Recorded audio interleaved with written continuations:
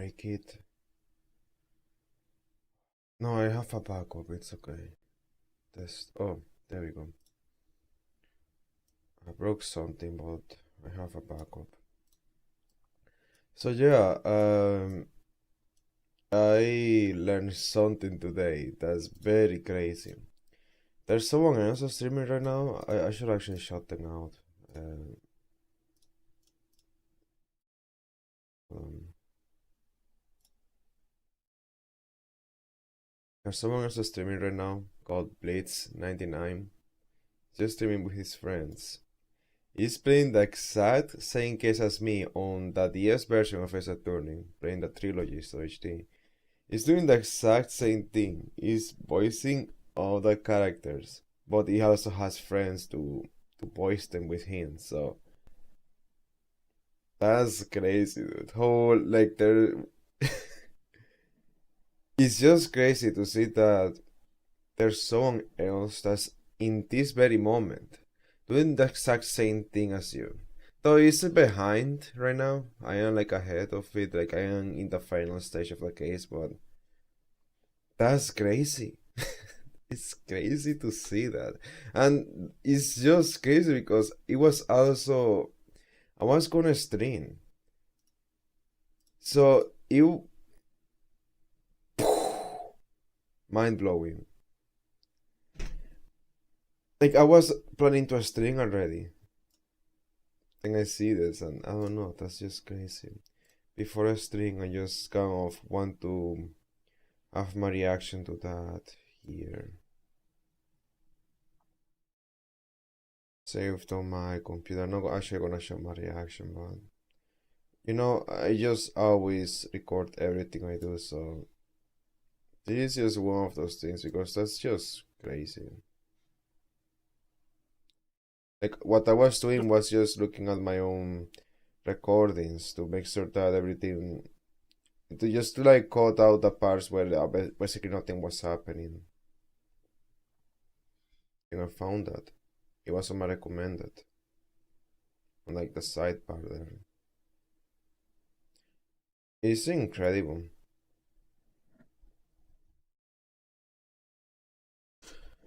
Oh man, I really hate leaving messages in chat.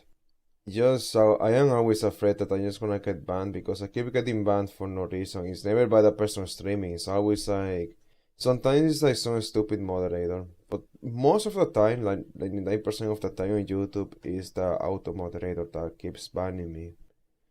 The first time that happened, it kind of made sense because I think I did say like a swear word, I guess. I said fuck or something like that.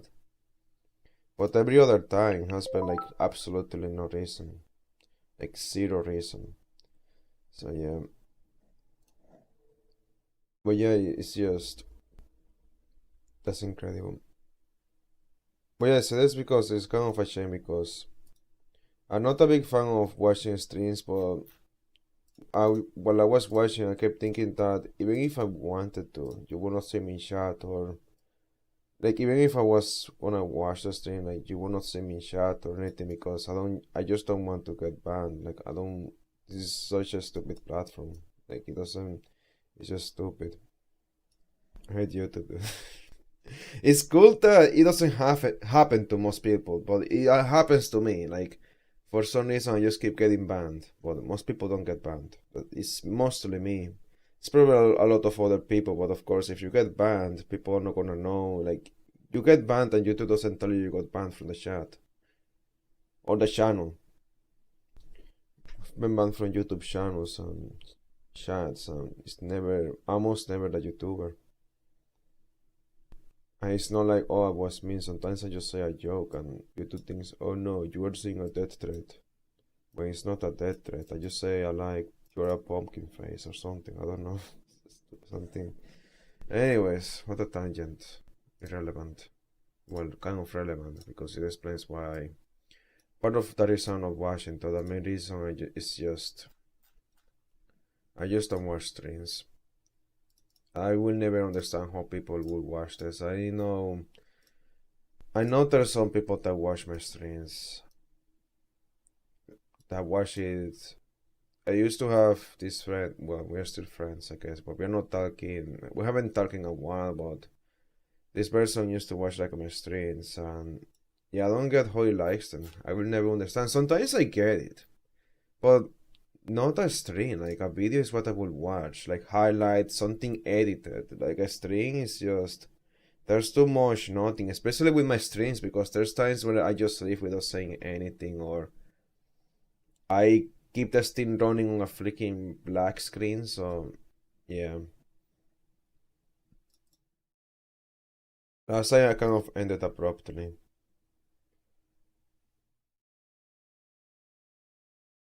I said why on deleted stream, but I deleted a video because I just didn't want it there.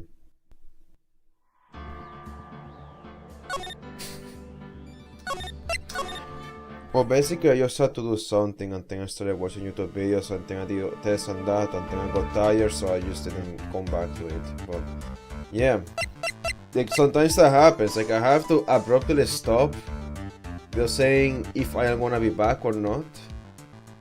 Like there's a lot of things I'm doing bad as a streamer, so I don't really get how people would watch my streams, but some people watch. Hopefully more people will once I start like the new channel, but yeah. And the new channel is gonna be like mostly, it's gonna still be streams, but like I'm gonna try to emphasize the videos, because the videos are gonna be like high quality. They're not gonna, because the streams always look lower quality, so yeah, I'm just gonna upload like the bots as a video, and hopefully YouTube doesn't mind that it's just the exact same thing but in better quality. YouTube doesn't like it when you have like the same video uploaded twice, so yeah. If YouTube has a problem with that, I'm gonna have to always be deleting the streams. No way around that. I can try to like download the chat messages and comments before I do that, then yeah. And the statistics, whatever. Anyways. Where was I? I didn't talk to you. Where was I? Save files. I remember that. I had a problem with the save files. Yeah, see, I was gonna fix them last time. Don't fix them. It's too late, dude. Man. You see, it's like, I wish that I started a new save file, like, here. Well, no, I mean, it's clear from the last video when I wanted to start the save file. Like, if you see the last video, it's just because I want it to be like right before the reveal, and then if I ever go back to this, I can see the reveal again. But no, now I have to do like the whole thing here, the whole investigation to get to the reveal. So, save files. Save files, am I right? And I have to start a new save file when the court case starts, rather than before, so whatever. So, and where am I right now? He gave me the reveal. Oh, Edgeworth saw the reveal. He was there. He heard it all. Then we talk about it, and we talk about the conundrum, how this is problematic, how we can just prove him guilty, because there's a hostage situation.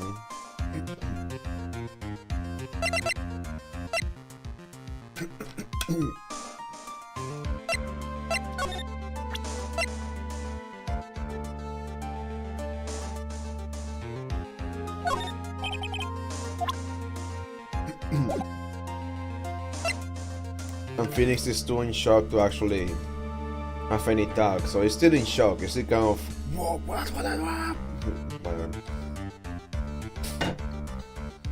The blood is pumping his veins. So yeah, right. I'm a lawyer. But to fight for so, I already read this. Guess I went back by accident. I'm gonna read it again anyways. But to fight for someone who is clearly a killer. Thank God. That man is really... Doesn't matter who. Every person deserves a proper defense and a fair trial. I like the voice of the other guy. The guy I saw that's streaming at the same time as me right now in this very moment. I really forgot the name, but like, I like the voice of his friend Sonic for Edgeworld. He just gives him like a very pretentious voice, like, it doesn't matter who. Every person deserves a proper defense and a fair trial. I can't do the same voice, but like, it's something like that. It's kind of, I really like it because it's a bit silly. I don't really go and target that. Like the voice I gave to Edgeworld and Von Karma are inspired like by a character I have instead, which is very pretentious. A very pretentious character that acts like they're always correct and always speak in the correct way. It does not matter who. Every person deserves a proper defense and a fair trial. Or in other words, the system determines that every person needs to have a defense to ensure a fair trial is made. So you better do your job. That's how they will sound, the character I made. But that's kind of the voice I give Edgeworld. Except that it's a man and the other character is a woman. Yeah, well, Francisca, I guess, is more like the character, but I feel like Francisca is more emotional. This character, it's intentional for them to not show emotion. They're never emotional. It's like a robot. Anyways, it doesn't matter who. Every person deserves a proper defense and a fair trial. Isn't that the basis of our judicial system? Proper defense? But what exactly is that? Is it when a lawyer forcibly vindicates an acquittal through shouting and trickery? Even that you of all people should say such a thing. Isn't that exactly how you have fought for your clients up until now? That's messed up to say. Well, that may be true, but that's because I believe my clients to be innocent from the bottom of my heart. But if I were to get en garde an acquittal, that isn't a proper defense at all. So he didn't believe me. I said that I genuinely believe they are innocent. Okay.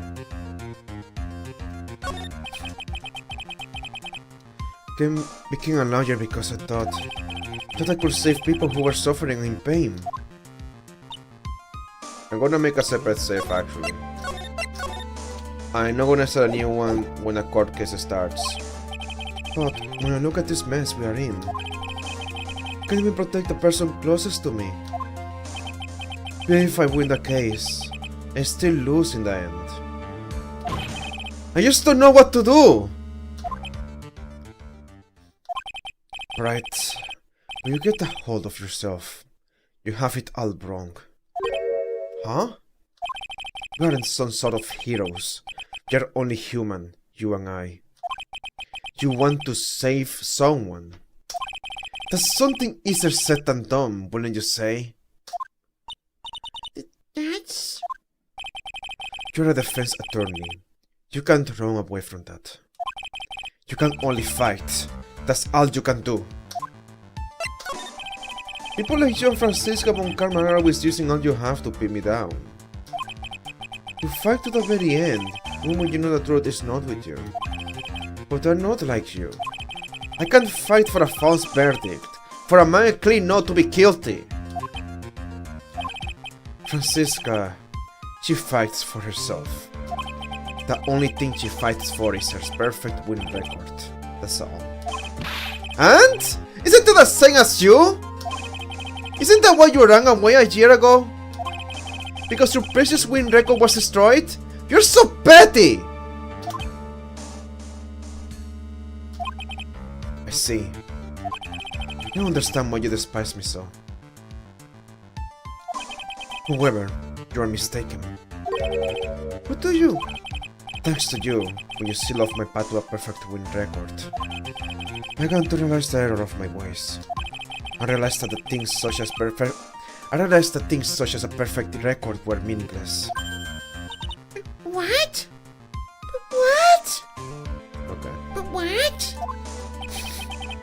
don't believe you.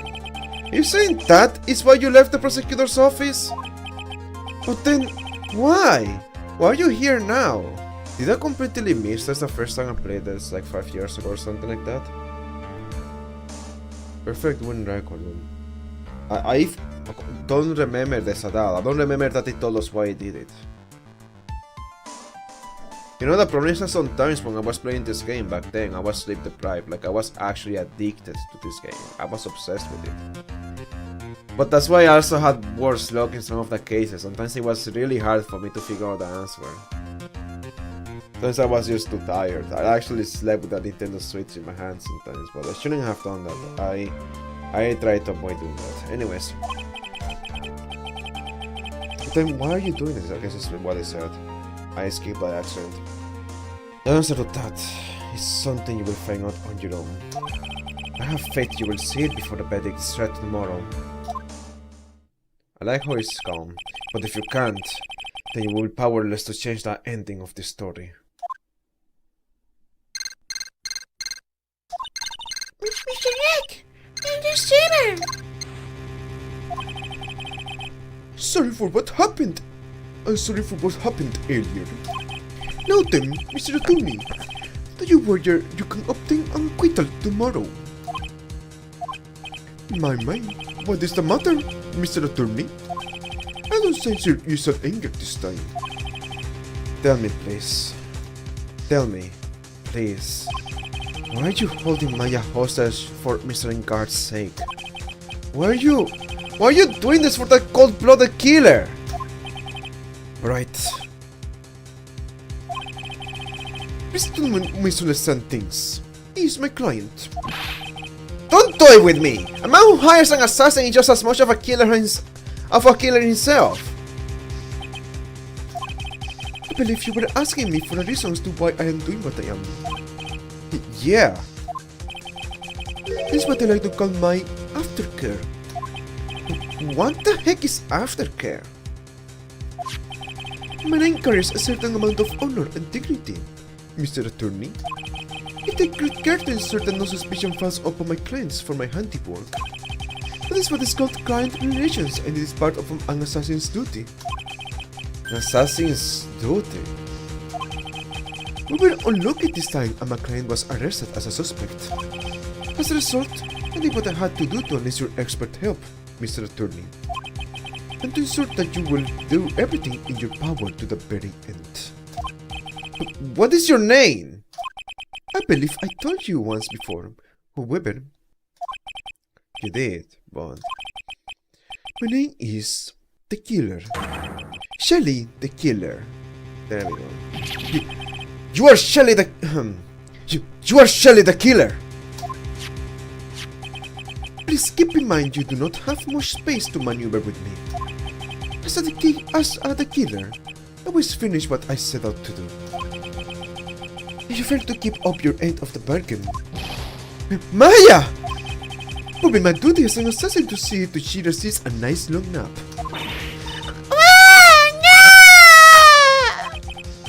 Now then, if you'll excuse me, if someone were to trace this signal back to me, it would be quite troublesome.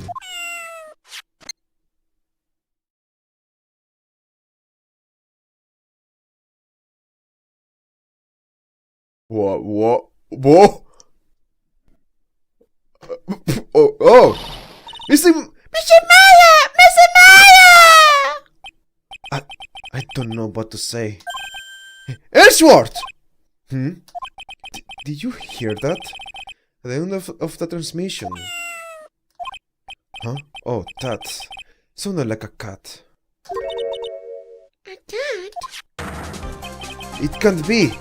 The cat! Can it? What is it? I think I know what Shelly the Killer is holding Maya hostage! Ellsworth! Have all police units head for me and guard mansion immediately! Alright, you hurry over as well then. Don't lose hope yet, Peros. The fight has only just begun. Don't lose hope, Peros. The fight has only just begun. Yeah! Whoa!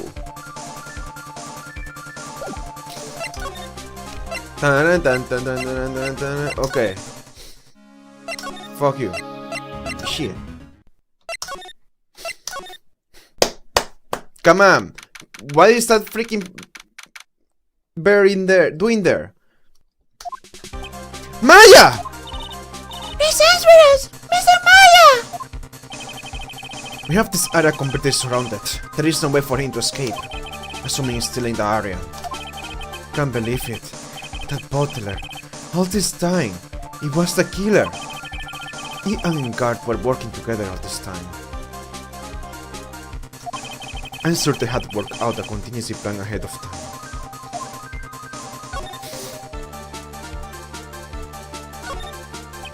It seems that Engar was quite famous, being as a motorcycle racer. Why are we talking? Why are we talking about the freaking room? I'm gonna check everything out, okay? This video game must have dialogue for this. Oh my god, I can't believe they had the dialogue for this. That's hilarious. We are looking at a very tense situation, very serious, and you're gonna put. Oh, let's talk about the motorcycle. Since that Engar was quite famous, even as a motorcycle racer. Generally, when a star like him tries to do something like that, they fail, but since Engard is no ordinary man.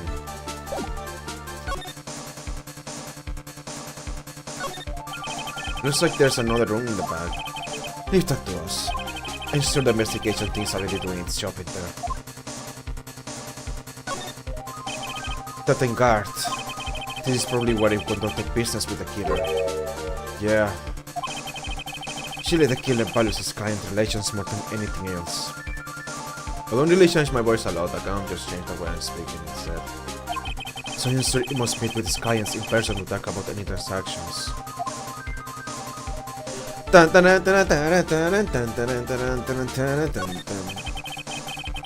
Here's a fireplace. Whatever. I don't particularly care for large fireplaces. They remind me of my youth. That's right, grew up in a really affluent household. Guess you're still not over that case, huh? Don't take this personally, but I really do not wish to remember anything from that time in my life. I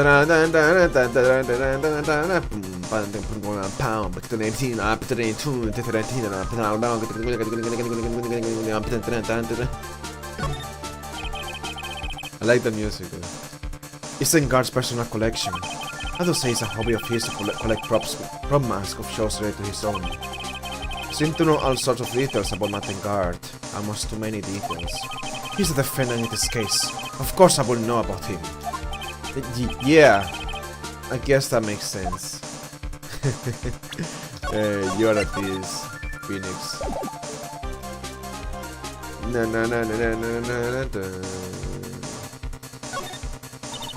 There's a small door at the bottom of this bigger door, Mr. Rick. But this for the cat to use. Oh, you mean you? Right, where's the cat?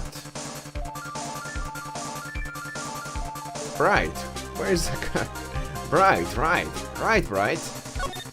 I will never get over that. Oh, it's a figurine of a bear. But there are a lot of cats in it for some reason.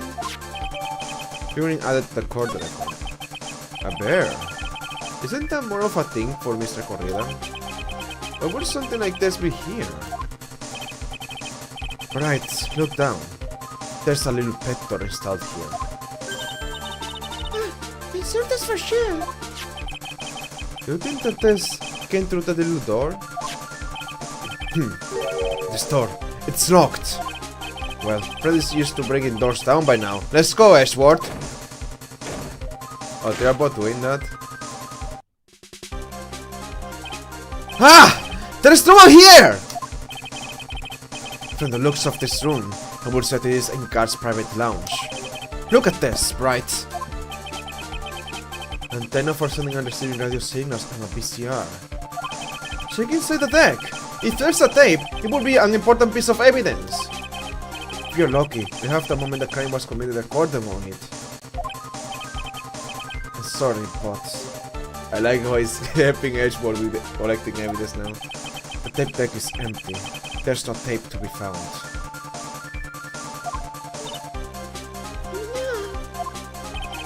But there's no mistake that someone used this to record something. It looks like someone took the tape we are looking for and escaped with it.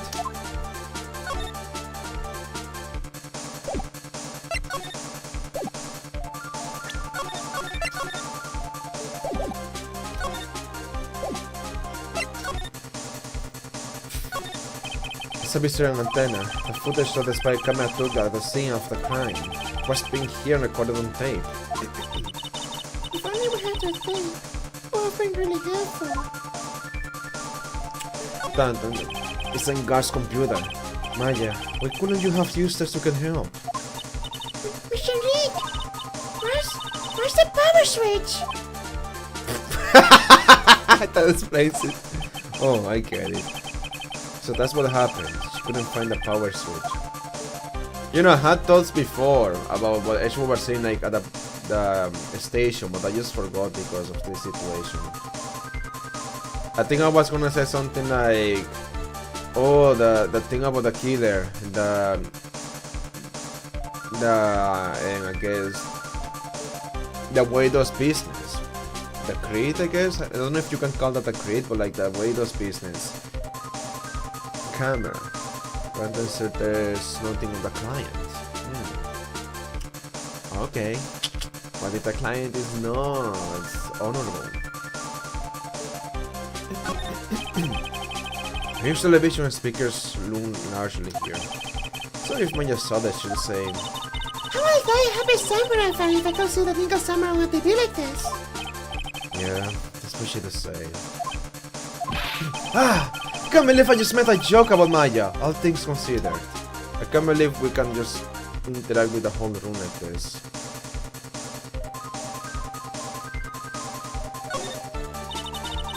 There's a door for showing this big door. I'm sure Maya used her store to shove this out of her. I saw it was her. Why don't you give me some piece of evidence? It's always a most crucial piece. This time too, I swear. Okay, let me remember that bear very well. It has to be very important. I have no idea how though. No idea, not even lying here. Can't read all the labels, but it's a very large collection of videotapes. Looks like in-guard tape all of his own shows. Edgewood, no thoughts? This spacious sofa. I bet the emperors will fit on here. What thing do you think will fit, Mr. Nick? Okay. Why not? It's a very small table. Maybe we could barely squish the person. But then what do you say you would be able to agree with, Mr. Nick? What is this? This game really likes to be funny, man. This game really likes to be funny.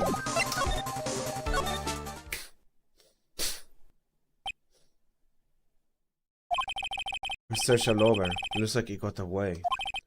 I'm sorry.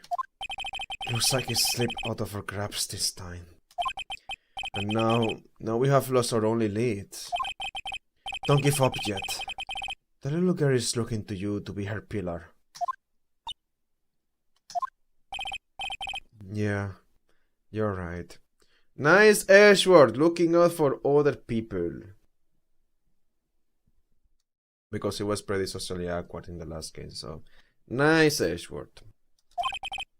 We are close, I can tell. We have already set up checkpoints along every route leading out of this district.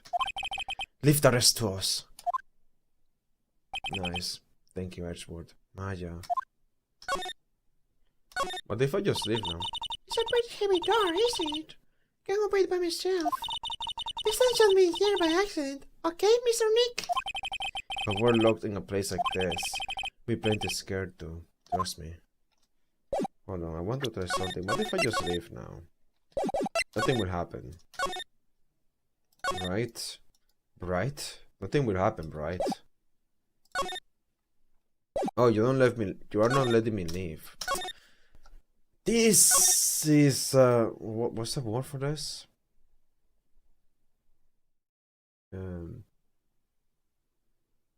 What's the word when someone forces you to be inside? Like it's like a crime. There's a name for that crime.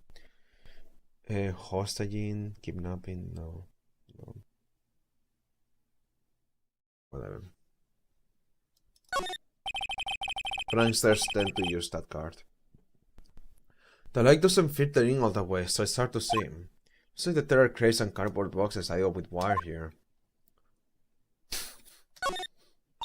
Wow! I've never seen so many boxes all in one place before.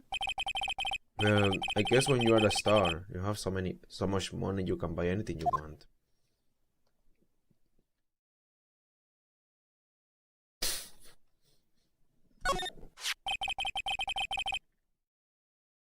This looks like a picture of Miss Impacts.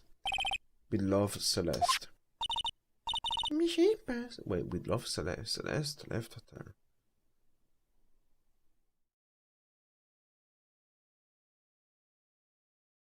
What is this? Wait, what does this mean?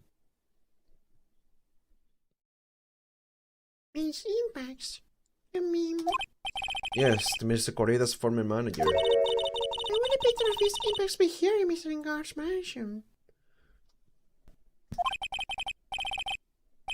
What does it say with love? This might be a clue.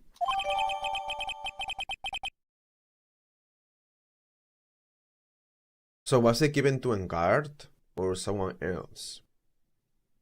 If it was given to Engard, what the heck does that mean? Celeste gave this to Engard? Why? My theory is that Engard pretended to care about Miss Impacts, maybe acting like they were good friends, or like Engard used to be in love with her, or something like that.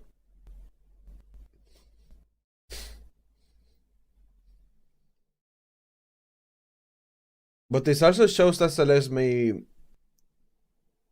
feel something for Engard. He gave this to him with love. Very weird. I don't know. It doesn't make a lot of sense. I don't know.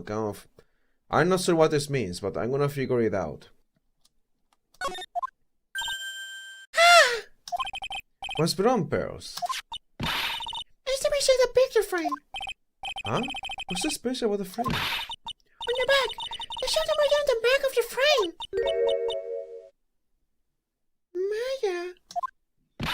It's Mr. Maya. She left us a message. What? I told you the cons. I need your rules. Now listen up. You better get in guard that killed the sentence, okay? If you get that creepy, you sign back and not guilty. I'll never forgive you, ever. I'm fine, so you don't need to worry. There's so much I want to write, but I don't think I have a lot of time left. Early, you are there too, right? I saw your help Nick, okay? So let's go to watch out for the helpless slunk. That's it for now, Nick. Guess I'll talk to you guys later. That's no! Mr. Maya! Right! What's wrong? Why the blank stare? Oh. Nothing. We're searching the house, and this is the last room. It looks like he eluded us. Earthworth. Yes. As far as clues go, I think this is about all I'm going to get. But I'm still short one last thing. And what is that? Nice! Thank you! Thank you for letting me do this. Thank you. Miss Andrew's psycholog. I could just find out what secrets she's holding.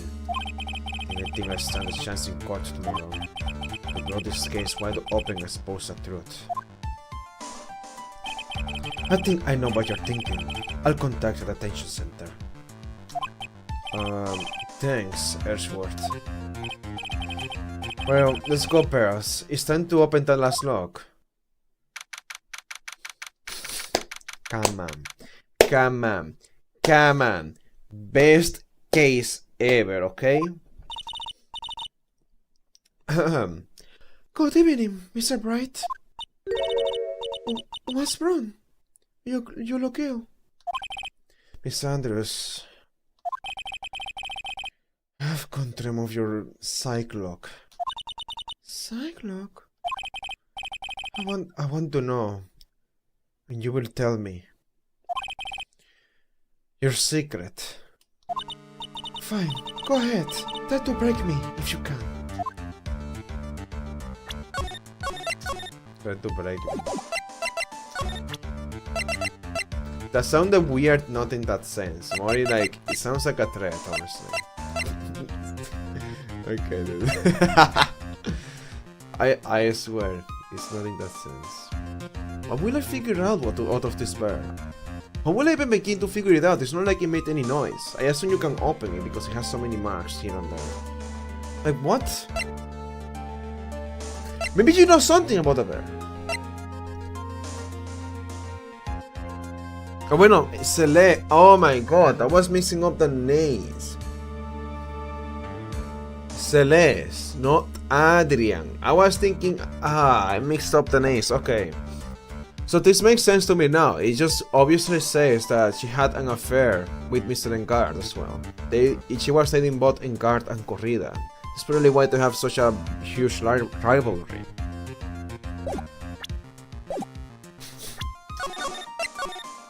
What if I show you the evidence? Do you have like any reaction?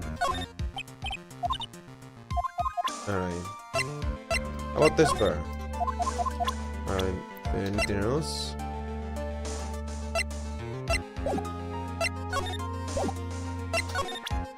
Oh wait. Okay. Present. Here's my present. That I will present to you this present. Why frame him? Can you please tell me why you framed Mr. Engard for the murder? I've already told you countless times. It's because I thought Matt was the killer. No, that's not it. And now you have a personal reason to dislike Mr. Engard. Mr. Andrews, you may think I didn't hear it, but I know you said something earlier. I also know sometimes the microphone like peaks or like sometimes you can hear me breathing or something like that.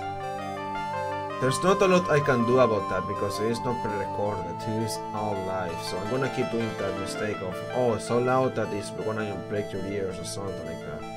I'm gonna keep doing that because I have no way to avoid it. Other than, I guess, not jail, but it's not as good, so yeah. Like, so things like that can be solved in post-production, but live stream, so no post-production, no effects, no editing. Miss Andrews, you may think I didn't hear it, or you know, having the microphone far, like plan ahead to have the microphone far from you when you are yelling. That's what I did when I was voice acting for this video game. I was just yelling the whole time, so I didn't have the microphone like close to me. I had it far from me. Right. Test. Oh wait.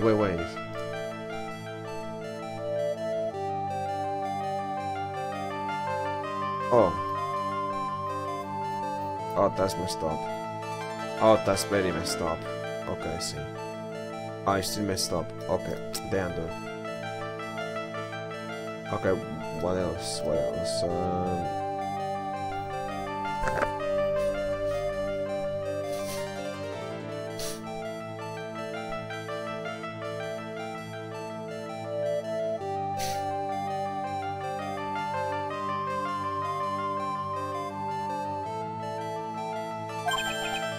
You said revenge.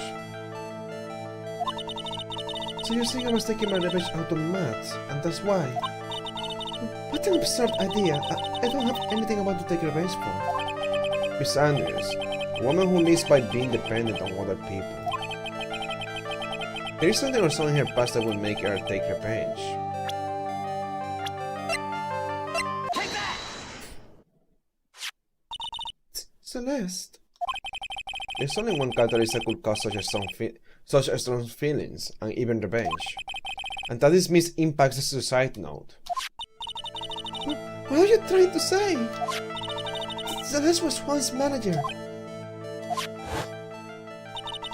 On top of that, the mom hit her suicide note was also Juan. What does all this have to do with Matt? You're right. You haven't mentioned him yet. But for you to hate Matt Engard, it would mean that it must have had some relation to Miss Impact's and her suicide. You explained to me this relation between Celeste and Matt.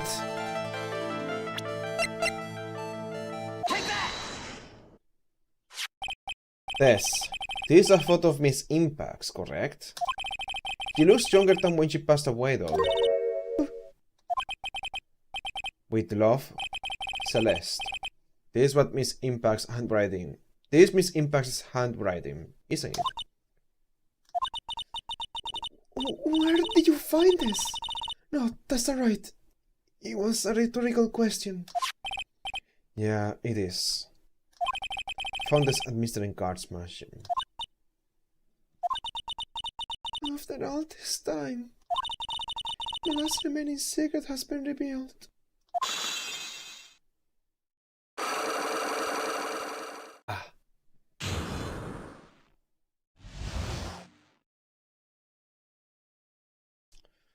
Why did you frame him? Celeste, she was supposed to get married to Juan. Yes, but I heard that it didn't work out. Yes, Mr. Correa didn't want to get married to her anymore, correct? Right? Yes. Because of Matt. Because of Mr. Encard? What do you mean?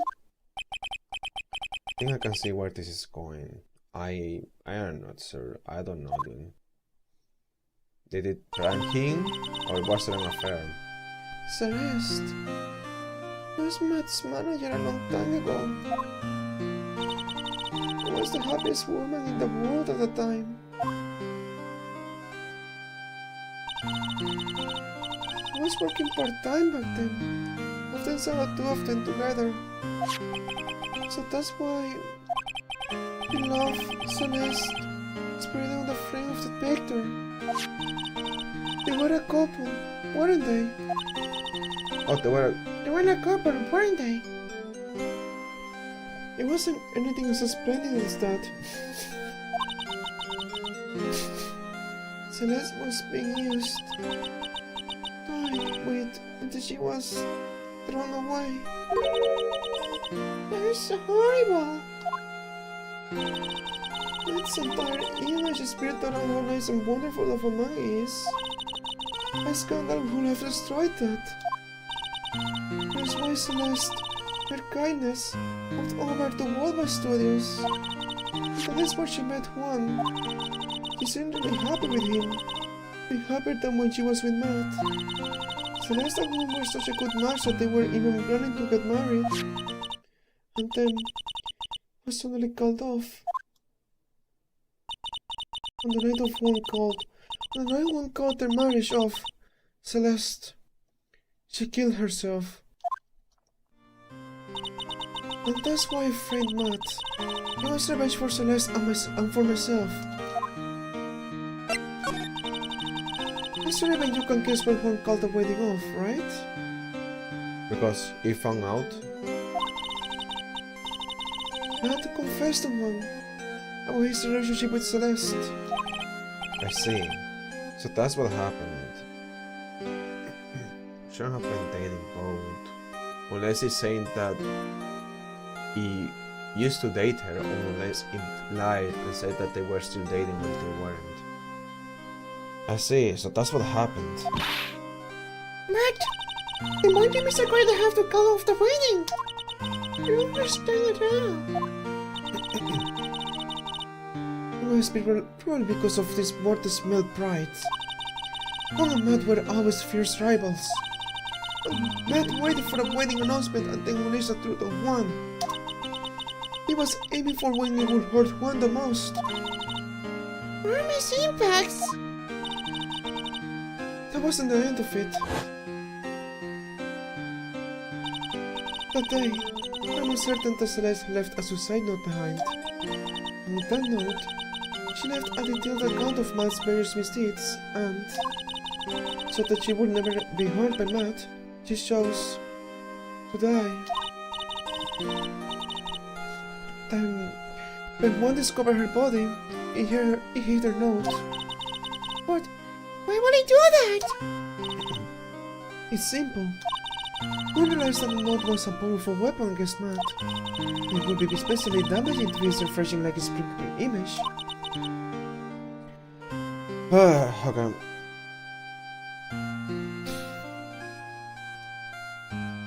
In any case, with his pride hurt, one sought revenge. Revenge? There's that word again. One wanted to publicly discuss the contents of the suicide note. But then that would cause Matt the most damage, of course. And that was at the press conference after the stage show. Oh, that was after the press conversation with her. I know all about it, because I heard it all from one. So I could find out about others and other close to one to begin with. You're quite a pair of hideous monsters, aren't they? Miss Celeste's death was something for them to use in their game. That night, when I found one's body, it was only natural that I thought the murder was mad. Those two were always spying on another after all. As for me, frankly searching for Celeste's suicide note. I wanted to destroy it before it ever went public. I was going to burn it. I've been brought a lighter. Lighter, But couldn't find the suicide note. And as burn revenge crossed my mind. Yes, I was going to bring to them my own kind of cruel revenge.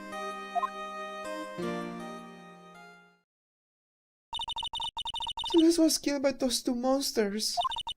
So when I stabbed one's body with a knife, I didn't feel a single shred of guilt. And that's all I have to say. Well, Mr. Bright, I've been knowing all this. Are you still going to help that man? I'm a lawyer. I see. What a foul profession. Thank you very much for your time and for talking with me. It was no big deal. I couldn't sleep anyway. I can't sleep either. Not with my situation. Or with what I know now.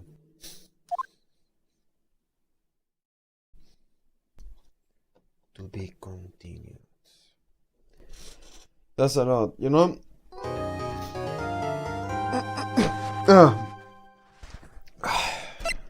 No, do not say no. Okay. I lose a lot of hair. I lose a lot of air when I do Mia's Andrew and Andrew's voice. I will always say Andrew and Andrew's. Always a full name. Whoa.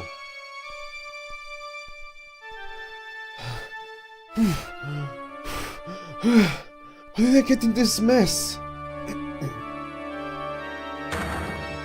That's far enough! You can't run forever! Mr. Finish Bright! Oh, de ahora. What have I done wrong? Cannot allow you to go on like this. But I'm just a simple defense attorney. Silence! You're no longer worthy of your title! I should have done with a more echoey voice, more monstrous, more giant.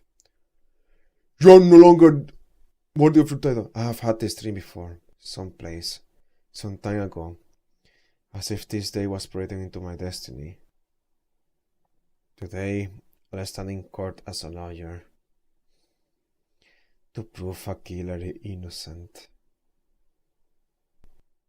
That's so deep, dude.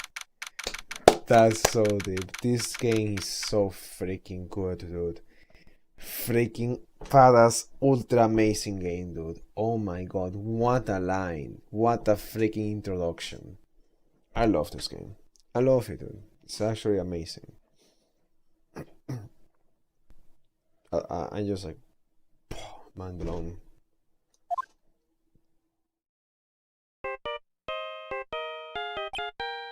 Again? Oh, there's a phone call. Okay, it's not that transceiver. Hello, this is Phoenix Bright. You don't look so well, dude. You're gonna prove me not guilty today, right?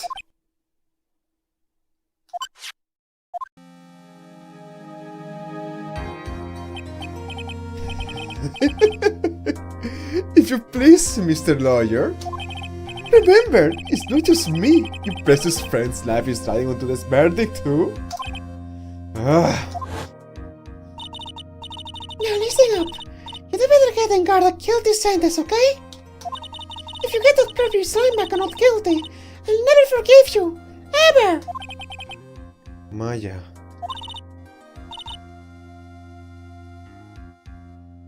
Phoenix! Phoenix! Oh, Phoenix! Phoenix! Mia! Maya! Who's Maya? I don't know. You don't know? She's not there to channel me since yesterday. Mia, what am I supposed to do? Well, like I said, for a lawyer, the worst of times are when you have to force your biggest smiles. But you can't give up. There's still some hope left. Stop it, please! There's nothing left. Not here or not anywhere.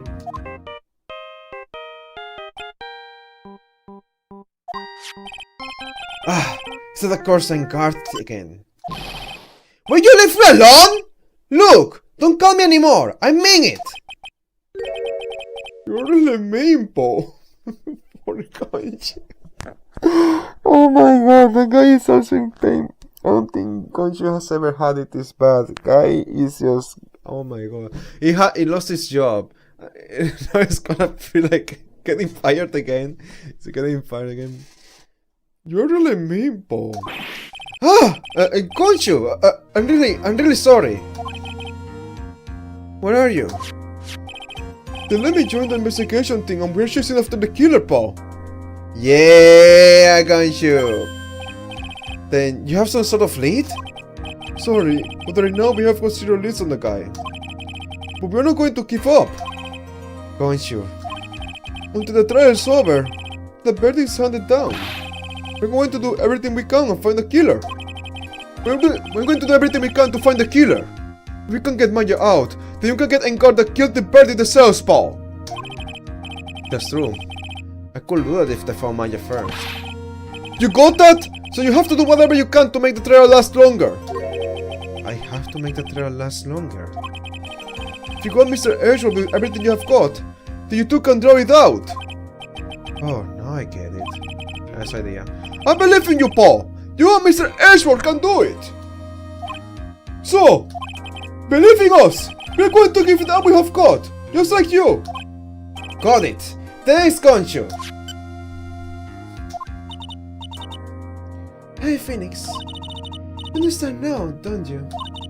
You have something money will never be able to buy. Friendship. It's the strongest weapon in the world and you have it in abundance. Yeah! Looks like we are coming to the end. I have to make the trial last as long as I can. Gonju will come through. I know it.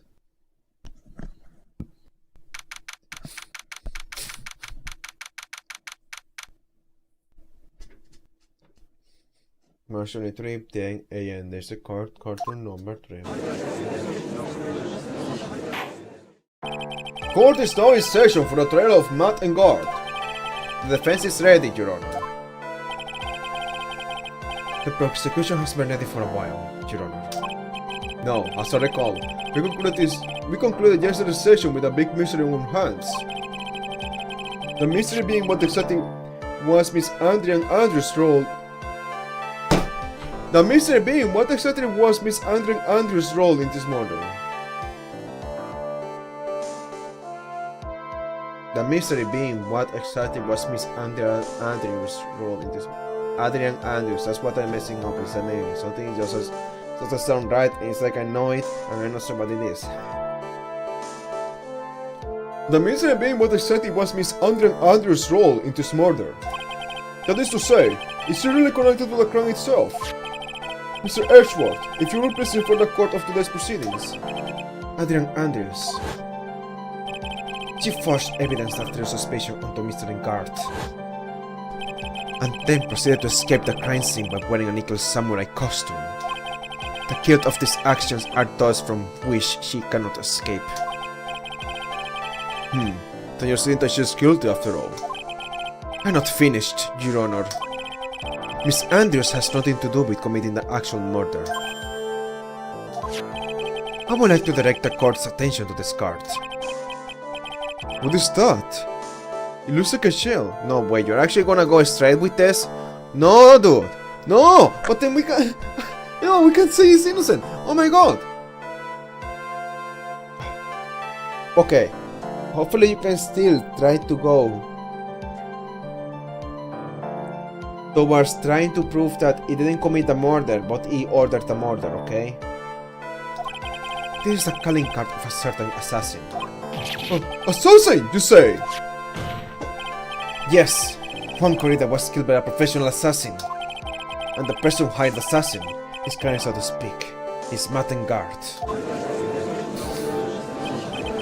What is the present turn of events? I would think it's become a commonplace by now, Your Honor. I know what's going on this time. So I know that everything Edgeworth has said is true. We still have to hold out as long as we can. At least till Maya's safe and sound. Wonder how the trial will turn out today. No time. Please call your first witness, Mr. Edgeworth. The prosecution calls the defendant's mentor, Mr. Will Powers, to the stand. Oh, that was your mentor. Now then, witness, your name and occupation, please. Okay. I am Will Powers. I'm a reporter on the paid action star. And what is your relation to the defendant? Well, that's... I guess I'm sort of a lousy mentor to him in a way. Yeah. Oh, Mr. Powers, please. You need to put yourself down on so much. Oh, sorry. Well, but I just kind of a nothing sort of guy. Poor guy. On the night of the murder, you visited the defendant's room. Is this correct? Yes! I didn't know that. But you know, I didn't actually get to see Matt when I went. All you need to do is answer what you're asked. Now then, I would like you to please testify about what you... Now then, I would like you to please testify about when you went to Mr. Engard's room. Oh, okay, sure. I'm not gonna read a lot of this because I have to eat. I'm not that hungry, but food's ready. I don't want it to get cold, so yeah. I don't know if I'm gonna keep playing while I'm eating. Maybe, depends. If something important is gonna happen, then before I finish eating, then yeah, I'm gonna stop playing. I'm gonna have to select a new recording. Visit to Matt's room. It's too soon, but like, dude, I can't do anything about the food being ready right now. After the birth ceremony, I went by myself to Matt's room.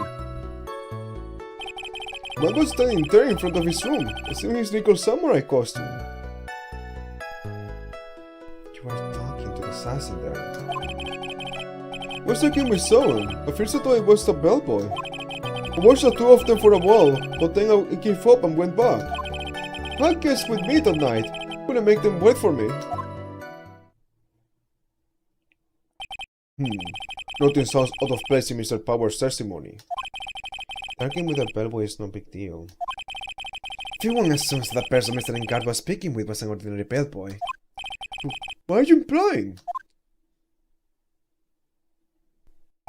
Well, Mr. Bright, let's have your cross-examination, shall we? Looks like we're in another sticky situation. Huh? A trap. Can you smell it, Phoenix? But for us to find out more, it's going to have to charge in head first, right? Not really, we need to make this last as long as possible. So yeah, save the game here.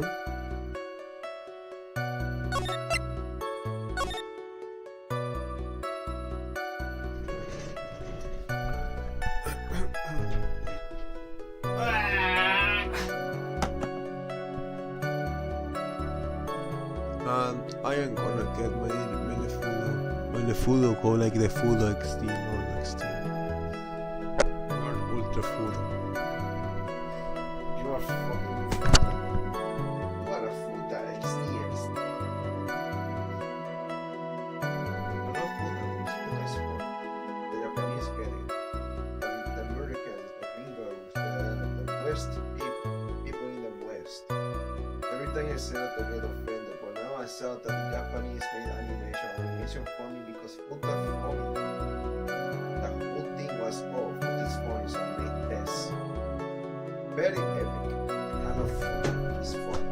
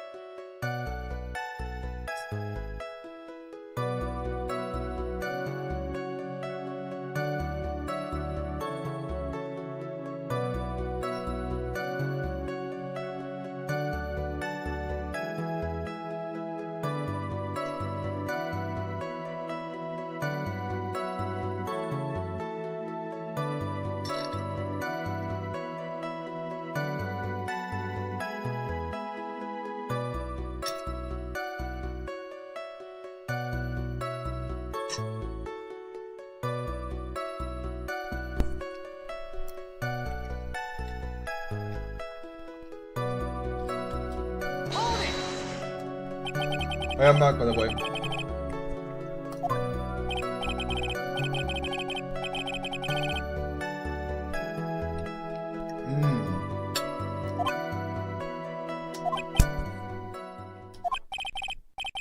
Yeah. What's up?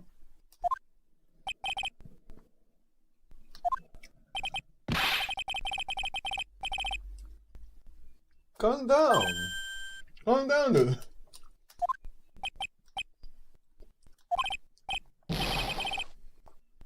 No. Ah, shit. Man, I don't know why I'm having such bad luck lately. Honestly, maybe because of the game. Because I keep playing while I'm playing game. I keep eating while I'm playing the game. Doesn't happen when I'm watching a YouTube video. I mean, things going out of the play, but like, I don't know, dude.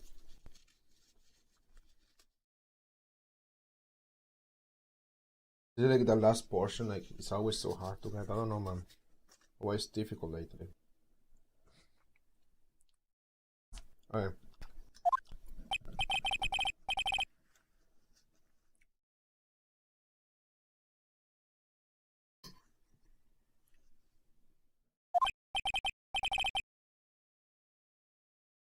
Huh.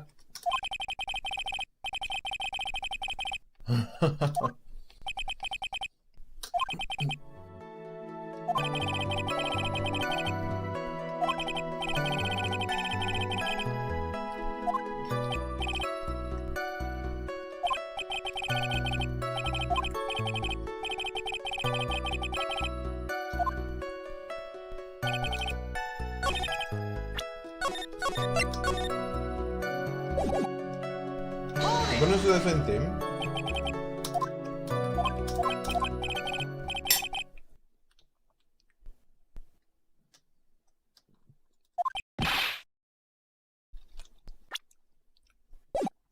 I'm going to see if like there's another button to skip dialogue.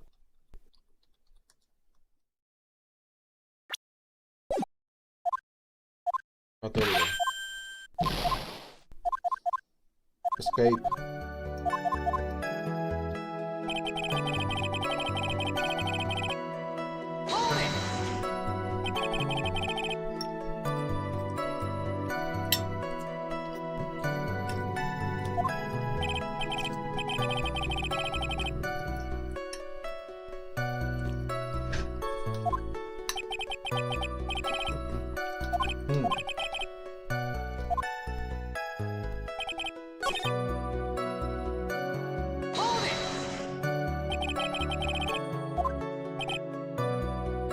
Joder, pero me solté el primer diálogo.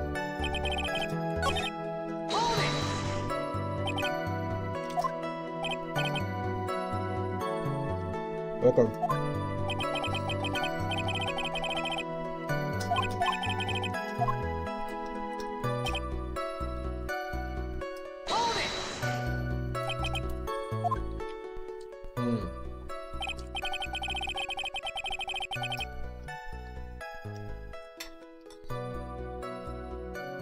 Interesting.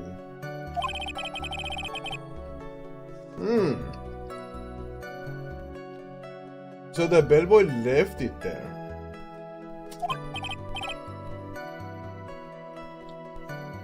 What if that juice was poisoned? Oh, that's messed up. Adrian could have died if she drank.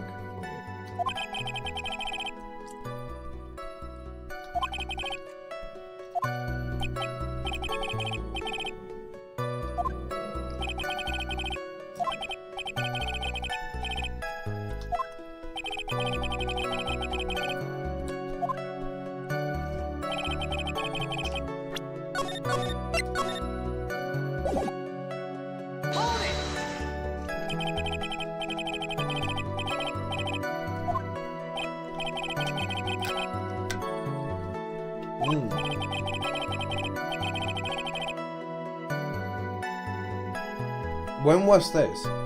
You said congrats. Was him saying congrats his way to say that he did it? Cago en toda la nalga.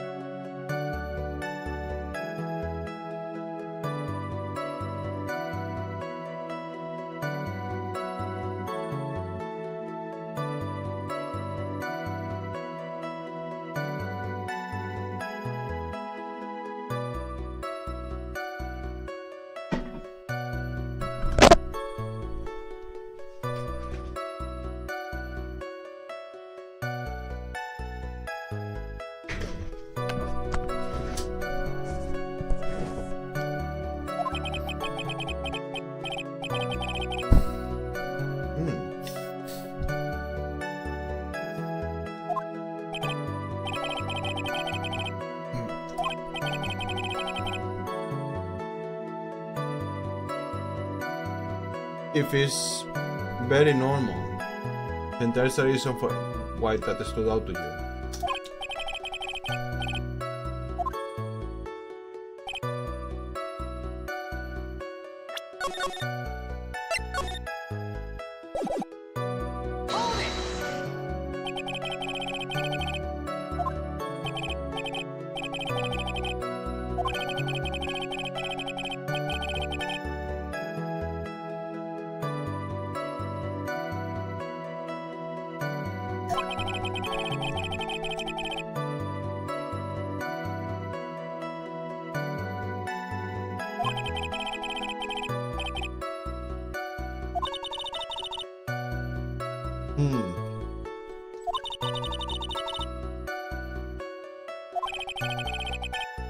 Whoa!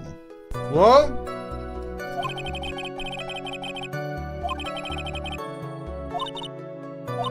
Oh.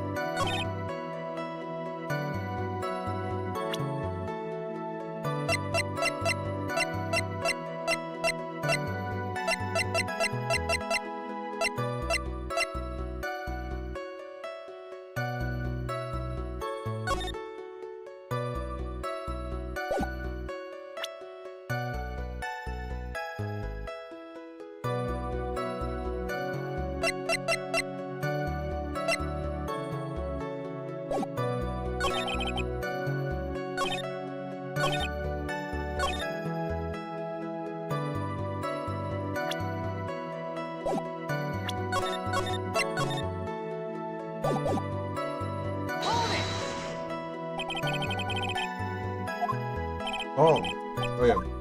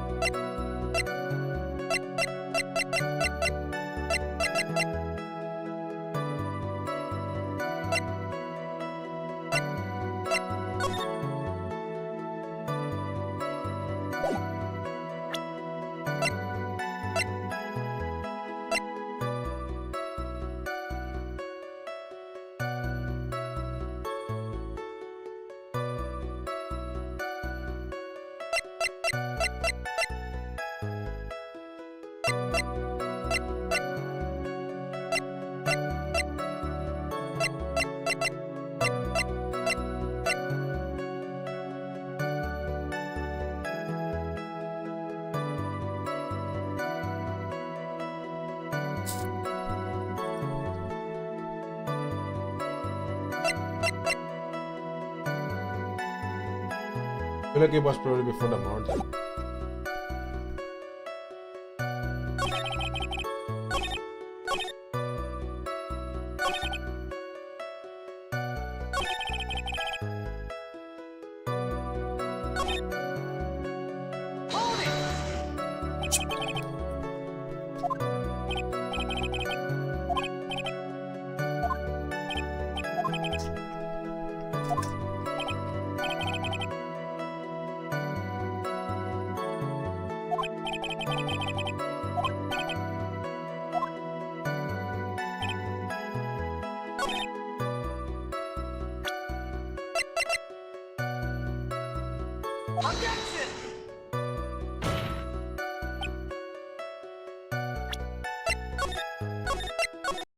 I'm a bit lost.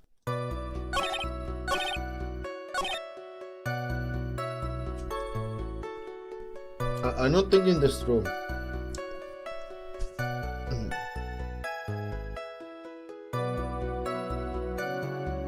Like, is there anything that doesn't make sense here?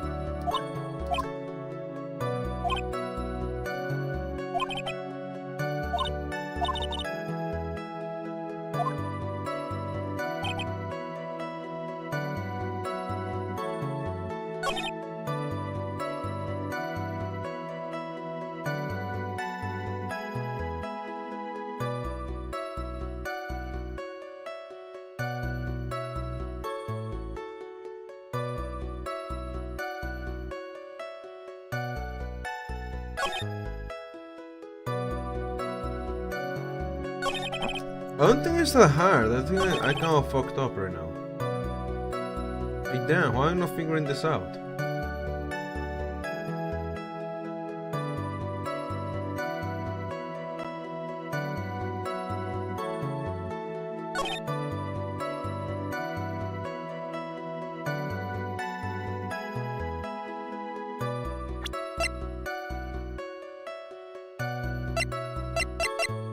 You watched them for a while. That's the part that kind of contradicts what Bright said, that it wasn't gone for very long, so. Oh. I don't know how to prove that.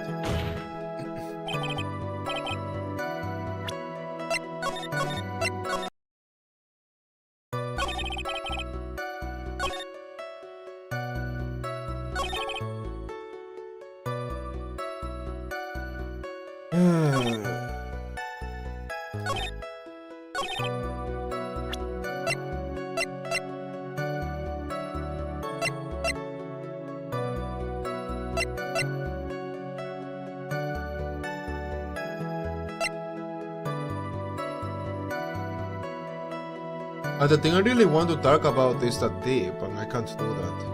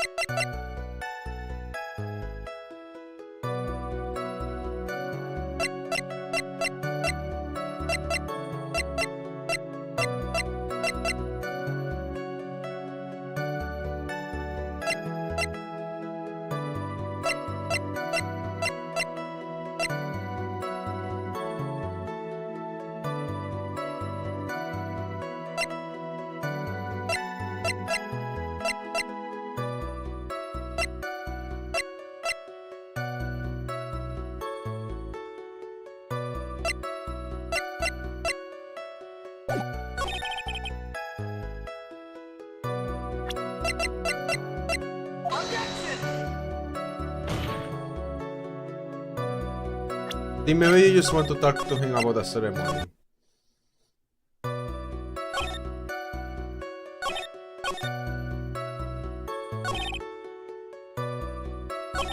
Oh no, I'm just lost completely.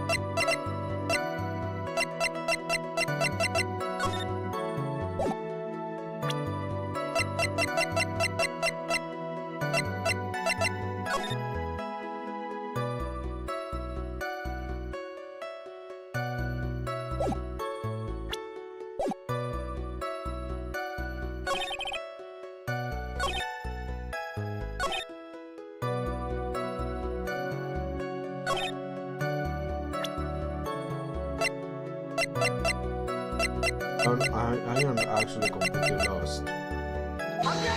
I have never been this lost in this game. That's incredible.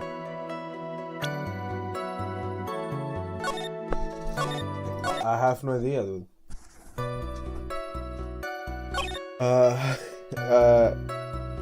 I think I am overthinking it or something. This game is usually not that hard.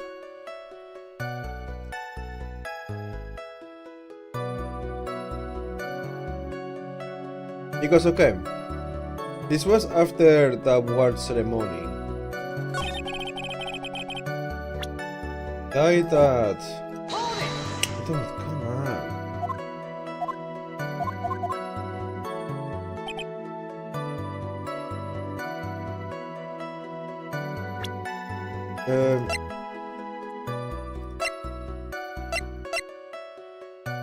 He died at 8:15 p.m. Discard and stab with a knife. So, the award ceremony ended at 8 o'clock. You're sitting over there at 8, okay, it's like something after 8. And you went to talk to them, and you wanted to be there, but like... had to go back to us. Mia... Every time Mia gives a suggestion, I feel like that always confuses me. It's kind of misleading.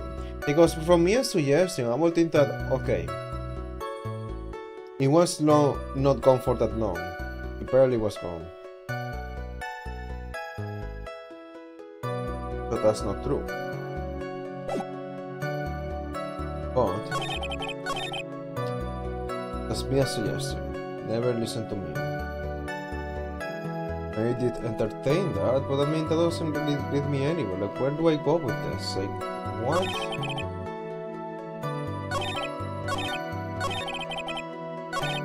But you watch it too often.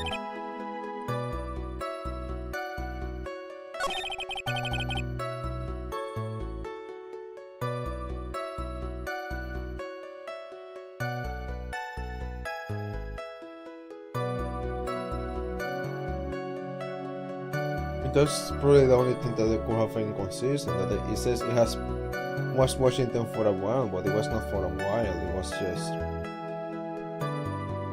for a second. Because I mean, did you see his old back or Blow the Heart?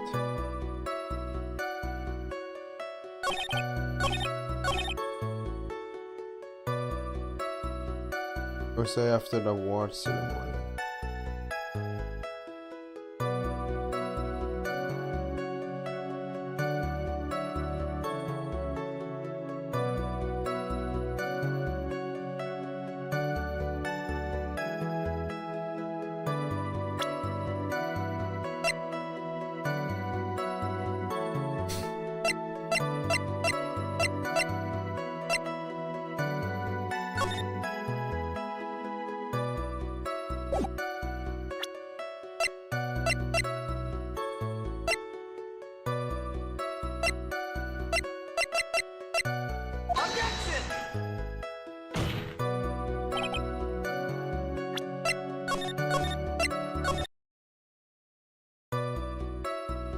Just look at the evidence. Usually when I look at the evidence, I figure it out.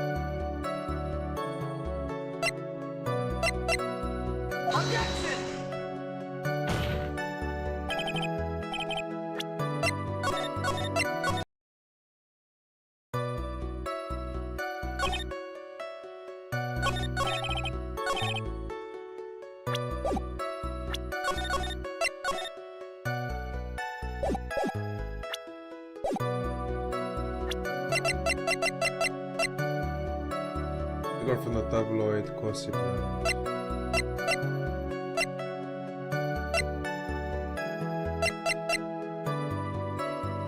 You know, from games like this, I wouldn't want to read the chat because there could be spoilers.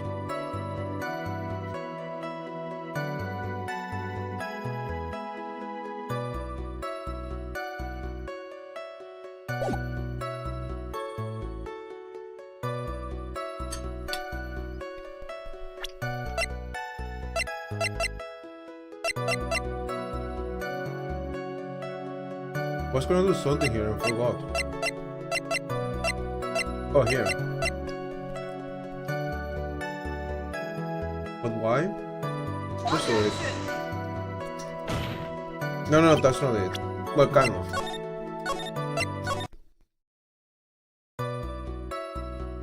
Well, go by the thing that initially got my interest, which is that suicide note.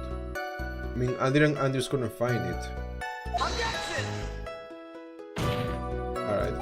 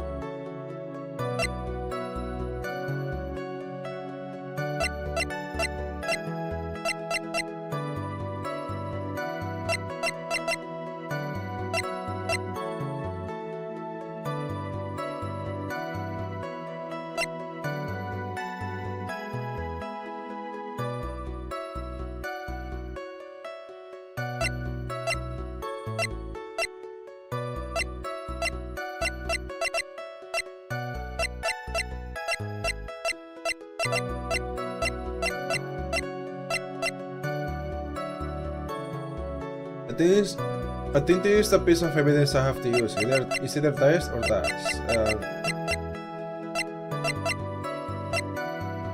I don't know where to use them or what to say about it.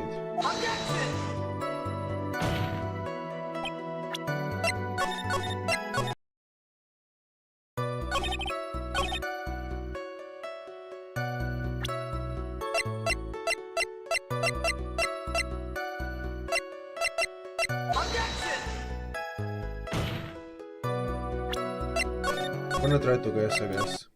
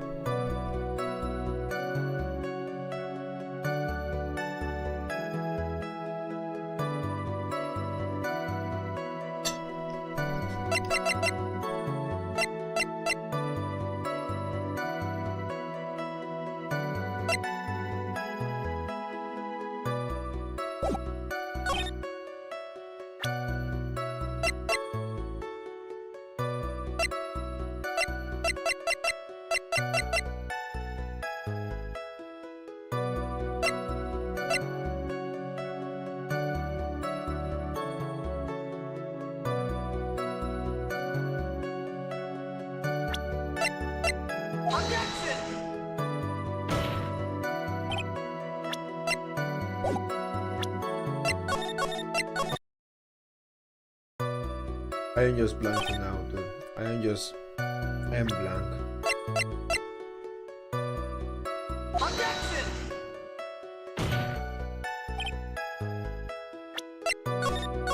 Support table.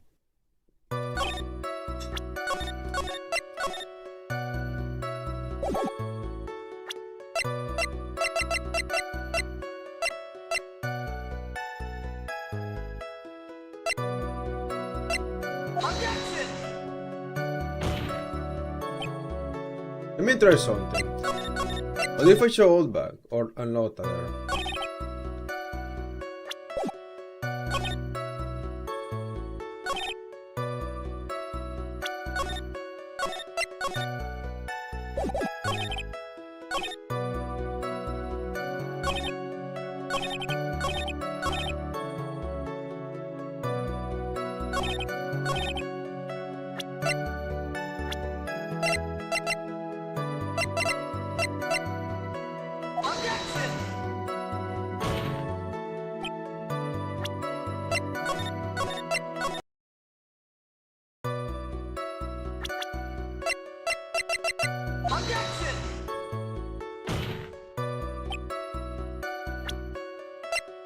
Like one thing I think is that you should have seen them. One thing I'm thinking is there's the tip. How do we talk about the tip?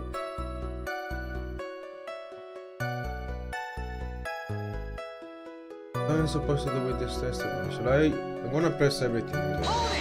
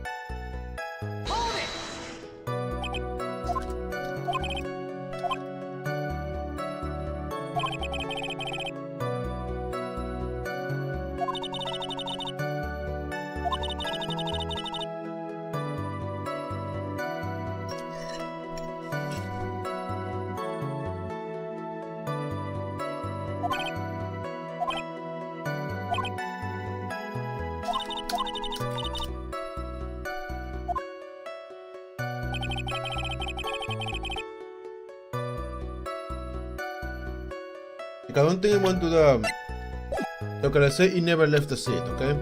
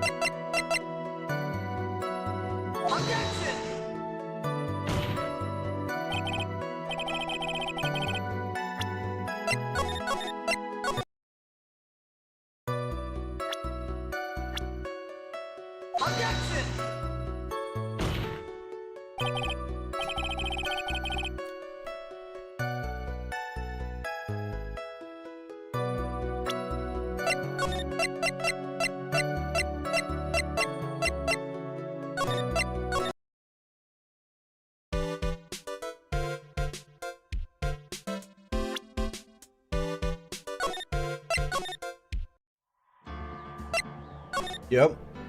I'm going too far back just for this.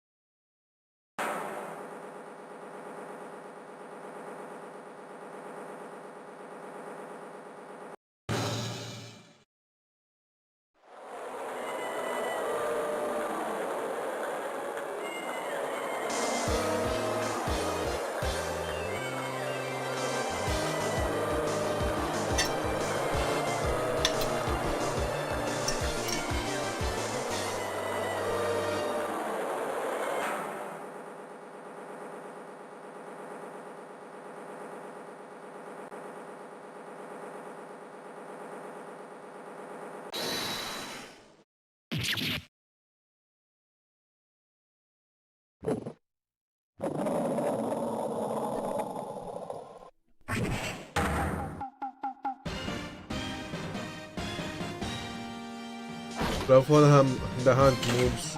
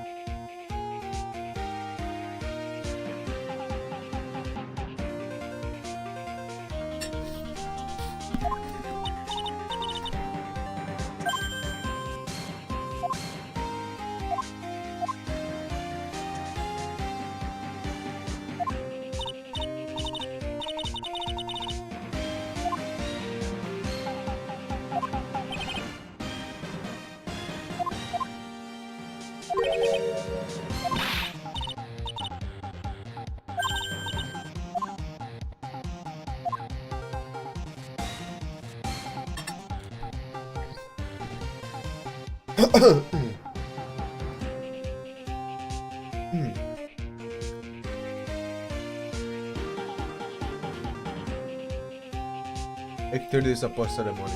This is 8:10 right now. It's said in 20 minutes.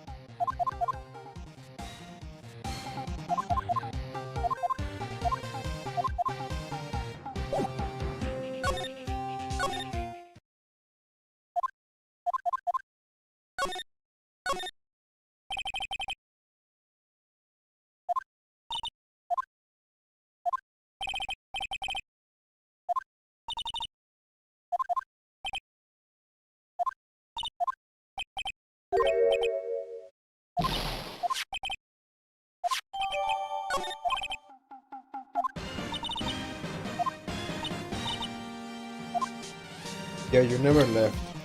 You were always there.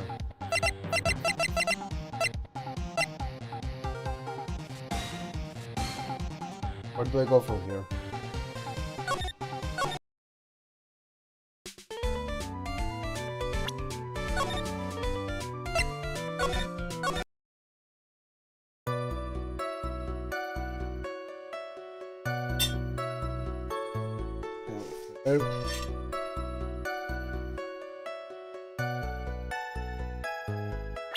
So you go by yourself.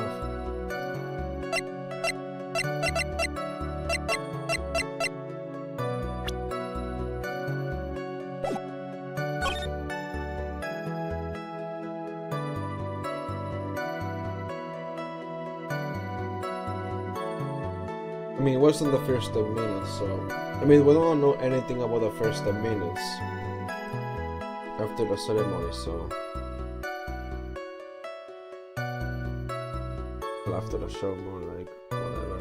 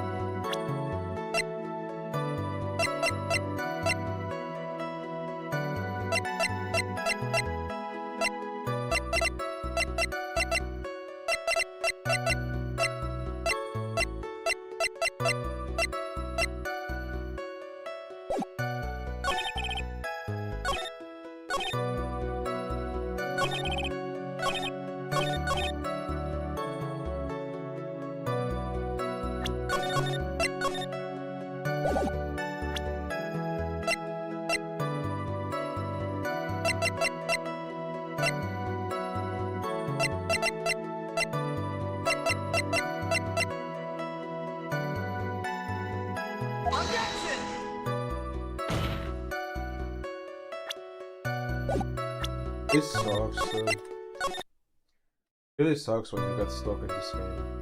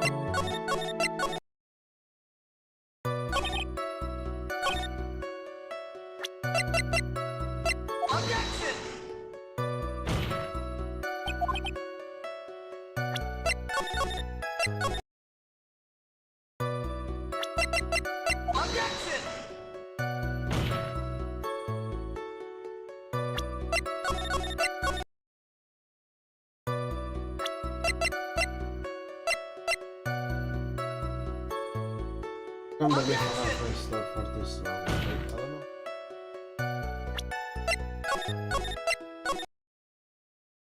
It's too long. This sucks. Ah, this. Why can't you hear me?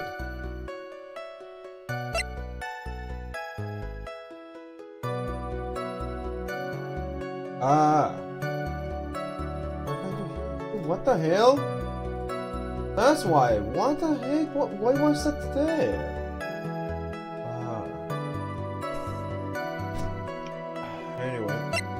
Anyways. This sucks. That's what I'm saying.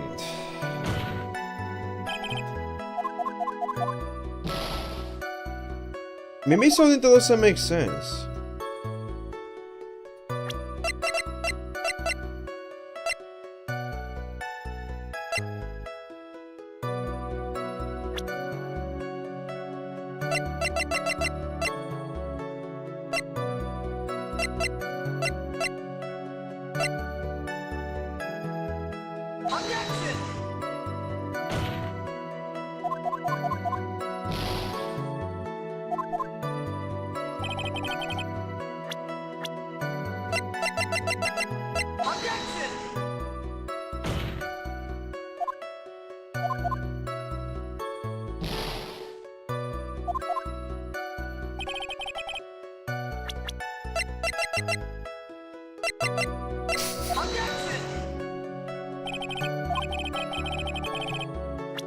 It's so freaking annoying, dude. It's so annoying. Like, it can't be this. Like, what do you want me to show?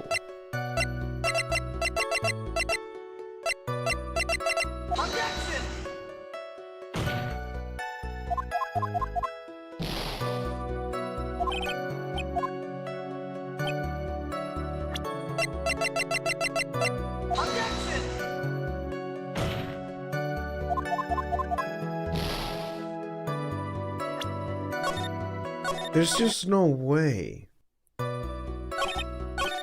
There's no way, man.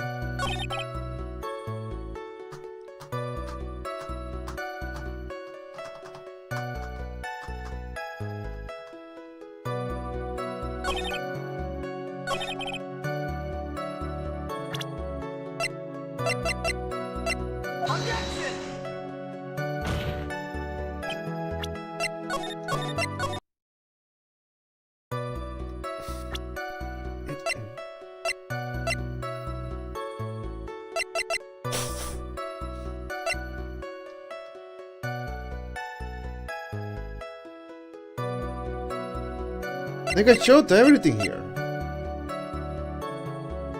There's things I didn't show, but I showed things here. Like, everything that could be in anywhere relevant. At least a little bit relevant.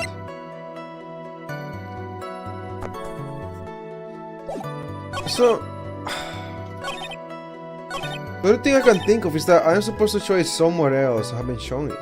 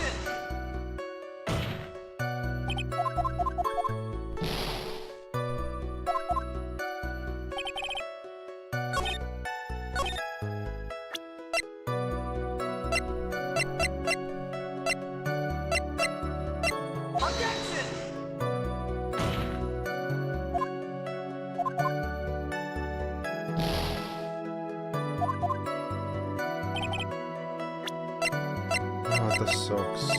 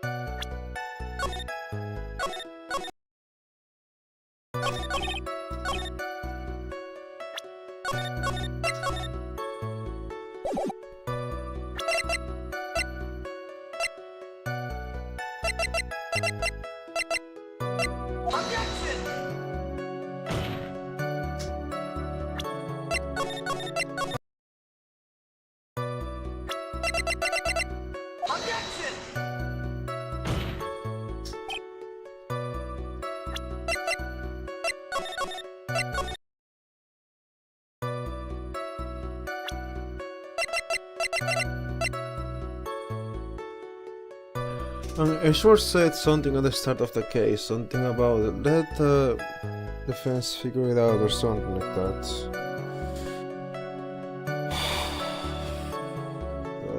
so annoying.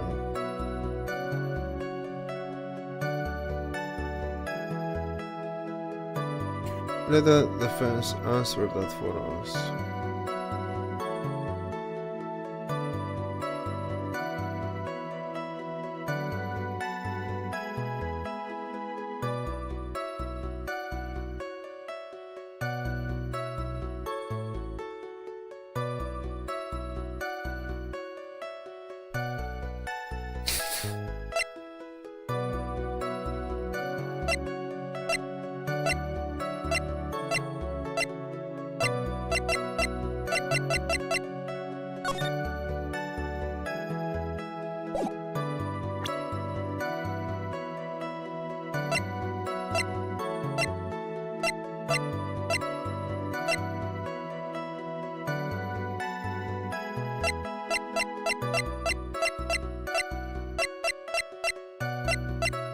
Yeah, I guess you have to prove that he is not guilty.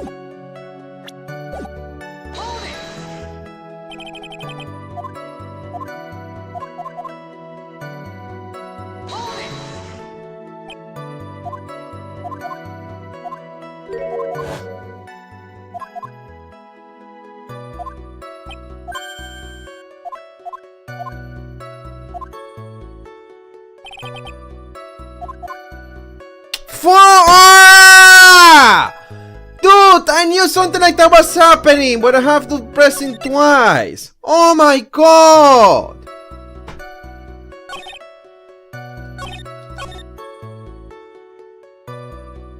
Oh my god, that's so annoying.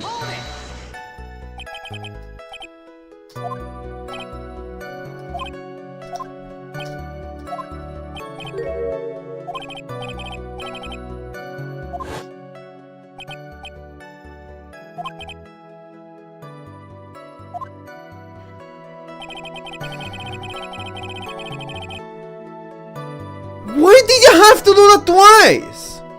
What? When did you tell me about the tip?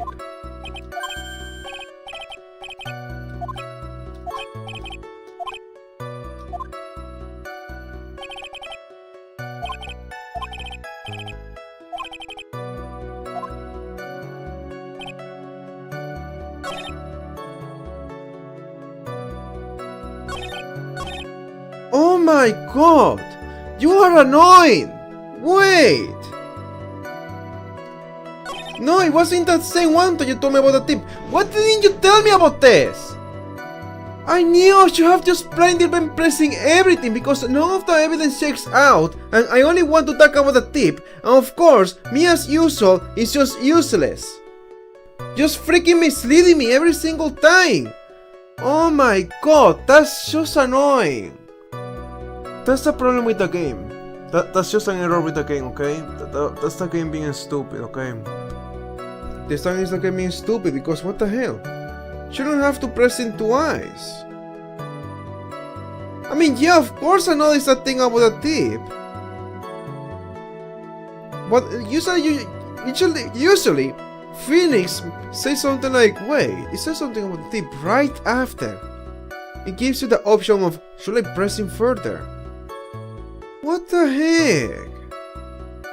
What is this, man? How long did I spend doing that?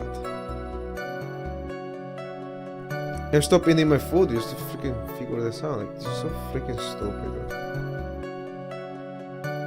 How long did this take? Oh my god, man.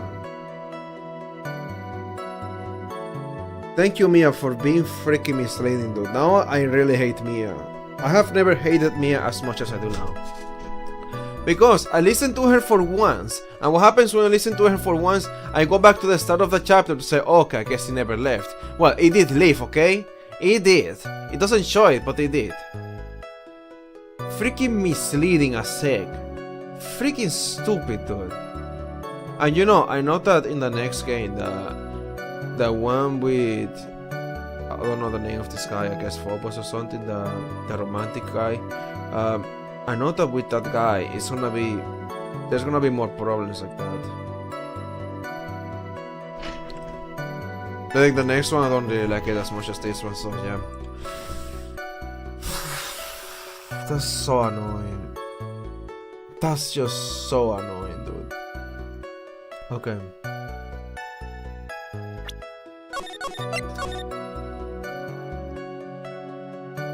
I don't know how long I spent doing that.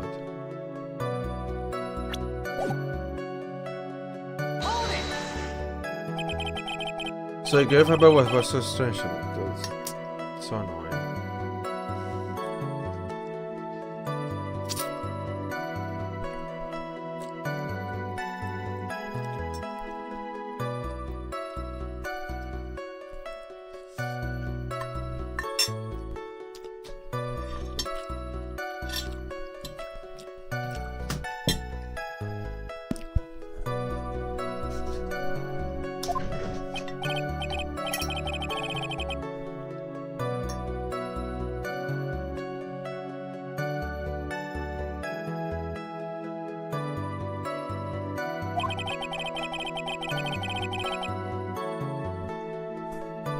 Ah.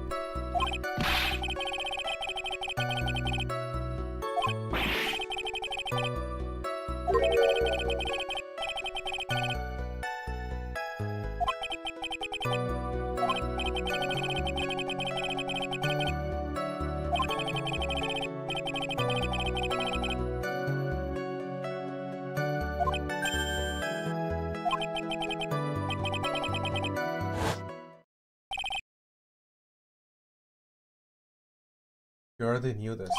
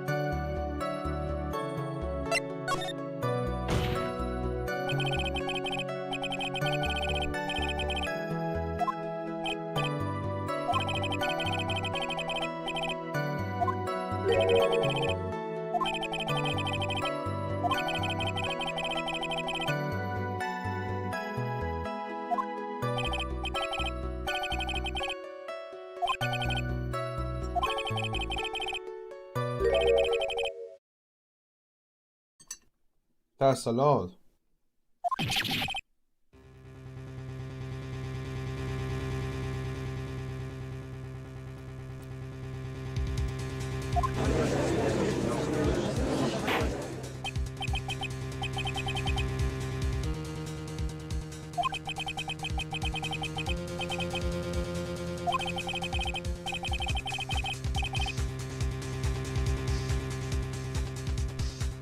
He's very happy here.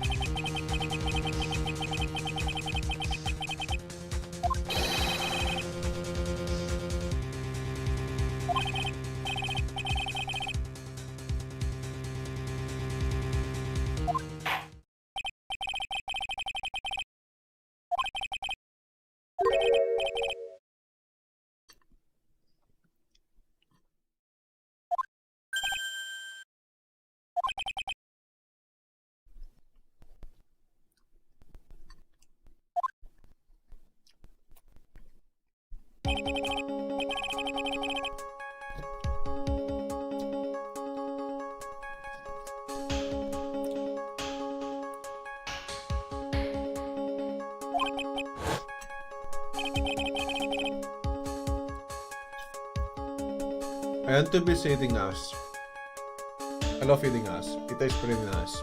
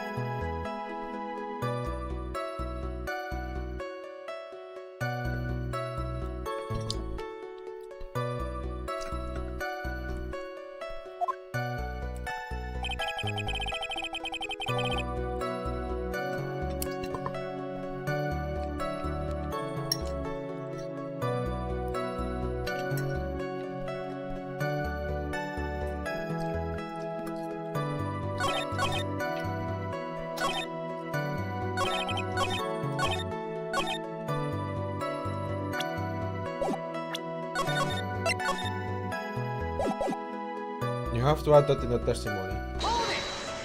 The fact that he was empty-handed.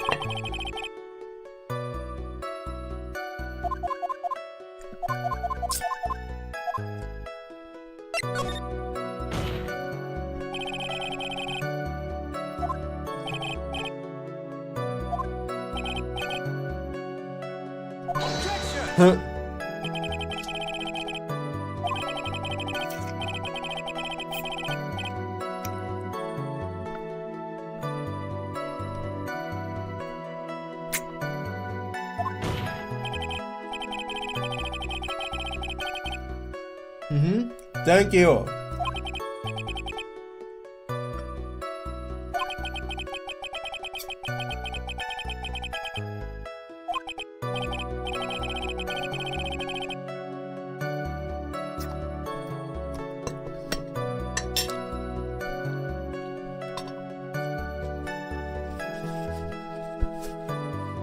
You need to dig yourself this soul, Phoenix. It's for the greater good.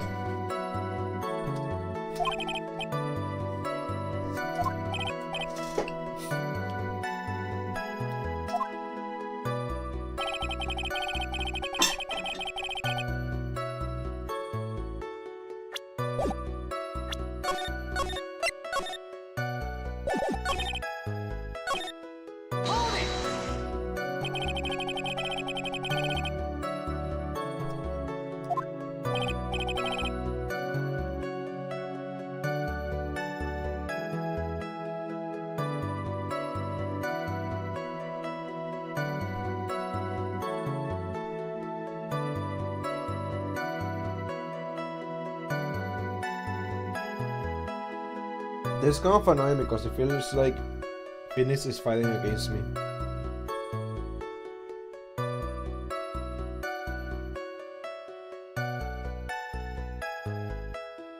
I guess points taken. If the main character is fighting against you, that's annoying to the player. It's annoying to me at least. But I assume it's annoying for most people. I see many cases where the main character is the villain, so people don't like them playing as the main character. Anyways.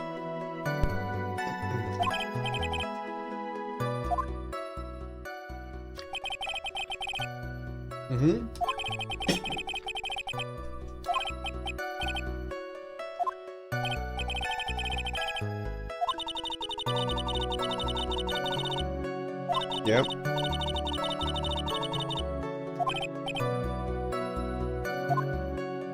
You're just incriminating yourself right now. Doesn't makes it easier to prove that it's the killer. And Mia, shut up. I already know the answer. She's not telling me the answer, dude. No, come on. I just want to say.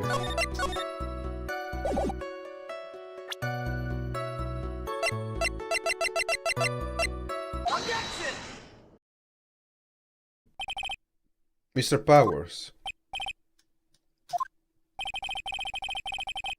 You're still influenced by other people's words, aren't you?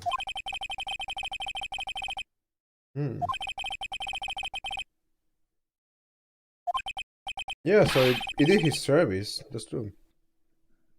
Okay, so he does help.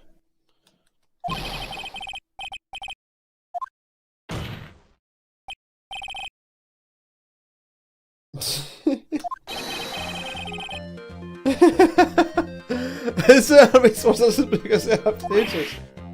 Cool. Well, there's also, I mean, what about him being empty-handed?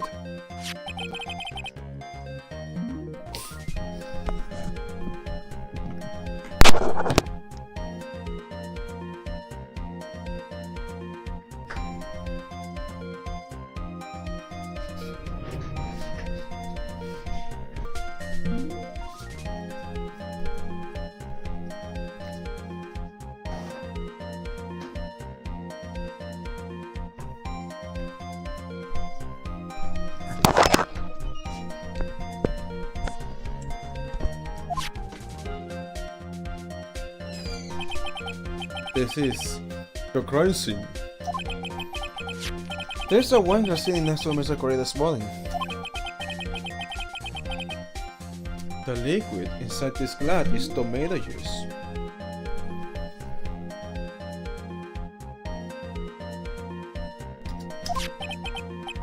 Now, if you will look at what is on top of the table in the lower right corner here, anyone can clearly see that it is a tray with a bottle of tomato juice on it. The bellboy had just brought this to Mr. Corrida's room.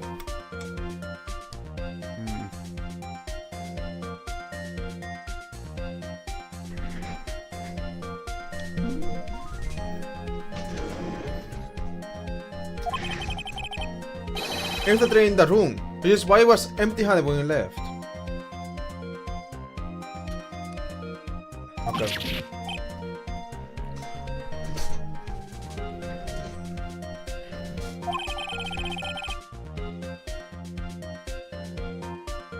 No. But can you prove that Mr. Corrida was really dead at the time? Oh, Mr. Ashworth! Yes. I bet you followed me down this road! I'm terribly sorry.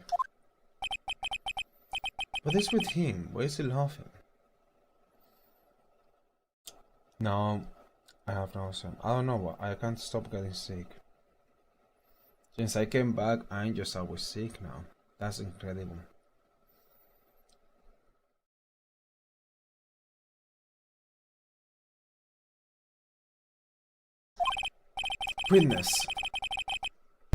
Witness, isn't there one more thing you would like to share with us?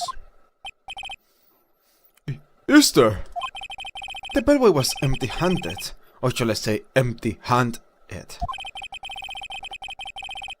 I recall you had something interesting to say about his hands.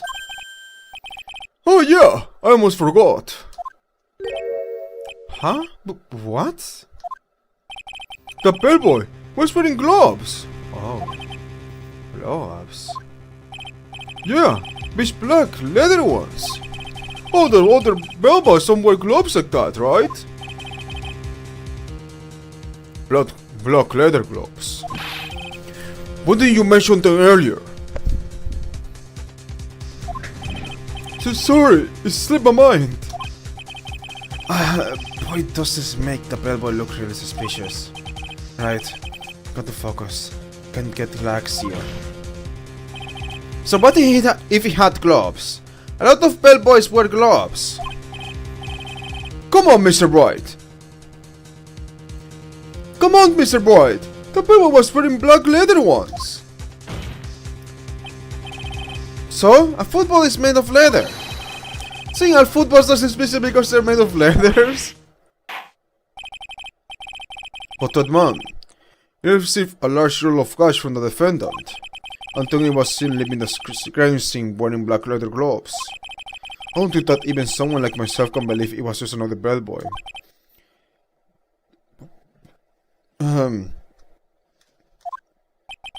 It seems that we have finally come to understanding.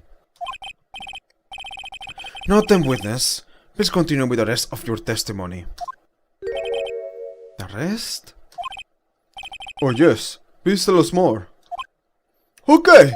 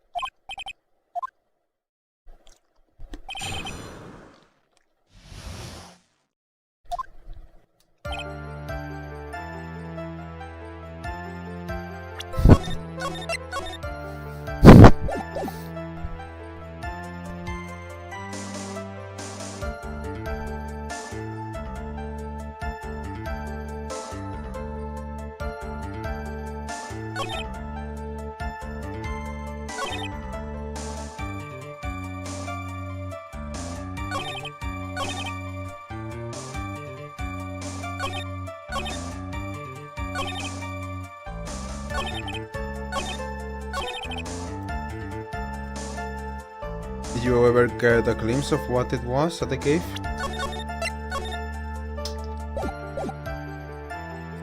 After leaving Juan's room, the bell went and knocked on Matt's door just like that.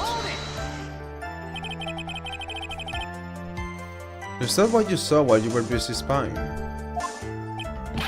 Excuse me! Maybe a poor, underpaid action star. But even I wouldn't stop to spy. Well, I think the point is, where did you wash all this from, Mr. Powers? Oh, from the door of the bathroom in my left eye and sort of sneaky spy like... I knew I was spying. Please, does it really matter if he was doing it over or underhandedly? What did the bellboy do next? That's all I care to know. Careful. Got something to the person inside the room. I said holy. Okay, I know. Okay. That's better. What kind of statement is that? Please elaborate and give us a few more details. Oh, okay. She's probably asking only one question at a time. What if I say don't ask anything?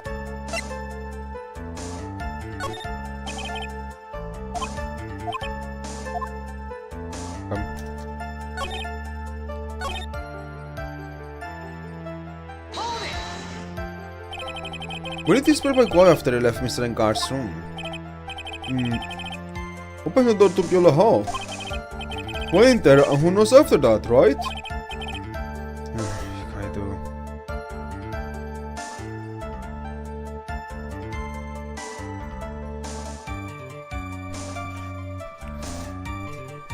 Since after that they talked to Maya.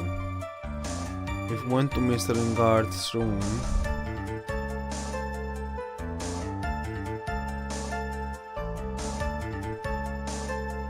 Not sure what happened.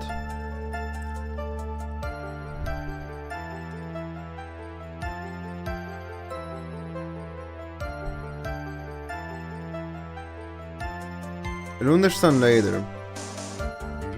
But what I'm learning is that it was in that same night that the killer found out that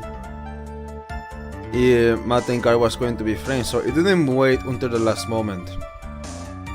He anticipated that it was going to be framed. Probably saw what Adrian Andrews did.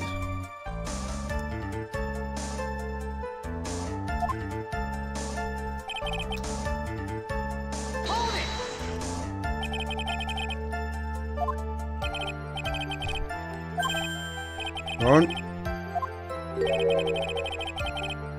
Cut.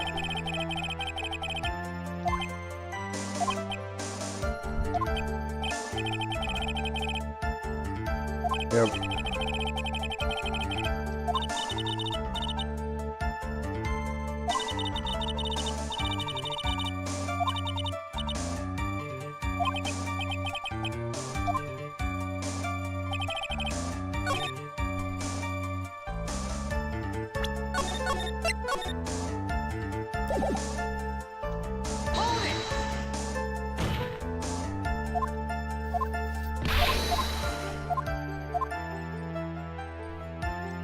Ask about the person inside.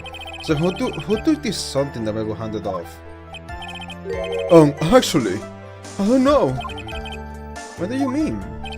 I'm sorry, but I only saw the person's arm. Only an arm. They're saying you didn't see the person's face. Yeah. Well, it was Mr. Engar's room, correct? So it could have only been Mr. Engard himself, how to say.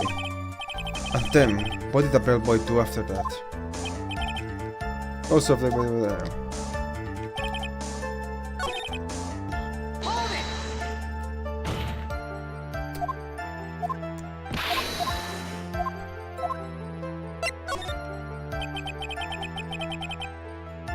There's something to this person. Yeah! But what's this something? If I remember what it was, I wouldn't be calling it a something, would I? But this implies that something was removed from the scene of the crime. You say you really can't remember, Mr. Powers. Was something kinda small. I'd like to summarize that testimony up to this point, if you don't mind. When the people left the crime scene, immediately went to the defendant's room. There, he handed a small item of some sort to the person inside. As for the person who received the item, all you could see was the person's arm. Yes! It was just like that! Mr. Ashworth, is all this really that important? Of course, Your Honor. I think this is of the utmost importance. This is when whatever was removed from the crime... No.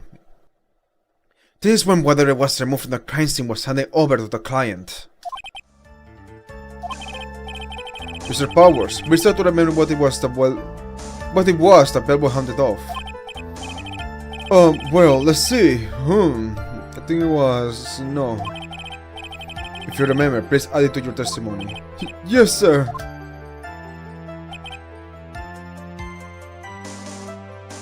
If I said the king, I could say for sure, but it was some sort of wooden statue. A wooden statue.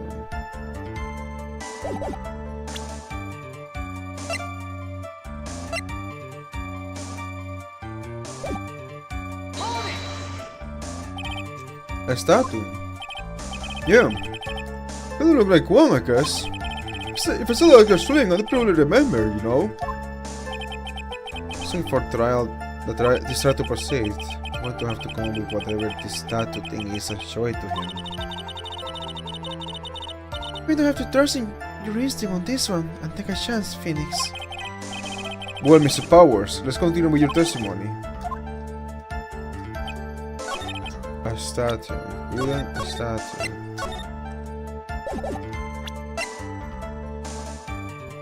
I didn't think it was a bear until the description said it was a wooden bear-shaped figurine.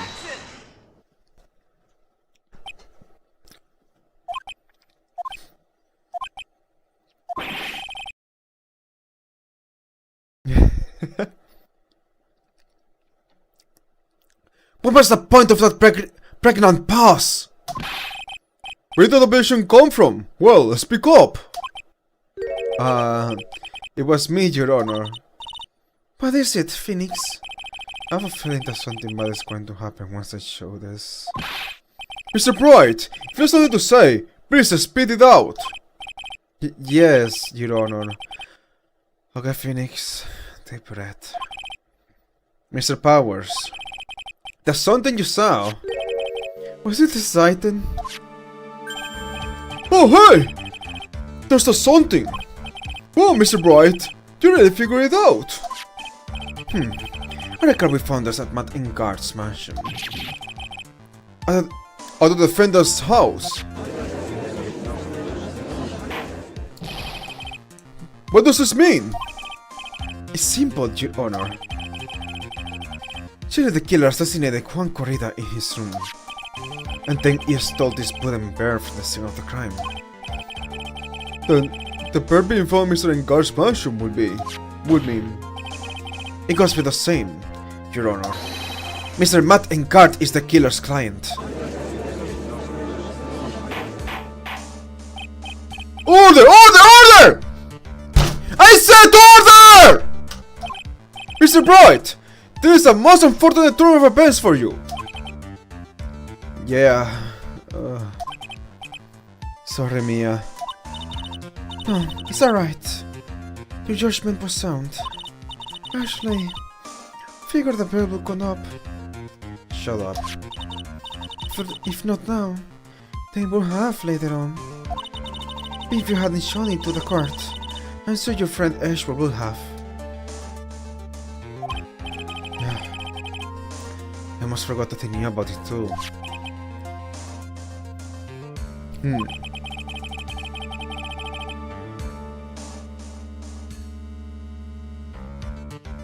We can't allow this.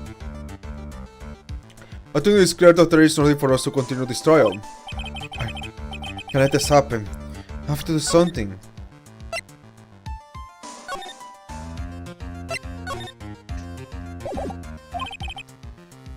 There has to be something we have overlooked. Your Honor! A minute, please! Yes, Mr. Wright? There are still a few points that we have not fully explored. What are you trying to pull? Oh, well, we could have that. Alright, Mr. Wright. What question or point would you like to explore further?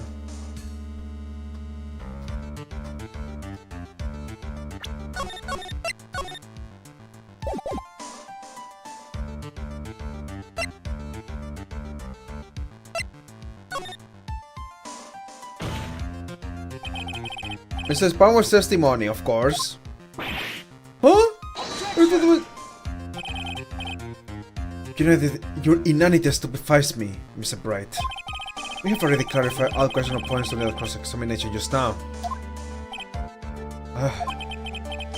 Wasting time like this. That testimony questionable. I'll say is your head that's questionable here.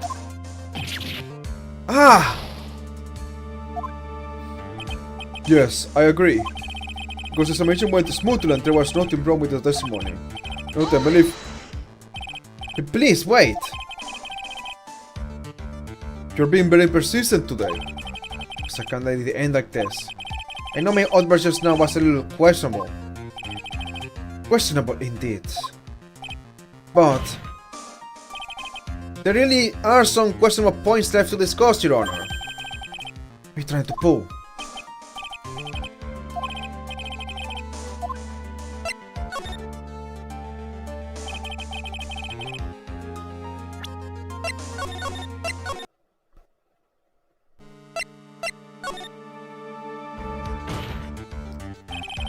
It's fairly obvious that the very self is very questionable.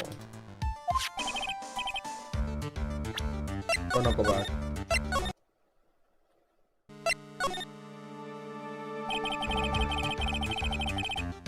There was one thing in Mr. Power's testimony that was very unclear. And that is the identity of the person who received the bear.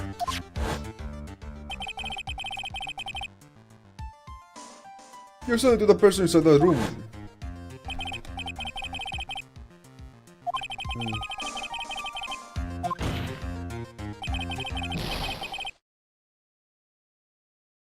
What happened?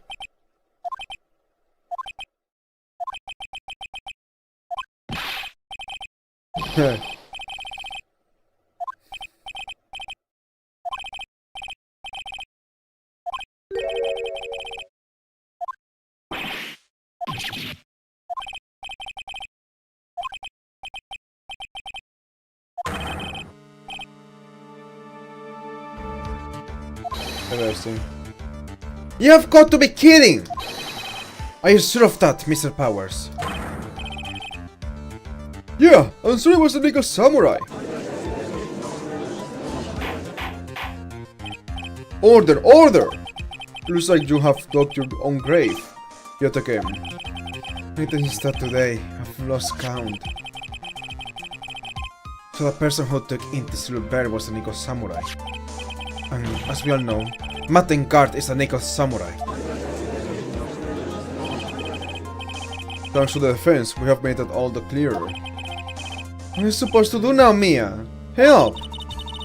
I have time to act lost. I've got to find another angle to attack this from. Hurry! No, I will bring this. Okay. Your Honor! Again, Mr. Bright? We have already removed any angles there. It's about time you removed from the score, Mr. Bright.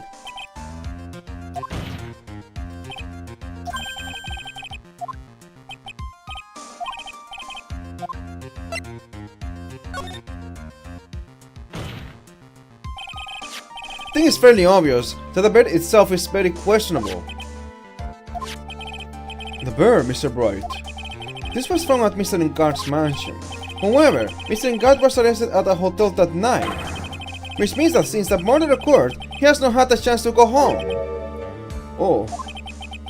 I think Your Honor has already figured out what I'm trying to say. It is not possible that it was Mr. Ngard who took this bird to his mansion. Why? That's very true! What do you consider that point, Mr. Bright? There was no way, time-wise, for the defendant to have taken this pair home. Fear. Just averted it looks. You haven't gotten the best of me yet, Mr. Bright. Huh? I remember it clear as day. I remember it clear as day. I remember what you muttered to yourself at the guard's mansion. We have this area completely surrounded. There is no way for him to escape. I can't believe it. The butler, all this time, it was the killer. The killer and the guard were working together, so to speak. And the killer was hiding at the guard mansion as its butler. What a bold move! The bear figurine was brought back to the guard mansion by the killer himself. But it looked like he was about to be arrested, and guard hadn't do so.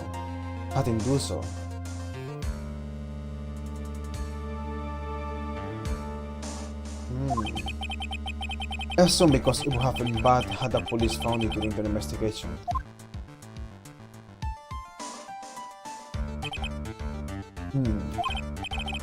Well, Mr. Bright, you have been quiet for a while now. This is too much. Is there anything I can attack at all? I think we have heard enough. We now know what this bear figurine was at the defendant's mansion, as well as who it was that received the bear from the assassin in his room. Everything has become very clear. The client who hired the assassin to commit the murder was Mr. Martin Guard. I see no reason for this trial to continue, therefore, will not hand down my verdict. Well, I'm sorry, Bright, but this looks bad for you. Thank you, Your Honor, for your understanding. You see, Mr. Bright, you could not win against the truth, could you? That's what you want him to understand. That's what you want him to learn. I knew it would turn out this way. After all, what Edgeworth has stated is the truth. Any last objections, Mr. Bright? Well, do I? Should I do? There's an objection.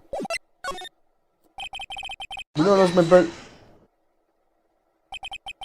There is only one way for me to drag this trial out. The only thing left is this one dirty trick. You know, right now we have to... Wait, what's your trick? What are you planning to do now?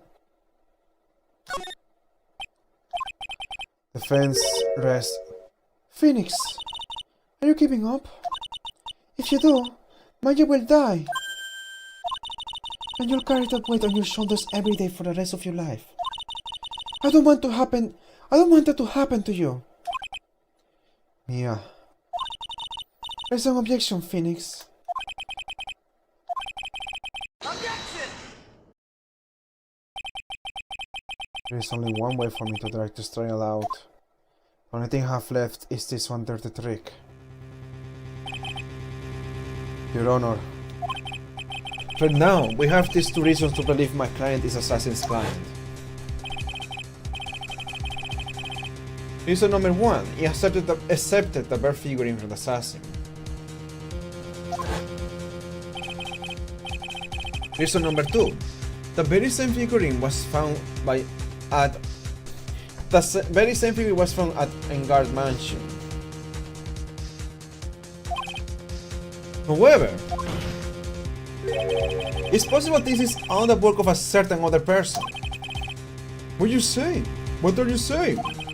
What I am saying is, it's possible a different person is the killer's real client. Adrian Andrews? The real client? Yes. Is this all you have? Now tell me, Mr. Bright, let's hear your theory. Who do you say is the killer's real client, and therefore the real murderer? I mean... Celebi kind of had a tradition.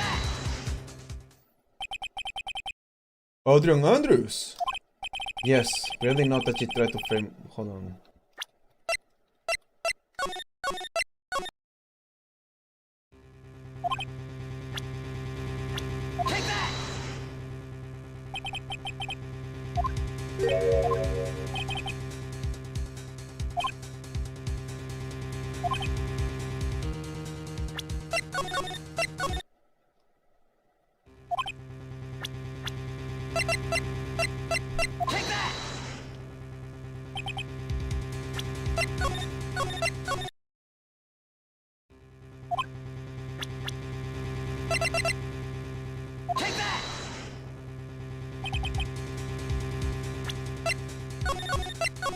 No jokes?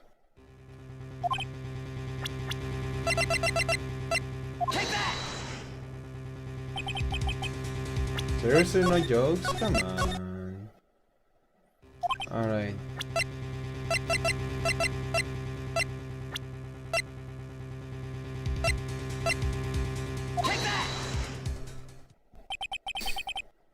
Adrian Andrews! Yes. We already know that she tried to frame Matt and Card for a crime. By wearing a spare Nico samurai costume. Oh! Then the Nico samurai's arm to the saw. That could have very well been Miss Andrews. Yeah, I was thinking that before, but I didn't think of using it right now. But what about Mr. Engard? But what about Mr. Engard? If you would please recall the yesterday's session. The defendant was taking a nap during the break period. That's right. Then, why didn't this figure at Mr. Engard's mansion? It was a well-lit trap set by Miss Andrews.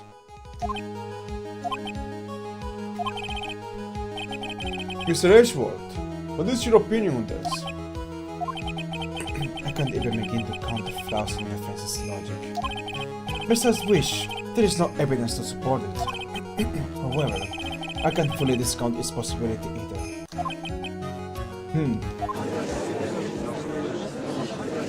Where's with this trial? Come on, anyone! Anyone can tell Engard did it! I can't believe the defense would go so far as to put the killer to someone else. Yeah, unbelievable! It's not something petty! It's murder of all things! This to save Maya. This to save Maya. Even if the whole world turns against me, this is one fight I can't give up on. Order! Order! Order! Undersupportive parties will be forced to leave the courtroom! Your Honor. For the benefit of the defense, I'm willing to play along with this what-if game. Is what-if game, Mr. Edgeworth? The prosecution is prepared to challenge the defense's theory. Mr. Bright, then you must have thought it strange and wonder. Why bully the criminal want to steal wooden bear? That's right. The killer did especially bring that bear to the card right away. It's just a side note. I keep thinking things and not saying them out loud. Why did you ask? Is there something special about it? Absolutely. I'm sure that once the court knows its significance, the true killer's identity will become crystal clear. Your Honor, the prosecution counts upon a witness who will clear all doubts against Miss Andrews. And who would it be? It's quite simple, Your Honor. Miss Andrews herself. I see. Well then, the court will take a short 10-minute recess. The prosecution will prepare its witness in that time. Yes, Your Honor.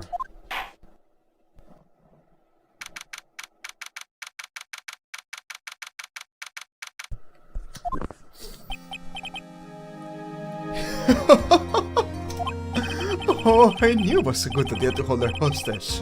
Don't you agree, Mr. Lawyer? But I never thought in your desperation you'd try to pin the guilt onto Adrian.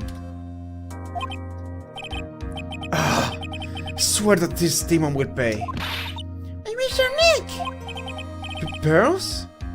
Where's Mia? I don't know. Some person called her away. Very strong power.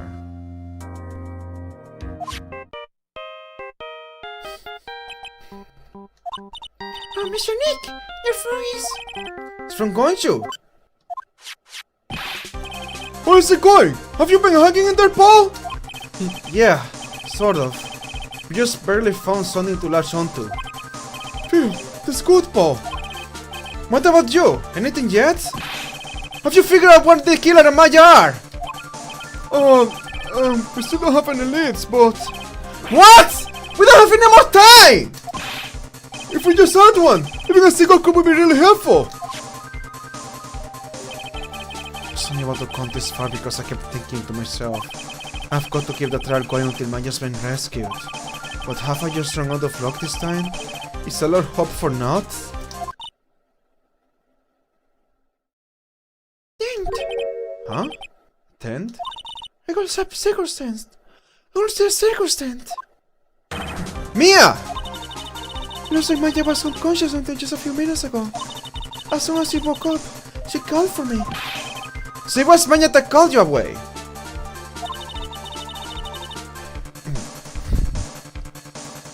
She's looking at dusty little room right now. But I could see a circus tent outside the window about 200 feet away. Conchu! Is there a circus in town right now? There's only one, Paul! The very big circus! Maya is somewhere within a 300-foot radius of the main tent. Maya is somewhere within a 300-foot radius of the main tent. What? Okay, hold on a sec, Paul. Hey, throw a circle on that map about a 100-foot radius from the main tent. Hurry! And I could see a mailbox under the window, just outside. Conchu, there's also a mailbox. Okay, what else? What else, Mia? I'm sorry, but it was a very small window. I couldn't see anything else.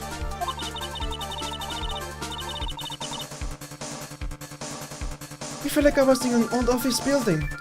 Maybe the 10th floor or so. I heard it! An old office building! Good stuff, Paul! Okay, just hang in there! Just a little longer, Paul! Wish us luck! Good luck! I'll call you later, so don't let your battery die, okay, Paul? Mia! Maya's not hurt, right? She's in a pretty bad state, Phoenix. She's being starved. Conchu, please hurry! Let's say we're out of time. Are you alright, Phoenix? It's only a matter of time before Maya's rescue. I can do this. You just have to make this trial last a little longer.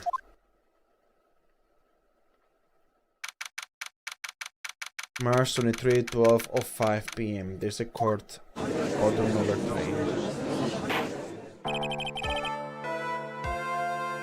Court will now reconvene. The killer, the man who murdered the victim, handed this to his client. From this, one obvious question arises. Why this particular item? I believe the answer to that question will provide us with the name of the real culprit. Note them, the prosecution calls the defendant's manager, Adrian Andrews, to the stand. Currently, the witness is accused of tampering and obstruction of justice. However, you have been called to the witness stand today to ascertain who exactly is guilty of murder. I understand. Very good. Now, have you ever seen this bear before, Miss Andrews? Of course I have. You have seen it before? That's right. It's only natural that the witness has. Miss Andrews, could you please enlighten the court to this pair of secrets? Alright. Why? Why does she?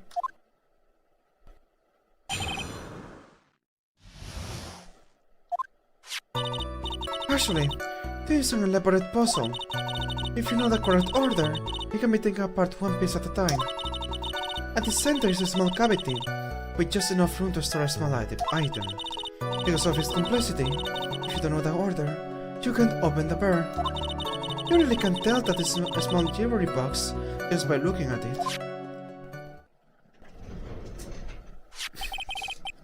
So this figurine is a container of sorts, is it? Yes, others can be deceiving, wouldn't you agree? Yes, this is super big craftsmanship. Oh yes, nearly forgot. Remember again your cross-examination, Mr. Bright. Looks like there really was something to that bear after all. They have the same voice. It's worse than when I do Konshu, Willpower's voice, while I also do the judge's voice, because those are very similar.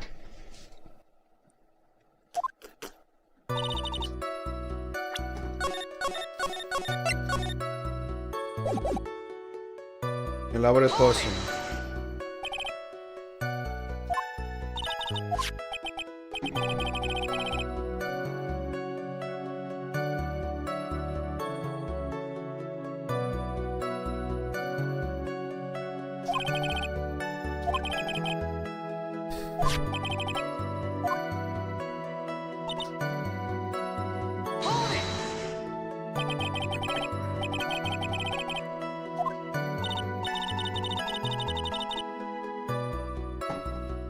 You just revealed that you know how to do it.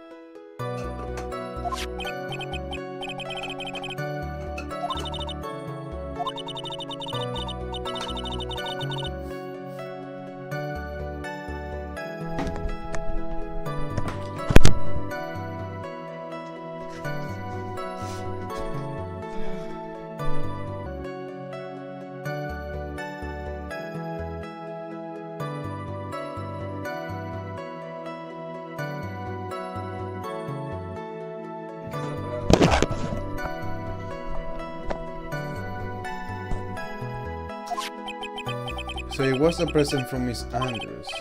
Witness, let's continue with your testimony.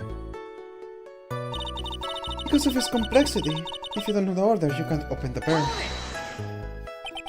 So who exactly knew how to solve this puzzle?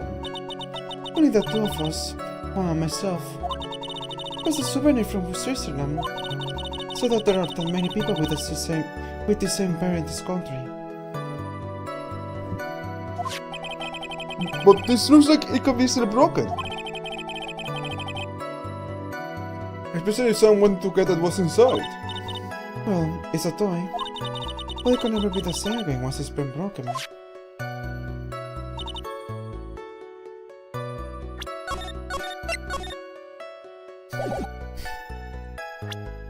Should I use the bear as evidence at some point?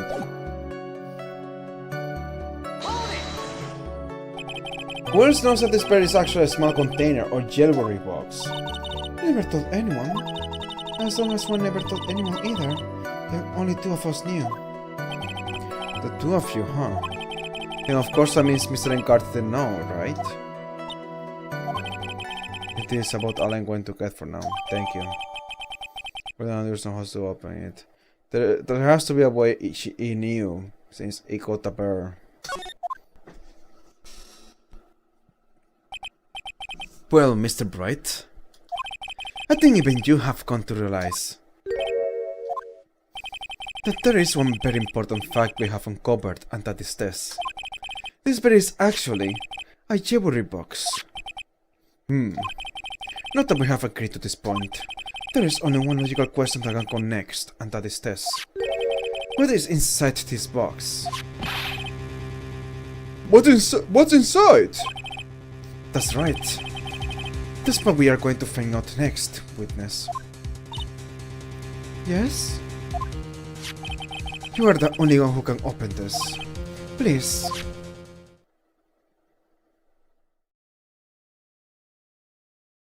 There's a painful silence hanging over the courtroom.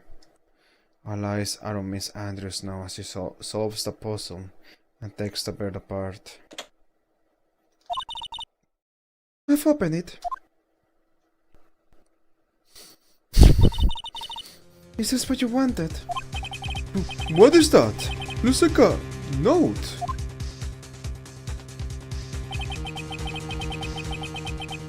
I don't think we need to guess at what that is, do we, Mr. Bright?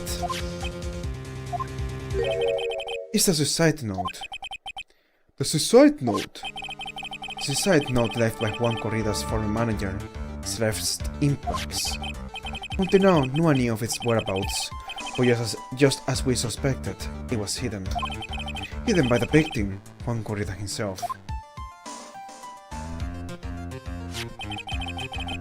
It seems Celeste's impacts had very beautiful handwriting, and she just as beautifully signed her own name on this document. This is most definitely the note she left right before she committed suicide. Order! Witness! Do you know about this? Yes, I did. I heard all about it from Juan. When I discovered his body, I looked for the bear. Wanted to destroy the note before it became public, but couldn't find it anywhere. Because it had already been taken by the killer. Ratings going that Mr. Ashmore's space. So now that the suicide note has been found, what's the next legal question? What is written on the note?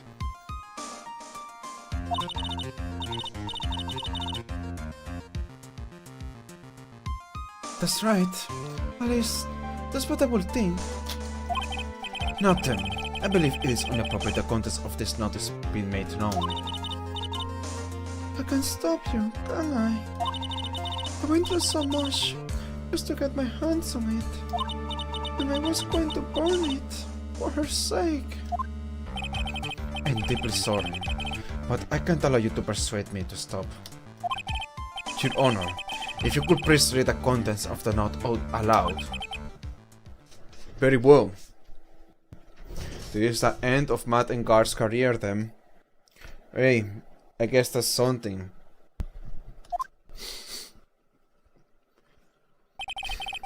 Yudros's voice rang loud and clear through the deadly silent courtroom.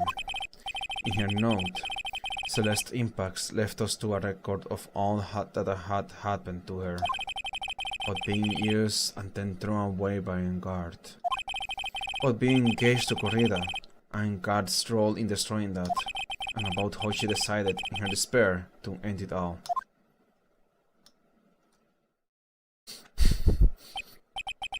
And that's all Miss Impacts had to say. There is one thing I would like to say here. The prosecution has no interest in slandering Mr. Guard. Then what? Our intention, Your Honor, is to establish a motive for murder. Isn't that correct, witness? Yes. On the night of the murder. On the night of the murder, one was going to make the contents of the note public. After the post-ceremony show, he was going to hold a press conference. My word! Matt and Guard values, above all else, his refreshing like a spring breeze image. Which is why he had to stop this note from being made public. At any cost. Brings to the figure, there's no, yeah.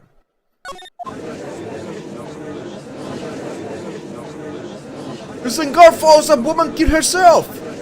At this time, even went so far as to kill Swan to stop him from revealing that. How terrible! What a selfish person! Guess there are simple lawyers out there who will defend these scripts too. There is no room for doubt here. The killer's client's goal was to obtain this suicide note, and the only person who needed this note that badly is the defendant. Let's not forget that a bear with a note inside was found at the defendant's house.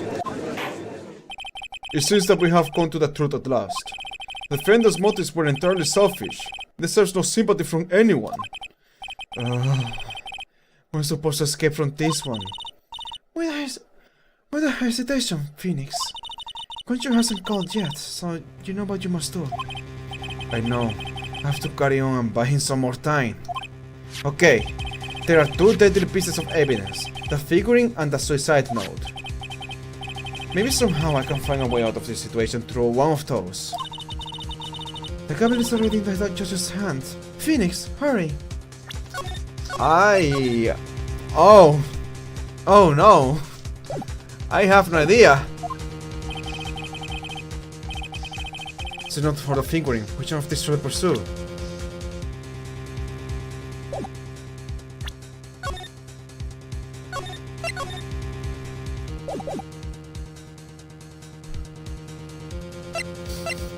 I have no idea.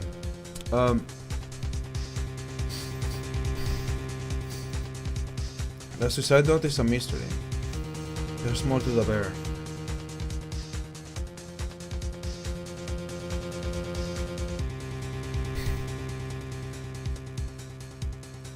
because you can say Miss Andrews was lying. So, I don't know though. Is there even a right answer to this?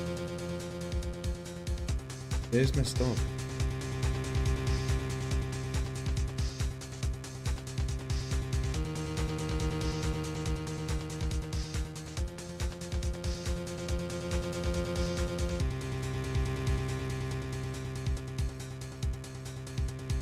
Does it even matter what I answer? Where do I go with this?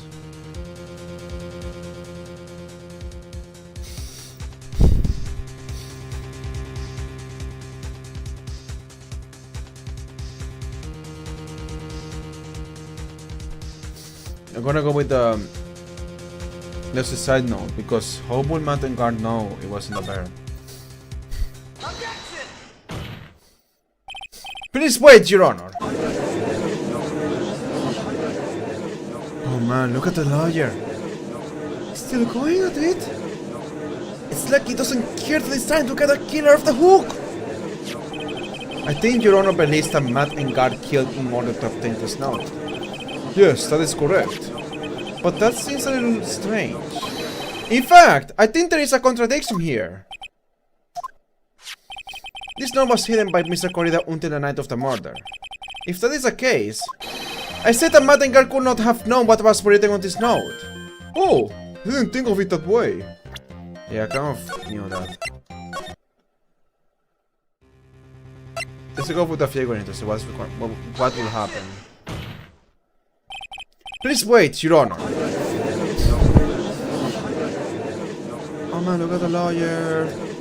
He's still going at it? What? The second doesn't care that he's trying to get a killer off the hook! The assassin took this with him from the crime scene after murdering Mr. Corrida, at the request of his client, of course. So what's your point, Mr. Bright? I don't think it's possible that Mr. the Killer's client was with Matt and Guard. In fact, I think there is a contradiction here. You can tell by just looking at it, but that this bear is really a jewelry box. The chances that Matt and Guard thought the note was inside this bear are 0 to none.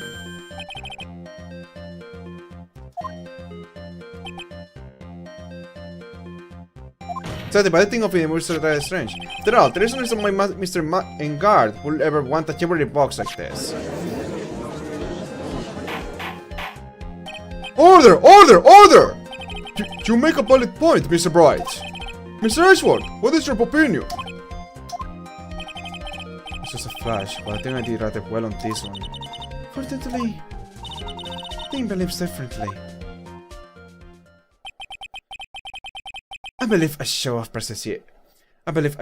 appreciation is in order. Huh? The defense seems to be in love with wishing more despair upon itself. I would like to redirect the court's attention to this. Okay. So they are both valid. They are both valid answers.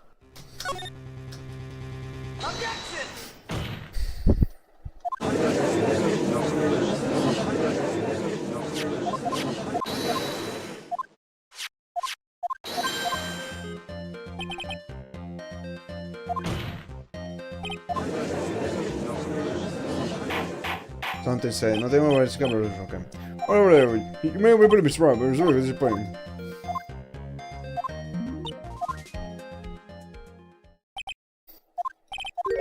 Offense seems to be in love with you. Would like to direct the court's attention to this. What is that? It is a very small video camera, Your Honor. This type of camera is commonly used as a means of spying. Spying? What the? I thought the spy camera was in my possession.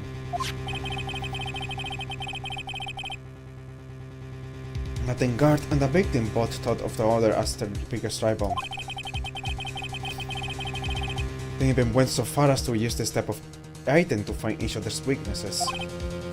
And? The victim, Juan Corrida, was being spied on. His personal life was being watched by none other than Matt Guard. Order! Order! Mr. Wright! Yes, Your Honor? Don't tell me you knew about your current spying activities!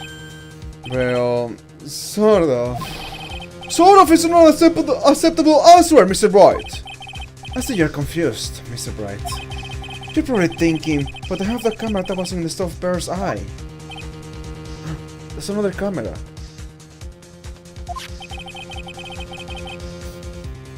But this camera that I have is not the same one. Last night, I searched the victim's house on a hunch. Using this. Conscious box right there. By the way, Mr. Bright, the defendant's fingerprints were found on this camera. But then God's fingerprints were on there! Well, Phoenix, it looks like those cameras were hidden all over the place, huh? What am I supposed to say to that evidence? I think this is the end. It's fairly obvious that Mr. Engards learned of the suicide note through this. He was watching the victim all along. Got me good this time. I don't have anything to counter that. Hey, what was that you're thinking? Mommy, is that man the bad killer guy? Shush, stop! Don't look at him! The way he's sweating is so ew, nasty! Phoenix. Yes, Chief? Have you figured out what you're going to do next yet? What I'm going to do next? Turning away like a frightened child work. Okay, I really need to know what this camera was. Like, I'm not gonna say anything until I know what this camera was. This is like Mr. Ash was very close to putting the lead on this case. But his eagerness to prove his point, he forgot one very important thing. That now there are two cameras and also whatever, I don't know, so many things. Well, what is it, Mia? Here's a piece of evidence that really should be investigated. Something you should investigate. I would really hate to see the good persecutor get scolded for not remembering to look into the item when he had a chance. Why are you speaking in riddles all of a sudden? Alright, I think this time we finally understand everything. I don't know anything about this freaking camera.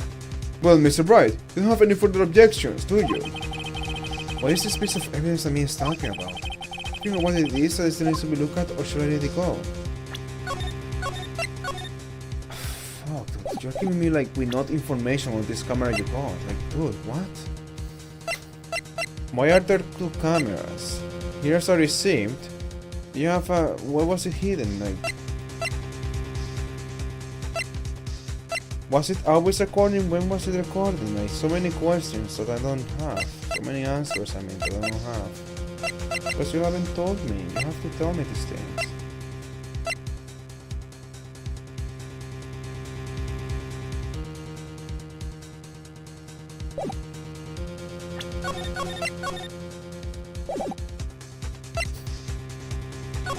Let's see what happens. I have no objections to guard getting his guilty sentence as he should.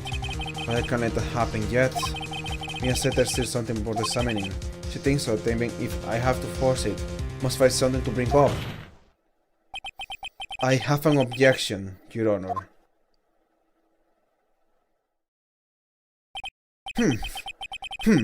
That was about the weakest objection I have ever heard, Mr. Bright. Your Honor! The defense has no intention of letting this go so easily. You're beginning to sound desperate. That's your imagination, Your Honor. Mr. Ashworth, this is not like you at all. In your eagerness to prove your point, you have forgotten one very important thing. Hey, isn't that what you said? So, you're really telling me that I forgot something? You're so close, Mr. Ashworth. But there's something you really should examine about this piece of evidence.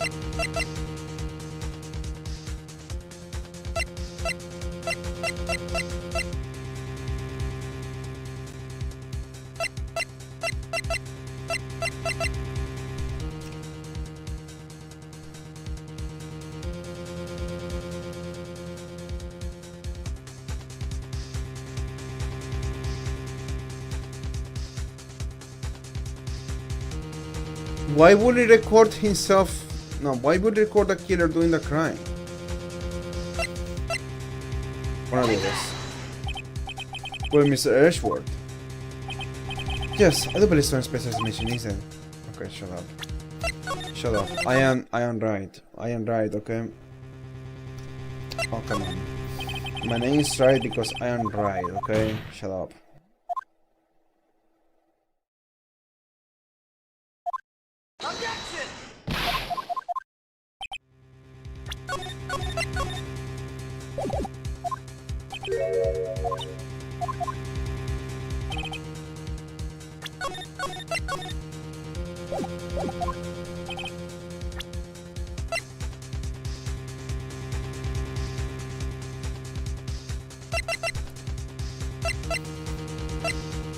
So there's two cameras.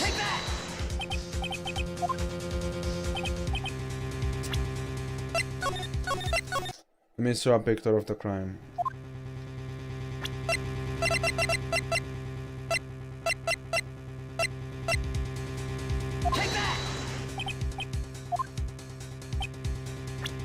Damn, dude.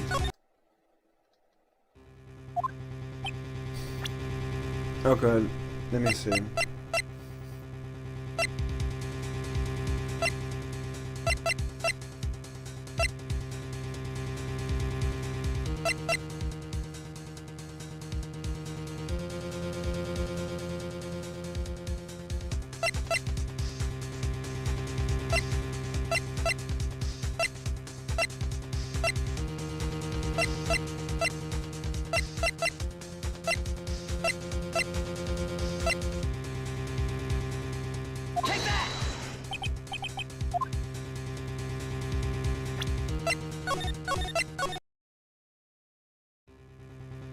I feel like so many things are possible. Like I could tell you something about every single piece of evidence that I just know where to freaking go. Like where? Because you didn't tell me anything about the camera. You just told me you found it in the room. Is it the same one that I have?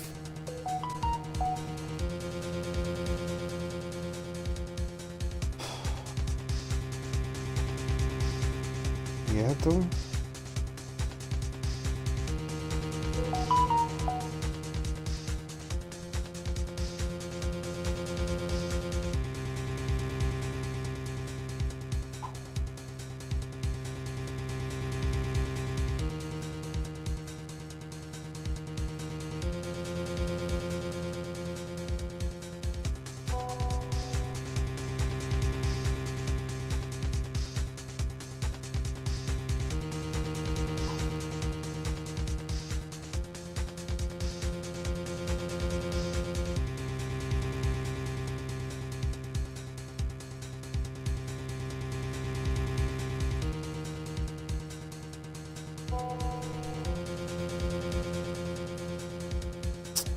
Get. Okay, guess.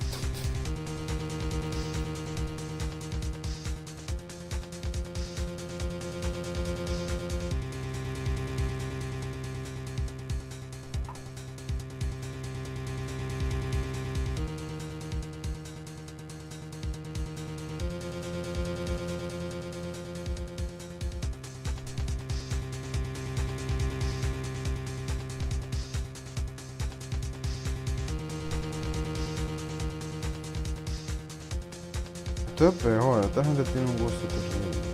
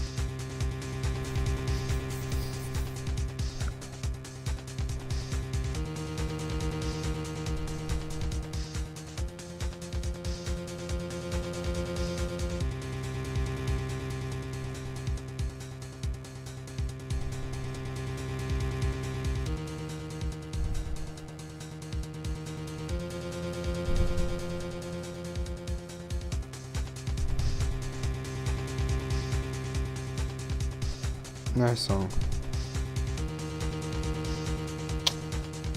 You're so annoying.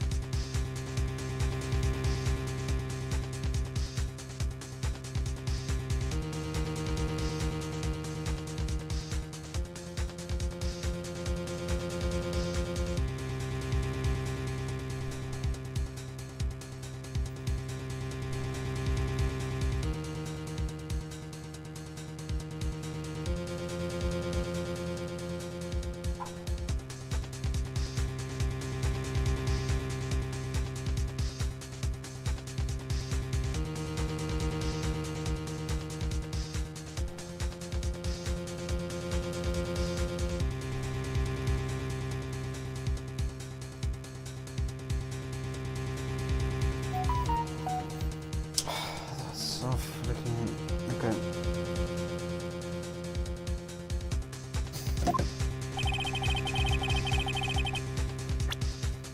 Okay,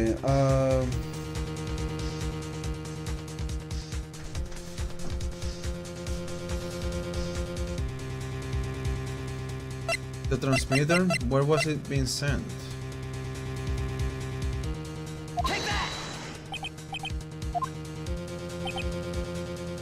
Dude, I hate this. Hold on. Like I said, I feel like everything kind of just... They kind of just tell you like... An explanation, like everything here serves as an explanation as to why. The problem is that you didn't tell me anything about this camera, so like, what do I have to work with? Oh, so there was just a camera somewhere in the scene of the crime. You said that it was in the scene of the crime. In the victim's room. You told me it's not the same camera. I already showed you the killer. Like, that's like the most tangible theory I had.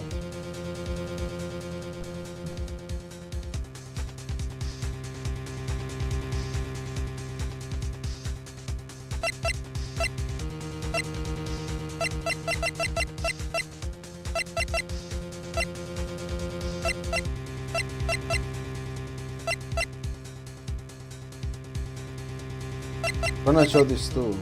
I think it's this, but I want to try this.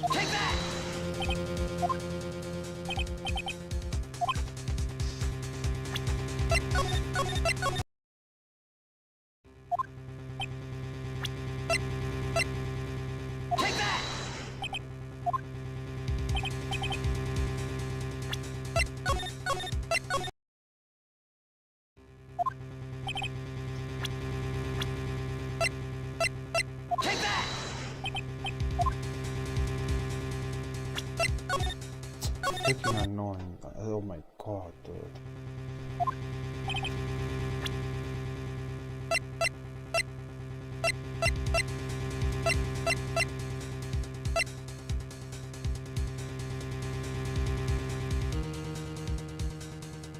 Like, it was in the room. That's all I freaking know. That's so freaking stupid. You can tell me where it was. No, you're not gonna tell me. It's just freaking stupid. Like, should I just guess? Like, maybe I just forgot something that was said. I need like a freaking chat history here. I already showed you the crazy photo. It doesn't change anything.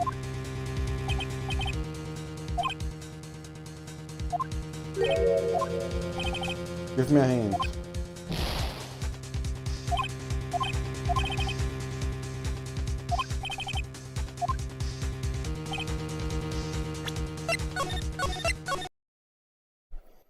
But they just say though, they just say it was in the room, that's all I have. Oh my god, that's so freaking stupid.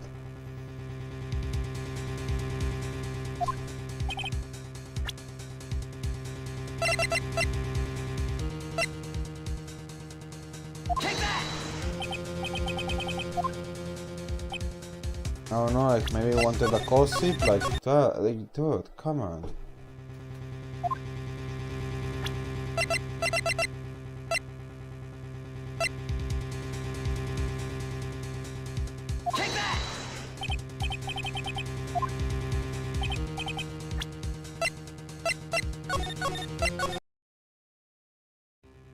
I really showed the suicide now.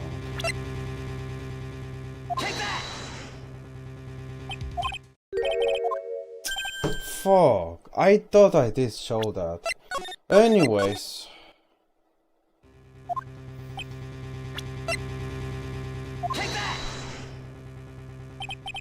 So this Miss Impact suicide note, right? Who knows? I mean, sir, this is a note was found inside this. Fuck off. Oh my god. You are telling me it has nothing to do with the camera?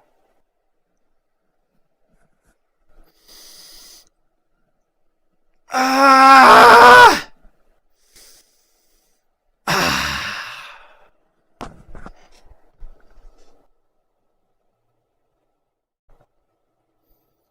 It had nothing to do with the camera.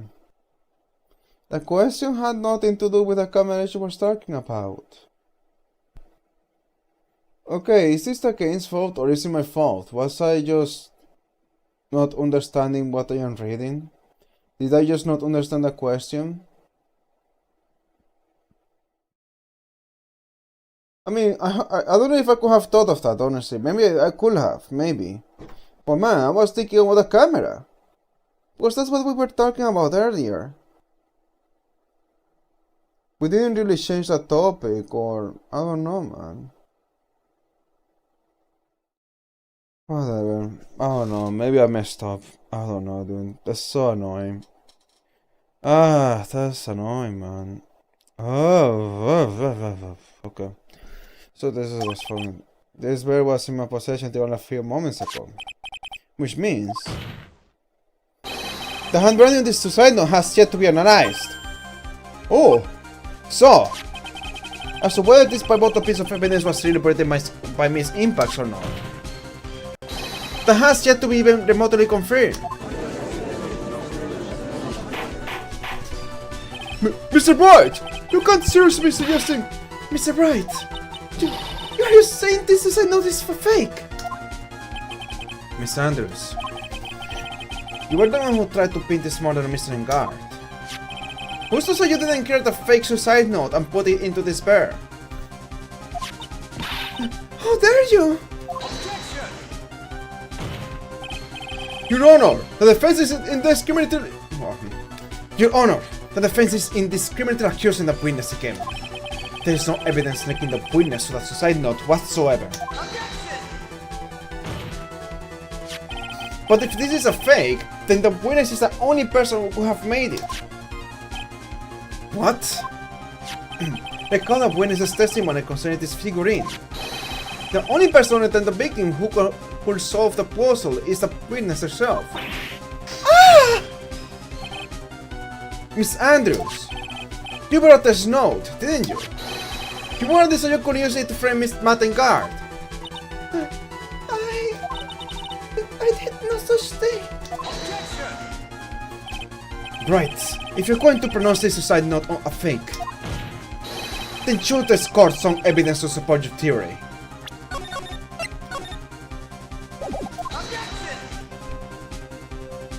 No. Mr. Ashworth, you were the one who presented this scrap of paper as evidence. That's what I was thinking. You are supposed to prove it. That means the burden of proof lies with you, the prosecution. Oh!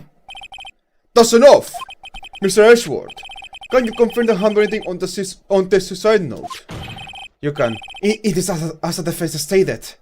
The handwriting... It is as the defense has stated. The handwriting has yet to be analyzed. If that's the case, it seems that yet again we have reached a point where a verdict is impossible. That's impossible! Color talking. This isn't good, Phoenix. The judge is going to carry this trial over one more day. I don't think I will physically be able to make it another day. Didn't want to have to do this, but I don't have a choice. request a vote of the prosecution and defense in further investigate. And why didn't I say my pot? That's just the logic trying to buy more time! And God is guilty! Look! Any idiot can tell you that! I think we have reached the end of the line. Guilty! Guilty! Guilty! Guilty! Guilty! Guilty! Guilty! Guilty! Oh, phone call. But these are sounds. It's Gonshu. Hello? Gonshu! What is with him? And what's with the sign? Where's Maya? What happened to the killer? Oh, dude, you're in the middle of the courtroom. He got away. What? I'm sorry, Paul. I really am. I don't know what to say besides I'm sorry. Wish there was some way to make it up to you. I really do. Anyway, what's going on? We found his hideout, Paul. But how too often we're already gone. This is terrible. We're to keep looking for them, Paul. Don't you worry. I just need a little more time. But don't tell me we don't have any more. Guilty! Guilty! Guilty! Guilty! Guilty! Guilty! Guilty! Guilty! Guilty! Do you hear that? They're calling for his head. Mr. Bright, I can't. For us to count this far and... Oh! What is it? Let me talk to Mr. Ashworth. I can't do that. Mr. Bright, will you please get a hold of yourself? Yes, Your Honor. I'm about to end today's proceedings. You may take your phone calls after. Hold on, Your Honor! Ashworth, catch! The PNG. Mr. Ashworth! Please, you have got to buy us some more time! Court is in session. Court is in session. Thank you, Ashworth. Please, Ashworth. I'm sorry, Your Honor. You were saying? Mr. Bright, this is a court of law! I'm sorry, Your Honor, but... I am reluctant to do this. However, it appears that I have no choice but to suspend proceedings until tomorrow. This time, I really can't do anything. Court is now adjourned for today. You can prove it, Ashworth. You have the camera.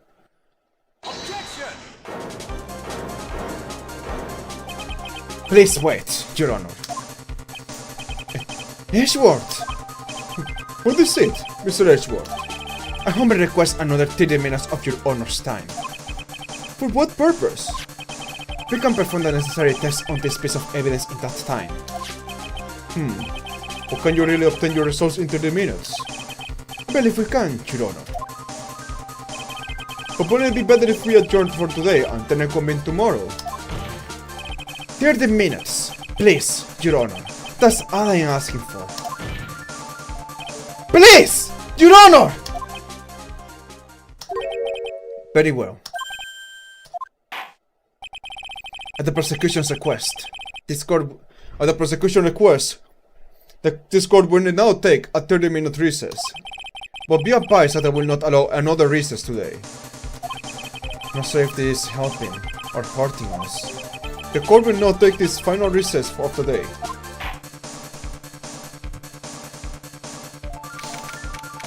Mercenary 2:04 p.m. There's a court defendant lobby number 3. Right. Well, what's going on with Maya's situation? The killer. It looks like he got away again. 30 minutes. We can't find her in that time.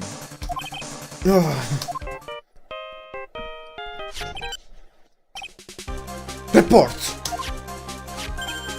Oh, is that Mr. Edgeworth? We don't have time. Just spit it out. Like how they took in mind that Phoenix didn't get his phone back, Edgeworth still has it. Right! You said we dismissed him, sir. But the killer left a few things behind by accident in his rush to get away. A few things? Come use any of them as evidence. I thought you do ask, Paul! I've got the things left with me right now. I'm on my way over. Really? That's odd. Any items like that are usually sent to the crime lab first. We don't have time to wait for those guys, sir. When those guys weren't looking, I swear to stop and run. What? Well, I'm not a detective anymore, so I had to. Really sorry, sir, but we got to put the law on hold for now. Sounds bad. I hope he doesn't get into much trouble over this. With the hunk of a junk car, I'll be there in about 20 minutes, sir. Don't worry, I'll be there. Wait for me. Alright. Just get here in one piece. I'm on mission and no one can stop me now, sir! No one! I'm pointing out all the stops and owning every red light! Wait. Items left by the murderer, huh? Be careful, Gonchu. Maybe there's something a mountain that will be decisive enough to end this. Did he crash into the courtroom? Like the Joker movie. Hey, what's wrong? Hey, what's wrong? Detective Concho! Answer me! No one can stop me! Concho! No way! What happened? It sounded like he had an accident. I'm guessing his cell phone broke as well. What was he thinking? We're about to hurry and call for help. But we have no idea where he is. His cell phone is broken, and he wasn't driving a patrol car, so no radio either. Also, if we don't get to those items before they do, the police will take possession of them. No! We can't let that happen! Well, if there is a way we can find out where he is, then we stand a chance. Why? Oh, why don't you have to get into an accident now?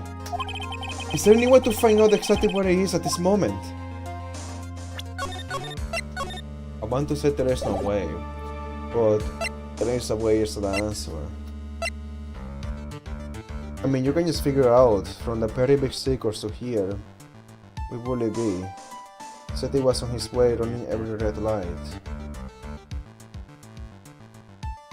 You know, I don't like to just wing it like that. So even though I know this is the right answer,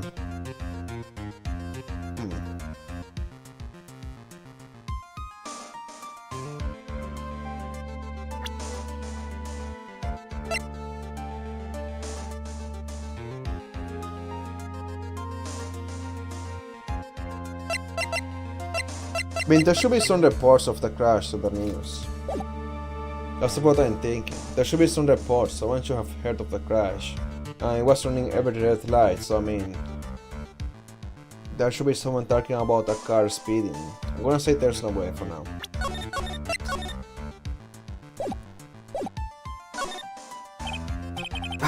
It's no use! I can't think of anything!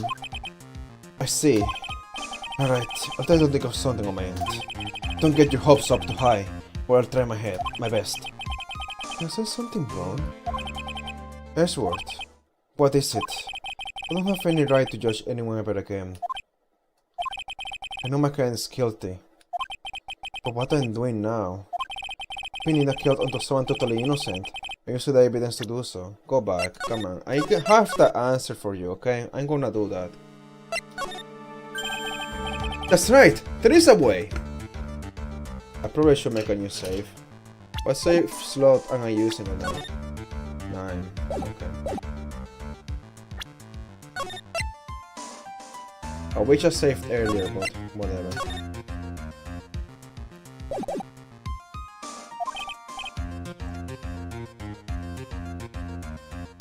What? How? So we can find out where the Detective Gocho is through this.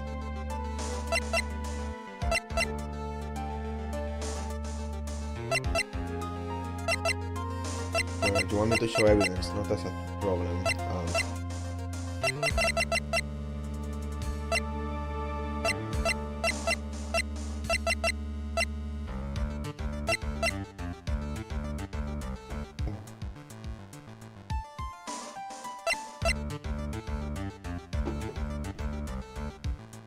Please let it be what Please let it be what I was thinking.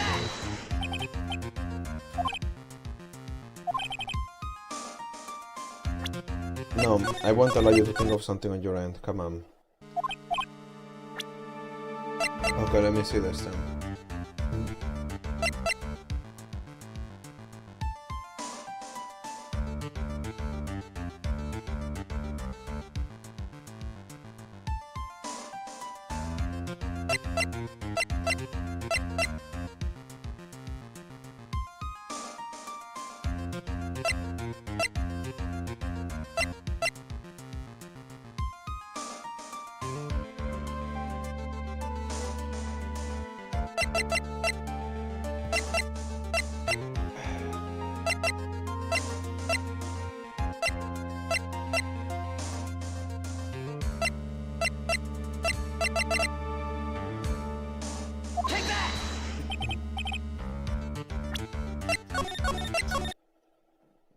Yo no me olvido que... Can you say, I don't know, man.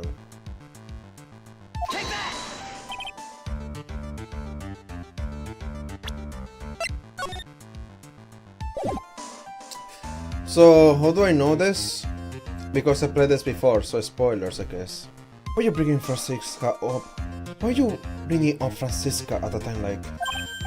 Oh, I see. I'll try to get in contact with her. The chances are slim, which is all we have. Just asking her to find him for you? Because she has a thing! She put a tracker on him! Right! Oh my god, I wish I figured that out like that. So, technically I figured it out on my own, but I did have that hint where I played this game before. So, I already know Francisca has some part in this, okay?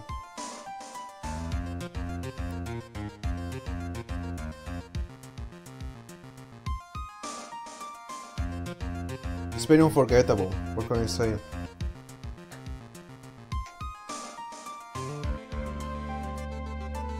It's something you can't forget even after 10 years. Try to get in contact with her. I try to get in contact with her.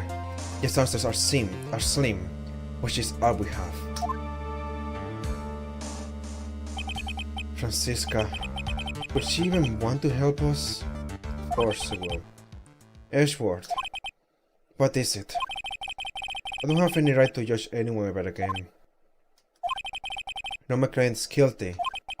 But what I'm doing now, I'm pinning the guilt onto someone totally innocent and using the evidence to do so. I wonder what will happen if you don't say that. Maybe Edgeworth will contact Von Karma on his own. Or maybe she will have like a hunch. Might be my turn to say. Defense attorney Phoenix Bright chooses that. It might be my turn to say. Defense attorney Phoenix Bright chooses that. Right. It doesn't suit someone like you to cry with tears. Whether you did your job well or not. That can only be seen after the verdict has been decided. The verdict. Is Prosecutor Edgeworth here?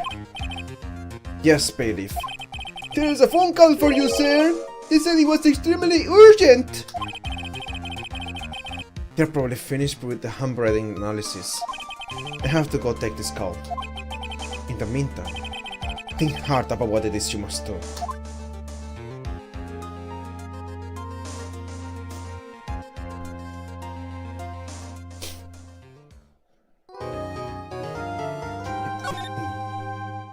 Safe here. Maybe here. Safe here again. Okay.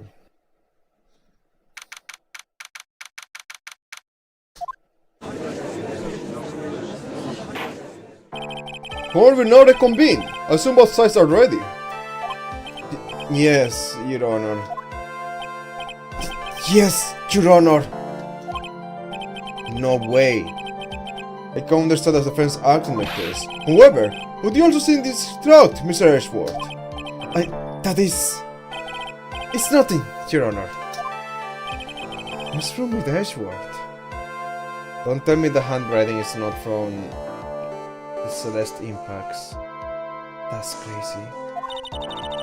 It looks like something unexpected just happened to him. Note, Mr. Ashworth, if you could please tell the court the results of the handwriting analysis on Miss Impact's suicide note. Yes, Your Honor. Unfortunately, we have discovered that this suicide note is a forgery. What? What do you mean, Mr. Ashworth? This note was not written by Miss Impact herself. It is a fake. Incredible. Order! Order! Order! Mr. Ashworth! You got to explain what is going on! Juan Corrida brought it. If this was not written by Miss Impacts, then who brought it? We will need more time to do a more detailed analysis. However, it appears that the handwriting matches that of the victim, Mr. Juan Corrida. Mr. Corrida?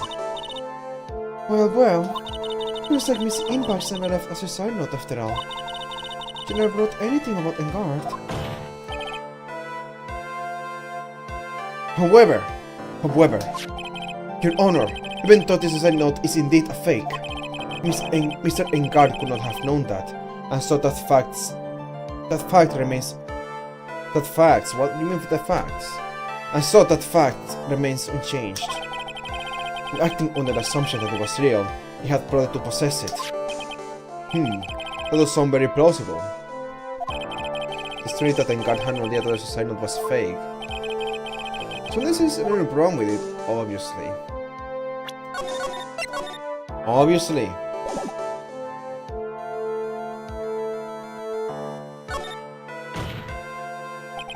The defense believes that the theory that the prosecution has stated contradicts testimony.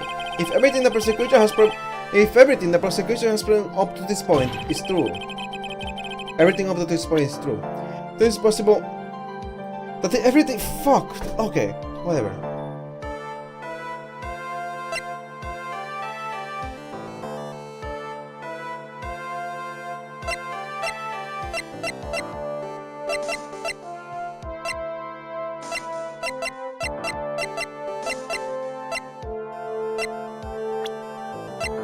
I want to say here.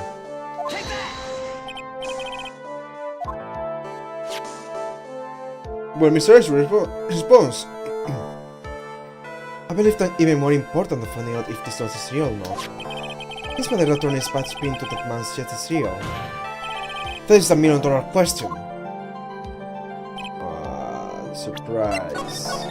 A surprise attack. You caught me with that surprise attack.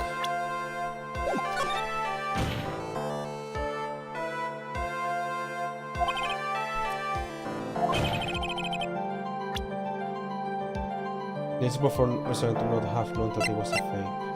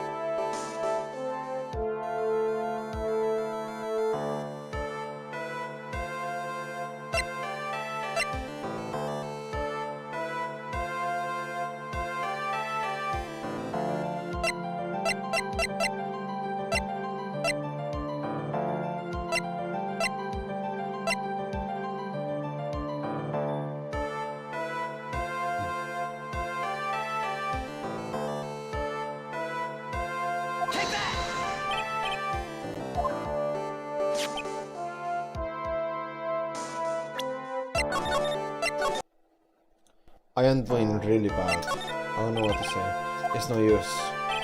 Since it feels wrong, but I can't put my finger on what it is. Actually, there's something I would like to ask. Mr. Ashworth, you had to say something earlier to the effect of the defendant had spied on Mr. Corrida's private life. But if this would mean that it would not have known put the note as well? I mean, yeah. Let me do that myself. Because I deserve to take all the credit.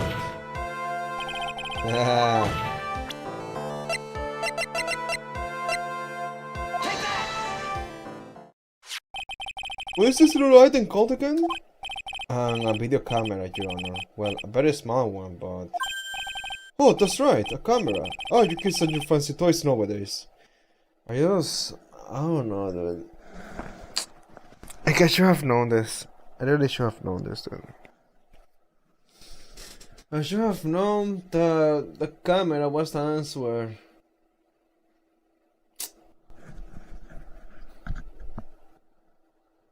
I feel like this game got me in a state of mind where I am like not exploring every option. I am afraid of considering some possibilities. Because I feel like normally I would be able to catch this, but it's like this game got me stuck in a box, basically. Like, okay, the camera has never been shown, so I'm not gonna think of the camera because who knows about the camera and this and that.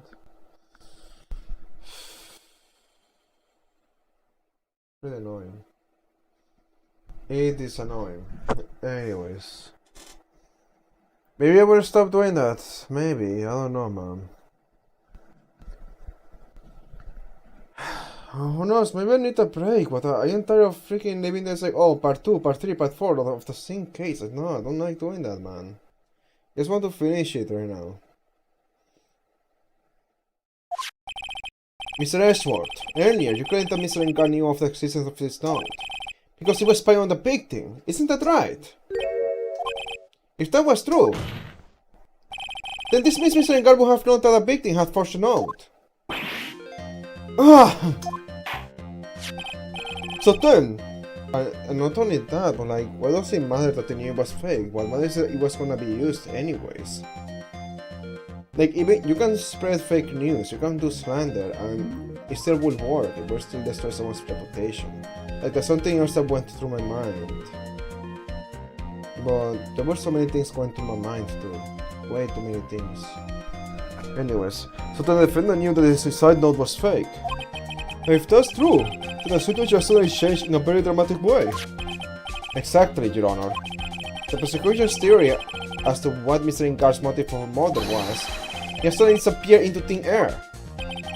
But Your Honor, it's not as if Mr. Engar monitored Mr. Correa 24 hours a day. Perhaps the victim brought the note in a place Mr. Engar didn't know of. Well, right back at you, Mr. Ashworth. Why don't you show us some proof that the victim made that forgery at an unknown place?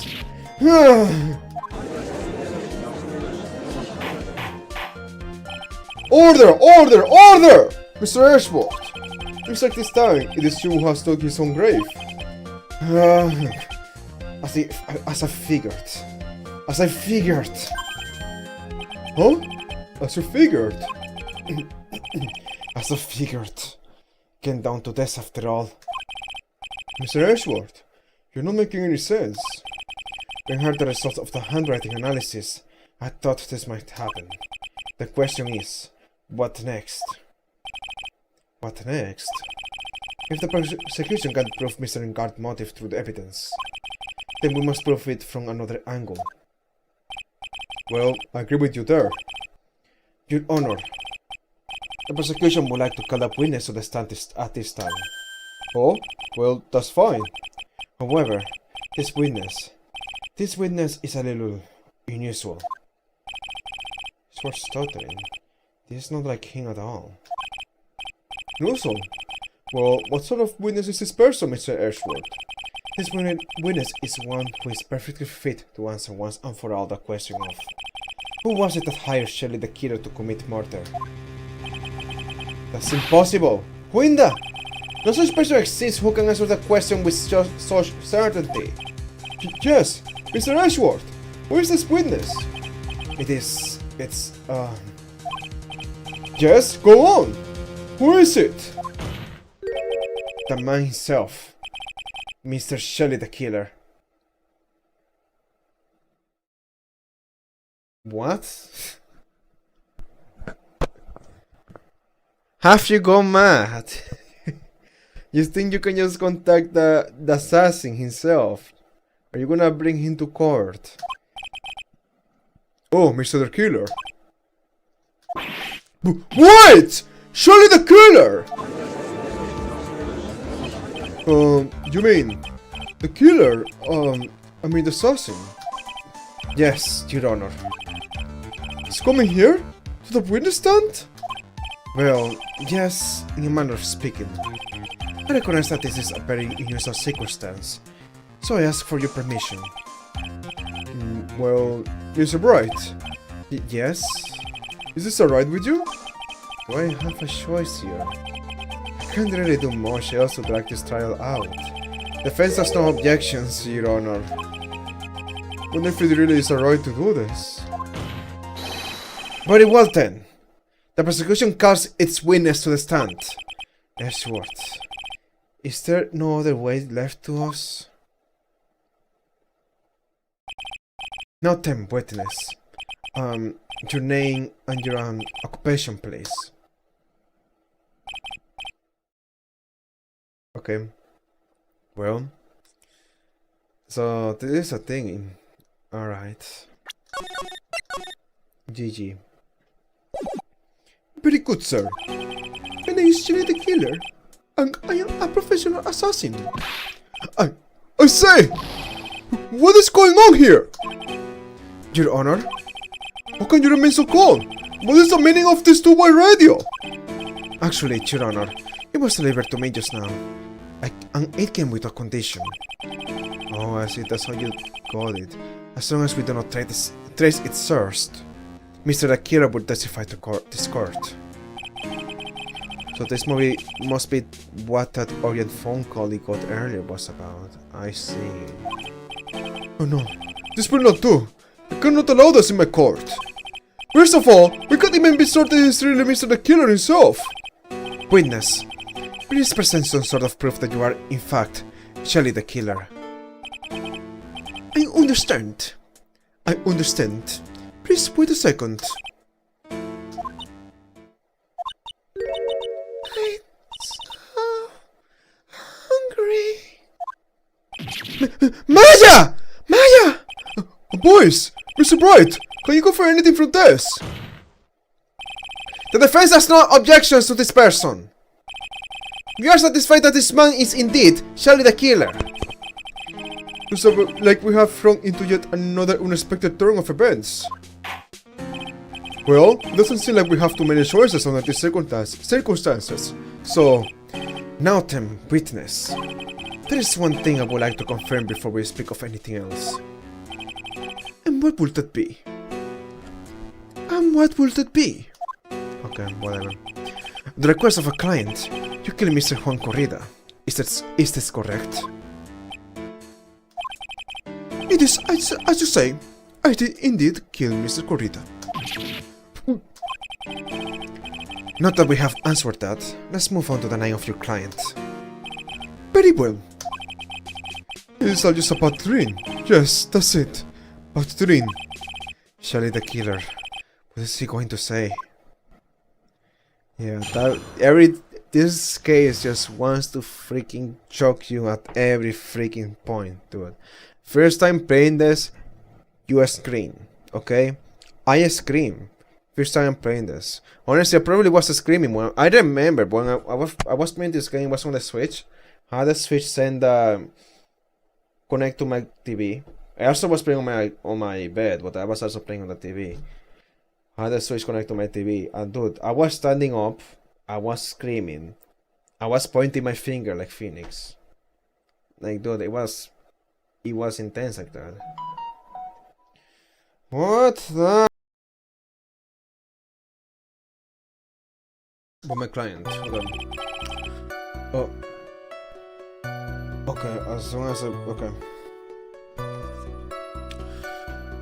I'm gonna turn that on. Okay. You're not gonna hear me as well, but necessary is changes, and hopefully that doesn't break anything. Because that's the thing I broke earlier. I don't know if I used recorded, but I did break something. So yeah, I need to look at my backup to fix it. So yeah. You know what I mean? So yeah. Yeah, so yeah. Yeah, so yeah.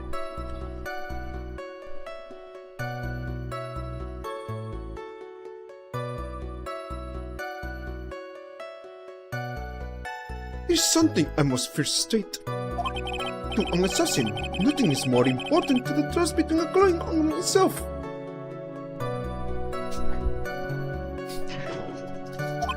And that is the reason I am here today on this witness stand. It is my wish that you grasp this concept before I give the name of my client.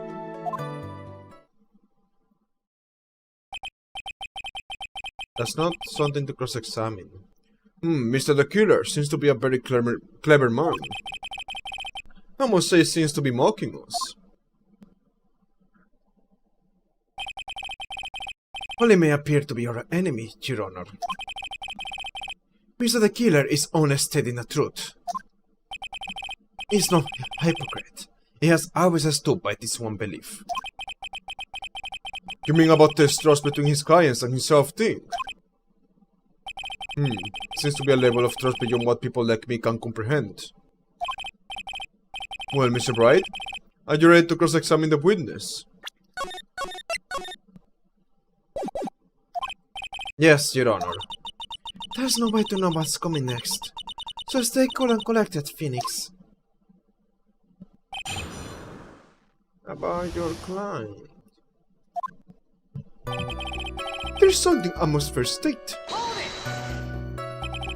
We can hear anything you have to say later. Can you please just tell us your clients? I don't think you understand your place, Mr. Attorney. I said this is something I must first state. Do you know what the word first means? Sorry, go on. Well, it appears there is one witness you can badger, Mr. Bright. It's only because you don't know about Maya's situation. To an assassin, nothing is more important to the trust between a client and himself. The trust between you and your clients. Provide my services in a fast and efficient manner. In exchange, the trust of my clients are discreet about me and my identity. If too many people knew my face, it would be quite troublesome. But that is why you are testifying in this manner. This is the first time one of my clients has ever been accused of murder. I must preserve the killer name so my clients can trust me. But couldn't someone stab you in the back and break your trust?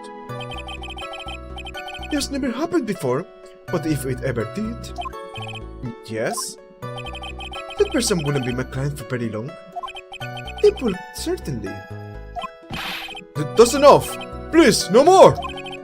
Very well, it was only hypothetical anyway. This is the reason I am here today on this witness stand. That seems a little strange to me. I mean, you are about to tell us the name of your client. I wouldn't that this would be very bad for them. It doesn't matter to me. Whoa. This guy has already broken the rules and acted outside of their prescribed role. The rule! This person tried to implicate another of the crime in order to save themselves. And this is a trespass that I cannot be forgiven. Who gave you the right to be so high and mighty? To the gentleman who spoke just now, excuse me, but would you care to die? Whoa! Whoa! Oh, no! I didn't say anything! I just had better watch itself. It is my wish that you grasp this concept before I give the name of my client. We understand, so please tell us the name of your client. I'm afraid I cannot do that. Yes, I have a few things to say before I do. Maniacal. It's not good for your health to be so aggravated. You won't live very long if you let everything bother you. Somehow, that coming from an assassin makes it less than comforting. I don't really care about all this extra fluff. You said us a name already. Patience. Need to calm down a little. It's important to try to understand his mindset. This bear is set fast and close, so you're going to have to work to get him to talk. Not his therapist, you know. Before I show any evidence, I want to see if you have like any alternate dialogue if I press you twice.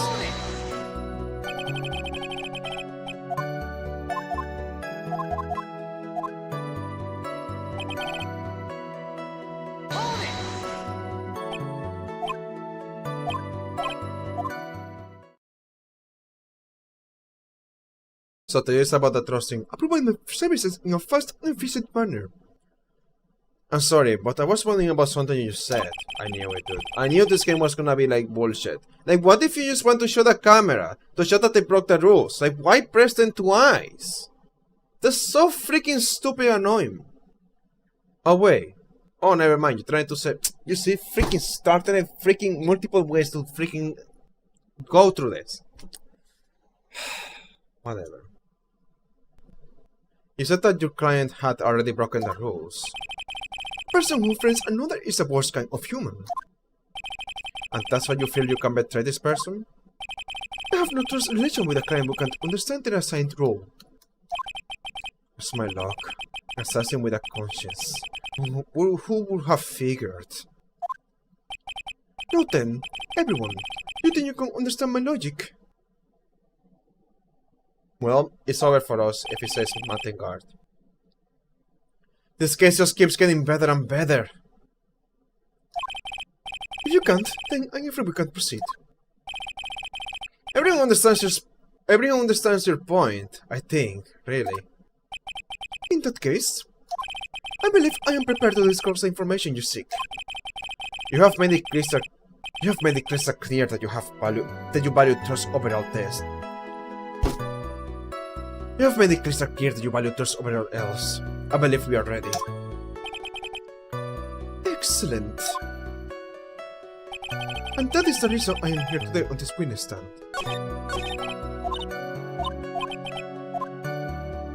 So can you actually tell us a name already? Say like why I am impressed, just say the name.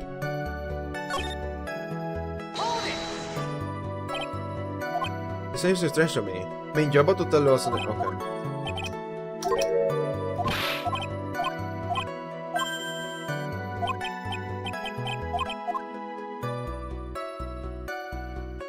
Yes, we agree. Let's go. What is it? Now I can't bring myself to ask the client's name. If you can't ask it, Mr. Bright, then I will. Witness! What is the name of the client who requested the murder of Mr. Juan Corrida? The person's name is...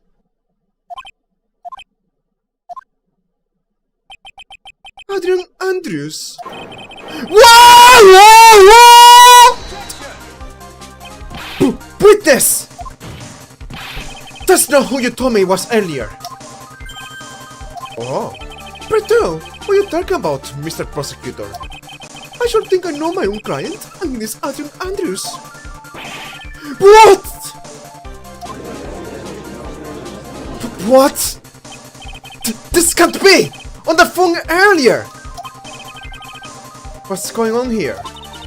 My guess is that Mr. the Killer just stabbed Mr. Edgeworth in the back.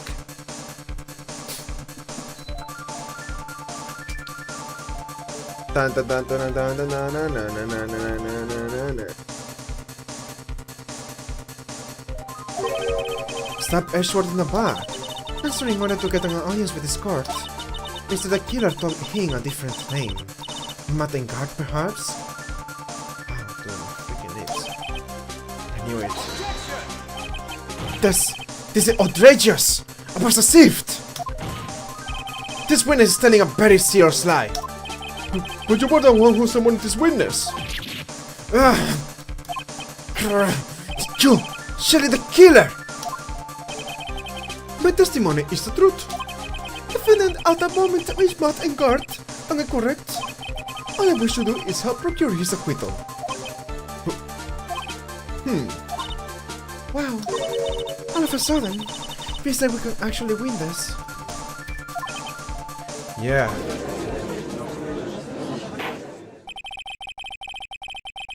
The prosecution has failed to provide a motive and has instead provided this suicide note, which is a forgery created by the victim. Furthermore, there is a possibility the defendant himself knew it was a fake. Just so I don't mess up. But most definitive of all, we have heard from the assassin himself the name of his client. Mr. the Killer's client, who requested the murder, was not the defendant at all. No. With all this evidence, it is obvious to me that this means that Mr. Matt Engard is innocent! I seem to have caused you a little bit of confusion. Please, continue your discussion and call me when you have reached a verdict. Bailiff, please bring Miss Adrian Andrews immediately. Immediately! But now, with the way this is going, Engard will be found innocent. This may be your last chance to save Maya. Yeah, but Edgeworth is right. The killer is lying. Engard, my client, I know he's guilty. Can I live with myself if I win this? We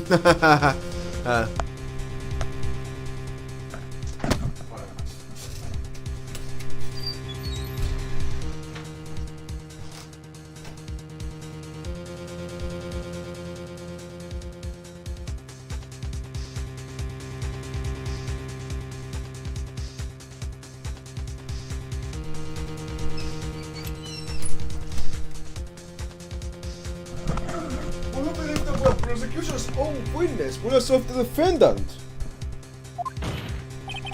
Your Honor, the prosecution requests permission to further question the witness. Surely the killer is certainly lying under oath. It wasn't me! It wasn't me! Listen, everyone, please! Testimony just now.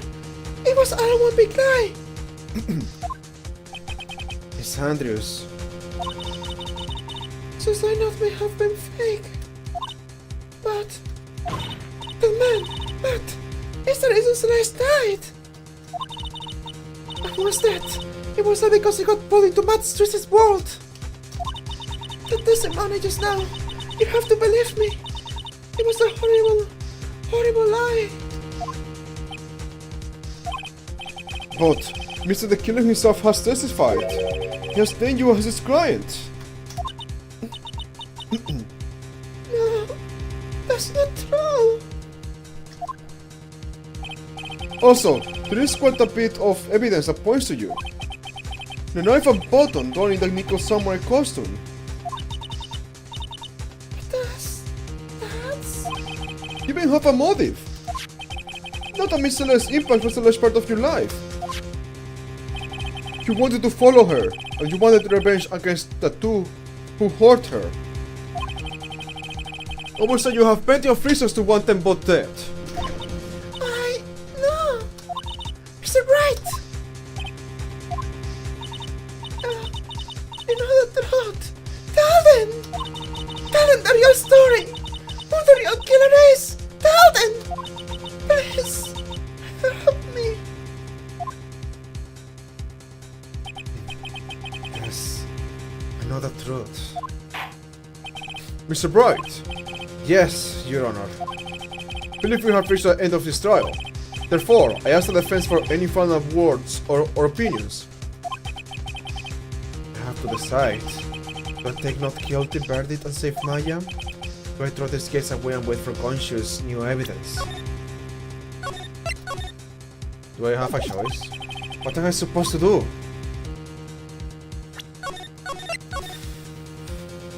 Let me see this. Your Honor! Defense request that! It's no use. I can't. Feels like I have lost my voice. Phoenix, I can't do it, Mia. I can't accept I'm not guilty. you're a lawyer. I know. But Matt Engard is a killer and a murderer. Do what Edgeworth did for you. I can't. Can he get away with this? can't let someone else take the fall. If I let Miss Andrews be convicted, then I am no better than in guard. Even though I don't want to admit it, I have to face the fact that it is because of Edgeworth that I know how to know the real truth. I have gotten in guard convicted so many times over. Exactly. I never took a single one of those chances. If I take this verdict right now, I will be betraying his trust. His trust? Never thought about it until now. I trust him? Yes, you do. See? More proof that the fake can read minds, but Mia reads minds because she's very powerful right now in her spiritual form, but Peros especially is ultra powerful. She is gifted, dude. Mr. Bright, your opinion please. The defense requests that we be allowed to further question Mr. the Killer. I hear you correctly, Mr. Bright. Bright. But the witness has cleared your client through his testimony. Your job here is done. I'm not done yet. To see through the witness's lies and find the truth. That is my job, Your Honor. There's still more evidence to look at, and I'm sure that once those pieces arrive here in this very courtroom, a miracle will occur. Very well, the trial will continue. Mr. Edgeworth, please establish connection with Mr. the Killer. Right away, Your Honor. That's right, Edgeworth. We are in this together. You are my homie. What's the verdict reached? Before that, I would like to talk with you a little more. About? All you needed from me was the name of my client. What else could you need me for? Well, actually, we would like to hear everything you know about this case. That is how things are usually done. What is it talking about? Usually done? But what shall we have him testify about now? Mr. the Killer, if you don't mind, please testify about your client in more detail. You legal people and your procedures. Is it any wonder no one likes to go to court? Well, my client, part 2. Alright. As I have already stated quite a few times, Andrews is my client. However, one thing I simply cannot overlook is tampering with the scene of the crime. My client did it to frame another for a crime. I pretended to be the first person to discover the body and enter the scene. Andrews already knew from the very beginning that Juan Corrida was dead. But even more appalling is the creation and planting of the knife and bottle. That art is what I was referring to when I said my client had broken the rules. This is the most unexpected turn of events, for the 5th time now? However, this time everything has finally been revealed. Just a second, Your Honor. Yes, Mr. Edgeworth? We still have the cross-examination to do. But you don't need to question testimony like this. Do you, Mr. Bright? Your Honor, the defense will question the witness, as if I have a choice here. Huh? Why? What this witness has said is nothing but beneficial to the defense's case. If your court scrutinizes testimony, then I expose the lies in that also beneficial testimony, I suppose. I don't understand what's going on anymore. That makes 2 of us. About my client, part 2. What was I gonna do? I was gonna do something before I started this. Anyway, save here, please.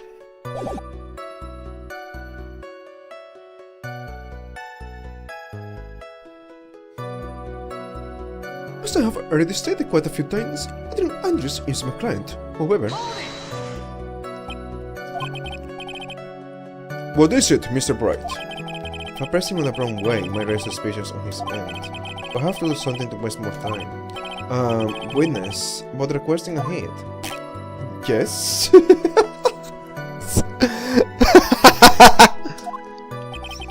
matches your fee. I see you are also quite a dark-hearted man, Mr. Attorney. Huh? If you would like to talk business, we can do so after the trial. Ah, no! I'm not thinking of hiring Mr. Bright! Yes? You want to kill me! You want me dead! Told you! What?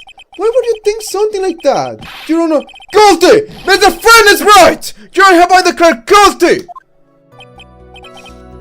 Witness, let's continue. Why did you close the name of your client? They are your client, are they not? One thing you simply cannot overlook is tampering with the scene of the crime. I would think that most people wouldn't be able to overlook a person hiring another to kill. If I had a problem with such a thing, I would be very effective at my job. Yeah, well, a change in occupation might be good for you. However, I will say this. Even though I am the one that does that deed, my friends are always the real guilty party. That goes with the same, Mr. the Killer. And their fate is to live with the knowledge of the guilt on their shoulders. However, my client is then taught that they could run away from the guilt. I can't live to frame another for a crime. Are you talking about the button and the knife? Yes, my business card. Oh, this card. So that no one has to waste their time, including the police. Always make it a point to make things as easy as possible. You try to make things easy. The business card makes it very easy to identify who carry out the service. It's pretty devoted to his work.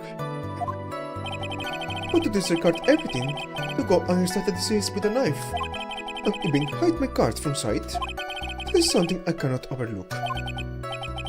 It's really hard to tell if he's being truthful or not without him being here.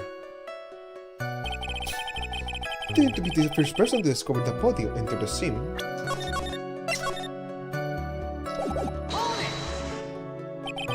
So you're saying most clients wouldn't do such a thing? That is correct. Usually, most people try to create an alibi for themselves.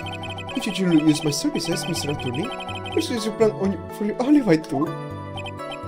No, I already told you. I have no intention of using your services, ever! That look. It doesn't keep becoming like I don't want to try here. I just already knew from the very beginning that Juan Corrido was dead. Where is she now?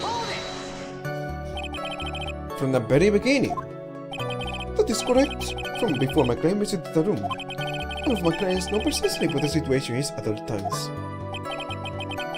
Well, that's really true. I don't think so. I knew that there's something wrong with that. That's odd. What even more appalling is the creation and planting of the knife and button. I'm also paying attention to this, but I don't have any ideas right now. I have to look at my evidence. So why do you think your client did that? What do you mean by why? Well, fiddling around the scene of the crime is pretty risky. But we're someone who has requested that more than go to the crime scene anyway. That is true. So it was pretty dumb to frame Mr. Engard. If that's the case, then why didn't the person just request that you do it? Certainly, that is not possible. Huh? My job is to kill, that is all. And to leave my business card behind, naturally. The business card is so my clients may escape blame. Protecting is my duty. Even if the say is for revenge, seeing someone else up to take full fall. That act is what I was referring to when I said my client had broken the rules.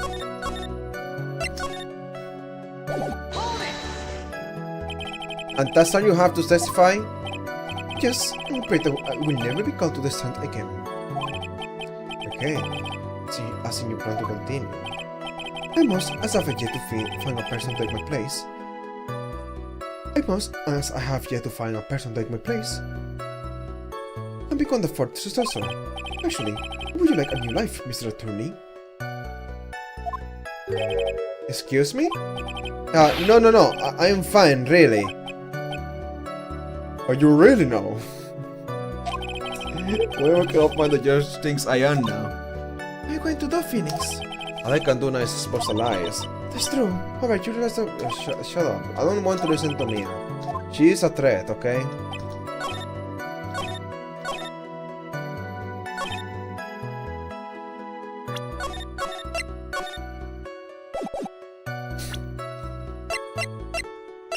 She knew it from the very beginning.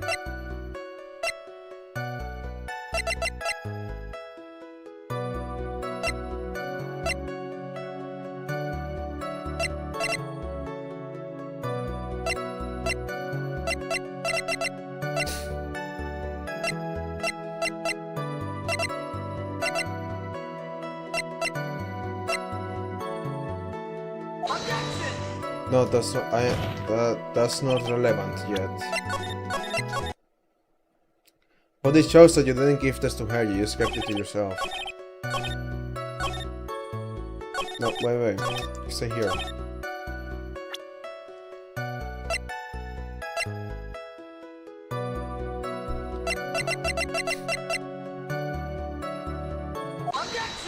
There we go.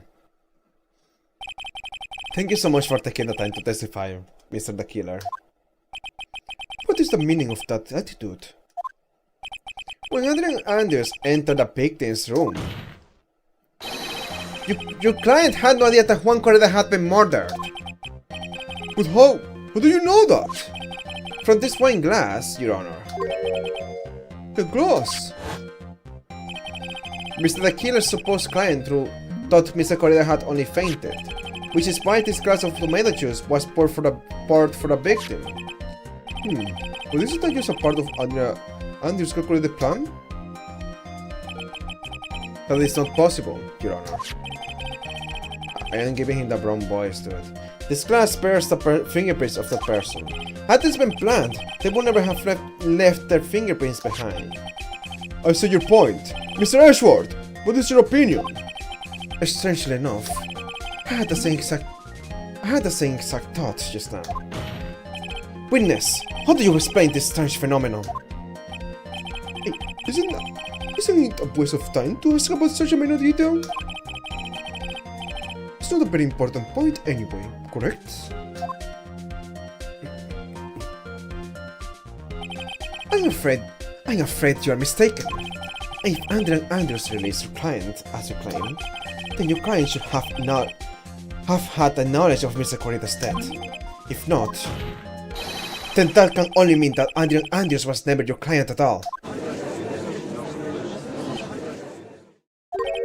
How strange.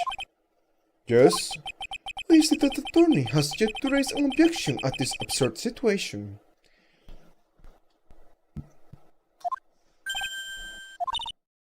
Phoenix, is the killer figures Papa up to? Being in real trouble. Yeah, I know. Mr. Ashworth, I'm surprised. Do you know you can't say things like that without any evidence? Sorry. Well, that wasn't a fully weak objection for the two of you. Anyway, I'm positive there was a contradiction in that testimony. The prosecution requests further testimony concerning when the request was taken. Very well. Right now, I have to buy us more time. I will wait for the items the killer left behind to get here. I just know that the very outcome of this trial lies with those items.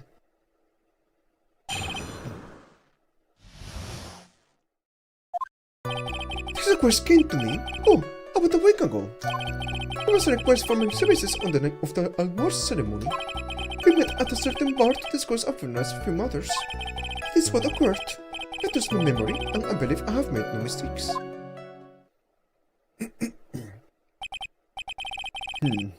So you physically met your client, huh? That is correct. Meeting one's client is the first step to building trust, in my opinion. I see. Well, Mr. Bright, your cross-examination, please. Request taken.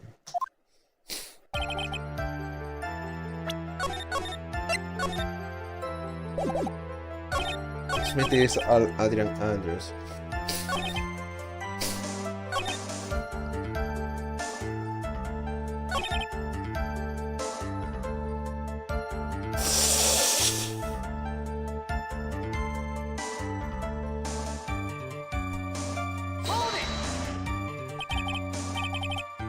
One week ago. Are you sure? Yes, I am quite sure. I, of course, had my own preparations.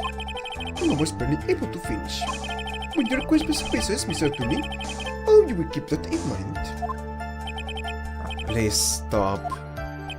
In any case, my client this time had a very specific date and time in mind. A specific date and time. It was a request for my services on the night of the war ceremony. Did you ask why on that specific night?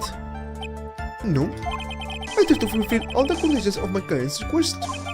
But as for why, well, I had my suspicions. Suspicious, huh?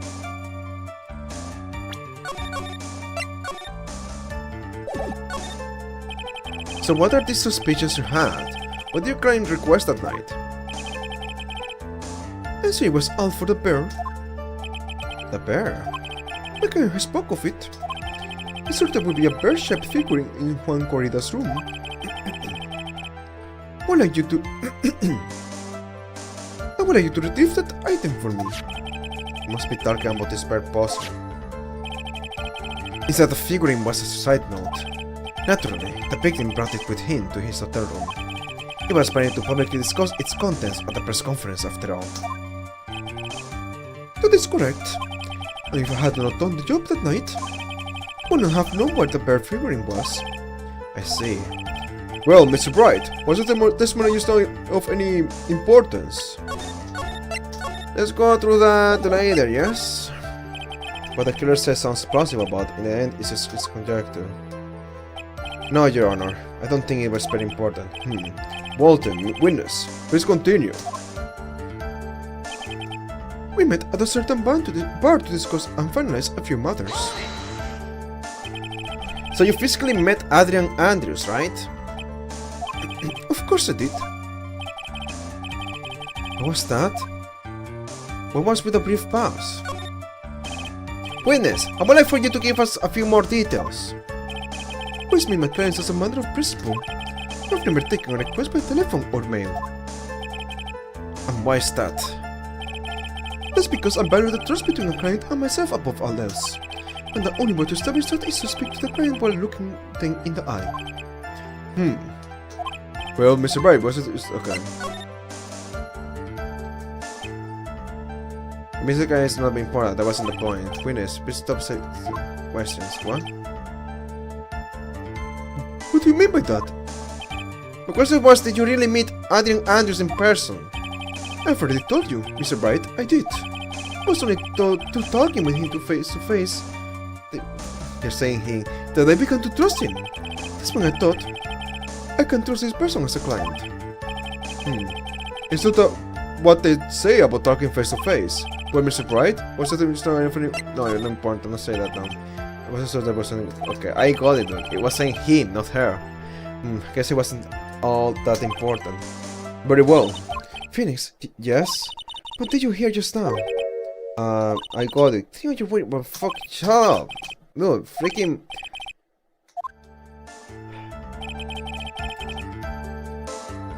What is it called? Coach talking or whatever, I don't know. Back talking, I don't know. Whatever the word is when people tell you what to do, whatever. This was the court, I believe. I trust my memory and I believe I made no mistakes. So the crime was Adrian Andrews. That is correct. Well, it says that two of them met. But if they did, then there shouldn't be anything wrong with the killer's testimony. Well, there doesn't seem to be anything senseless, I know. Shut up. I don't care what you say. Give me Maya back, or give me anybody. Literally anybody's better. I don't like me at that.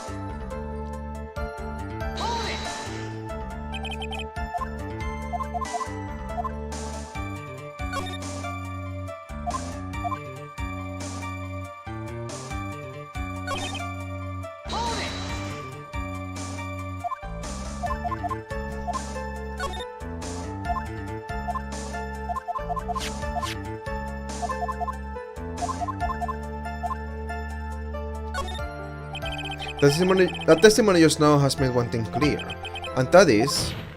the crane knew the secret of the bear figurine. Huh? Why is everyone so quiet? Mr. Bright, I think all of us already knew that. Yeah, everyone knew that. Oh, really? Witness, please continue with your testimony. Alright. Extra dialogue.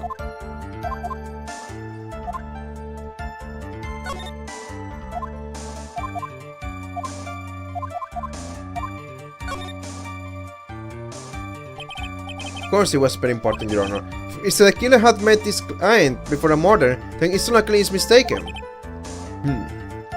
So you're saying that this client really was Adrian Andrews? I guess so. You see, it's just as I said. It's established trust, okay? Just trying to get him to trust me. So lost. Why am I supposed to be helping here? I'm not finished. Think carefully and relax. No time. We'll always yes, let's get to the point already.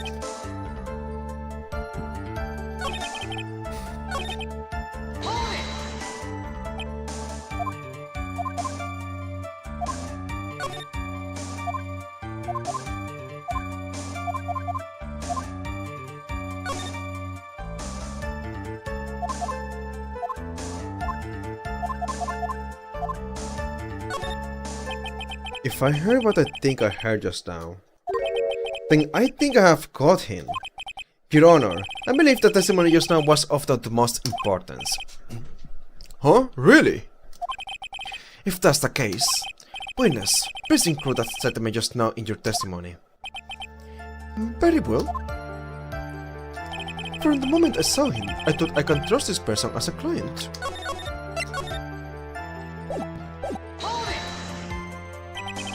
But as we know, that was not how it turned out, correct? What do you mean? Adrian Anders turned out to be a client who couldn't stick to the rules, right? No, yes. I suppose you're correct. So I would like to check one last time. Are you sure your testimony is accurate?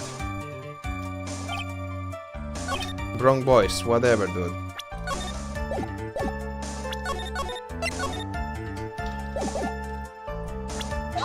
No.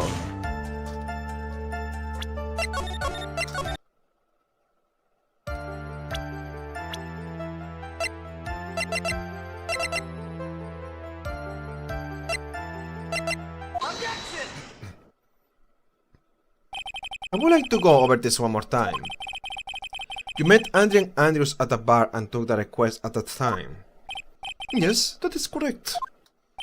And that's when you thought he was trustworthy. How many times must I repeat myself? Yes, that is correct. I'm sorry, but that is an impossible tale. What? Surely the killer. You have never met the real Adrian Andrews. Why would you say that? Because you made one very big slip-up. About her. So what is the issue? What did you say just now? About her? If you had never met Adrian Andrews in person, one look would have told you that she is a woman. Woohoo! Order! Order in the court! Mr. Bright, what is the meaning of this? This witness testified to the following. That he always meets face to face with his clients when taking the request. But he has never met Adrian Andrews in person. Yes, Your Honor, that is exactly the point. That means Mr. the Killer's client could not have been Miss Adrian Andrews.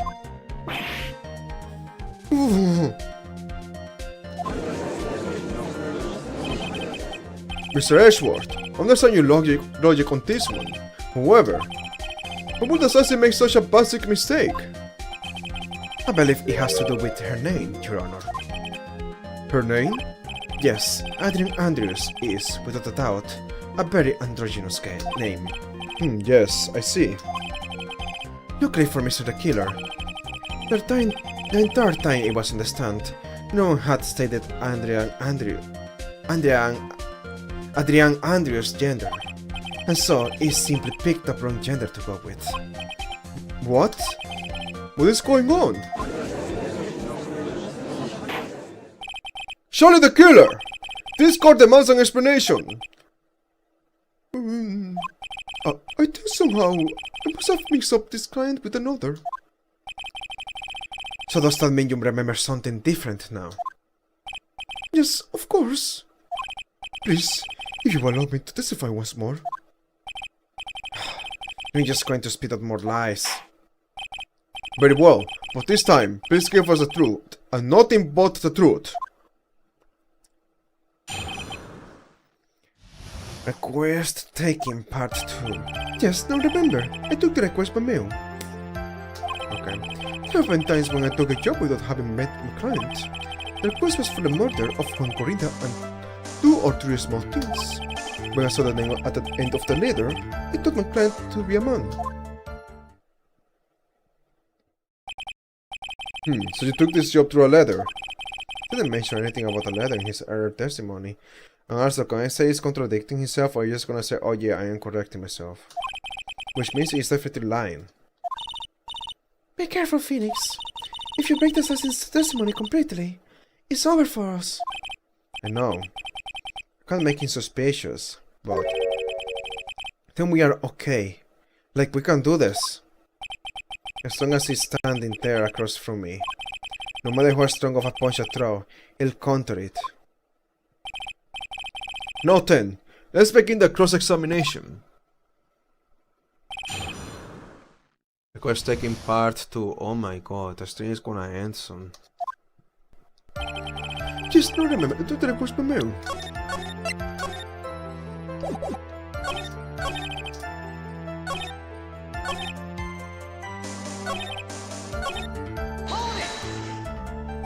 But didn't you just say that you always meet your clients? Yes, I suppose I did say that. However, there are some clients for whom a meeting is not possible. But didn't you meet your client this time? No, I did not. Oh, come now. Let's stop playing this game of cat and mouse. Because your sickest voice is not going to work on me. Alright then, just cough it up and confess. Mr. Bright, you can't badger a witness with such harsh words. You're a lawyer, so behave like 1% evidence instead of mindlessly yelling. Now then, do you have any proof that Mr. the Killer met with his client? Look at it later. I'm sorry, Your Honor. Fortunately, I don't have any proof. I see. Then your line of questioning was just another waste of time. So there for us, Your Honor. That is the nature of right and wrong.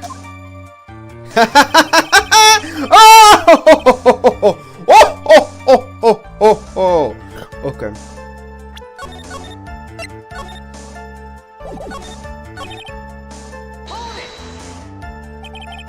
And why could you not meet certain clients?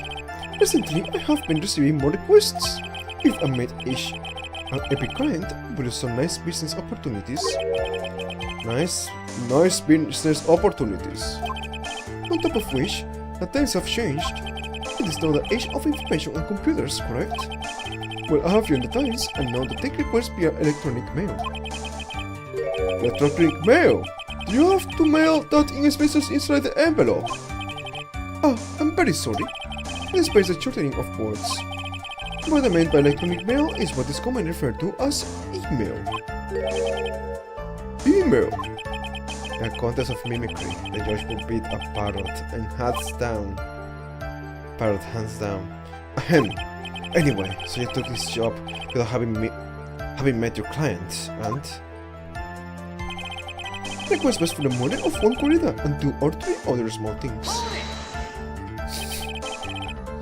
2 or 3 other things. Yes, And what were these other things? a few other things that have nothing to do with this case. What should I do? Should I let him inside with that? It would be really bad if I push his buttons the wrong way and it got bad. Let's push buttons. Whether or not they are related in this case is for the court to decide. Mr. Attorney. Yes? Everything I have said from the beginning has been nothing but beneficial to your client. Which is why I wonder what is pushing you to continue with this cross-examination. Could it be that you are planning to betray your own client? That's... It's merely the stage of a backstabber. And should you turn out to be one? Wait! Oh, this is looking really bad. I shouldn't press my luck, alright.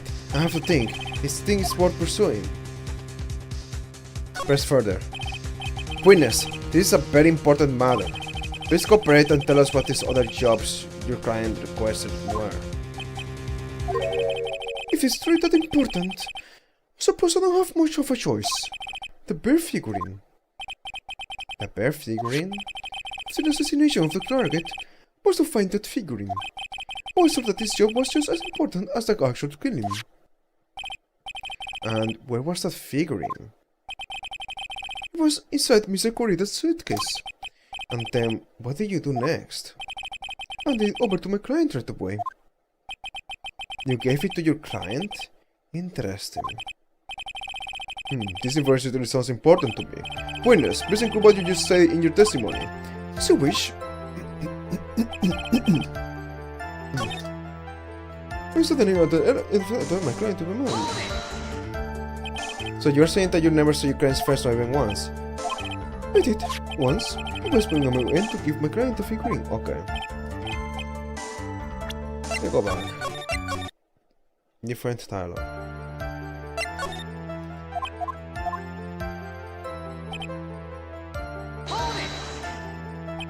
So you're saying that you never saw your client's face, not even once? I did, once. I was putting a point to give my client a figurine. Yes, I see.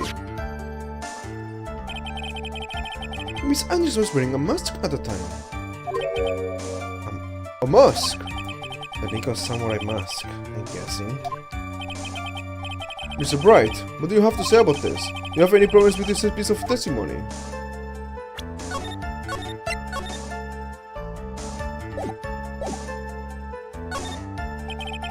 I think those sort of stick out to me, Your Honor. Witness, I think you must have saw your client's face. How did you know that she was in the suit? Let's take on Mr. Power's testimony. After the award ceremony, I went by myself to Matt's room. Matt was standing there in the front of this room, still in his unico samurai costume. Matt gave the bellboy a tip. You received quite a large roll of cash from Mr. Tenkar. And at the time, he was not wearing his unico samurai mask. Woohoo! Order! Order! Yes, don't I mention it? I do remember that. Witness! Yes, that night I did wander the floor as a bellboy. Received plenty of tips that night for carrying just to the various rooms. Is that so wrong? Huh? Who gave me that tip was not my client. He was probably just a very generous person. I'm sorry, but sadly, we are not nearly so generous here. If I could receive large rolls of cash by simply bringing people things on trays, then why on earth will I stand around here prosecuting? Oh, the deja vu. Isn't his salary more than enough for one man? Where is your evidence? And where is your evidence that the large roll of cash was not in fact a tip? Come, Mr. Ashworth, show me the money. What? Mr. Attorney. Yes? You know, I think your line of questioning has been a little strange. In fact, I would say you don't seem to believe Miss Andrews is my client. Oh, no, it's not like that at all. I just think lies aren't a good thing, you know? Oh, I don't agree. Lies are not a good thing at all.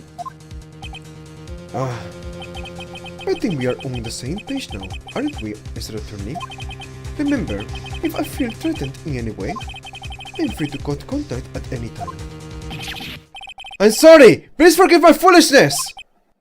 If only you were this apologetic all the time. Anyway, I do not see a huge contradiction here. Therefore, you may continue with this. My voice is just... I am tired of voicing this.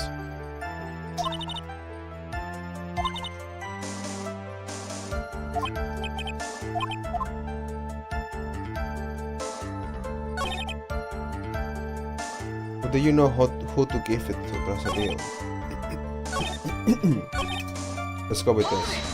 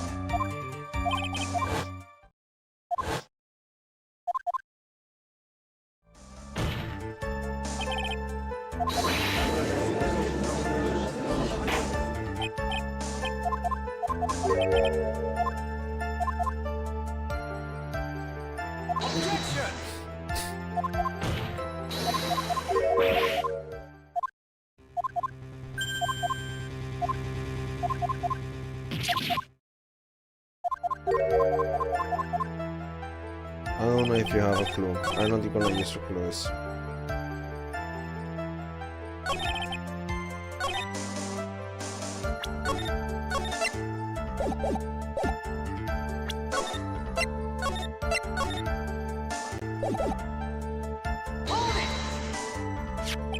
I found this figurine at the Mr. Encart's mansion. If you gave it to Miss Andrews, then what was it doing there? What's waiting for her there? That was also part of the plan, to frame Mr. Encart, I'm sure. That makes a lot of sense. Well, Mr. Bright, do you have any problems with this piece of testimony? So the killer says he gave the figurine to Miss Andrews, but I know somewhere in that statement there is a contradiction. And yet, I know that if I present something trivial here, we've got a connection on his end. If you want to make a strong point, Phoenix, you have to present strong evidence. That's right. So now what, Dr. Bright? What do you call yourself, Dr. Bright? Dr. House? Let's present evidence. Buenas, let's go over this one more time. You gave Miss Andrews the bear figurine, and she told you to take the bear and wait for her at the Encart mansion. Is that correct? Yes. Where are you going with this? Well, I think maybe you might have remembered a few things incorrectly. What? This is a battle of wits. Can't let up on him.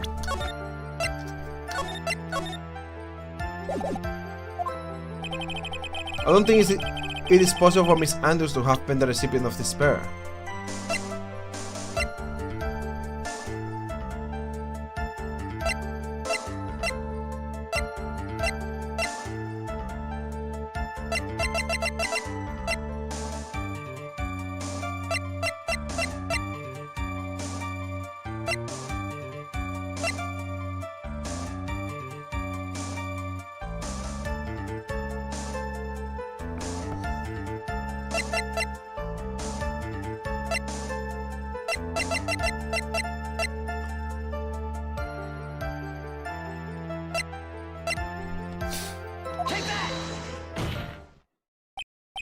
So, what do you think? Okay.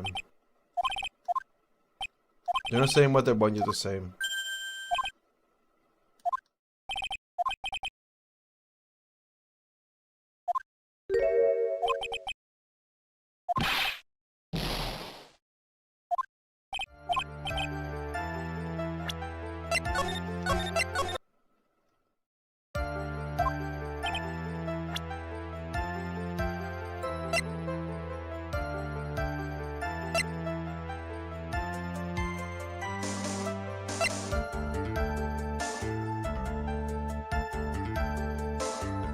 because it was fake. Shelly the killer.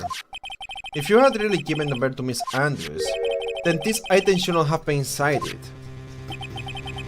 This item? I see where you're going. Yup, that's where I'm going. Where's everyone going? We need to pack a suitcase. Your Honor, please think back to Miss Andrews' testimony. I was going to burn it for her sake. If even for a single minute, this bird had actually been in Miss Andrews' hand, and so she would have taken the suicide note out and burned it. That's not where I was going, but it works, whatever. Order! Order! Order! So that's where you two were going! So by the very fact that the suicide note was still inside the bear, it tells us that your client didn't know how to disassemble the puzzle. Which means... It means, Your Honor, that it is impossible for Adrian Andrews to be the client. Woohoo! Woohoo! Oh, order! Order! Order! Mr. Finis Wright? I'm sorry I mentioned this before. I hate traitors above all else. I think your cross-examination has clearly demonstrated something to me. You must wish to break your end of our agreement. No, that's not.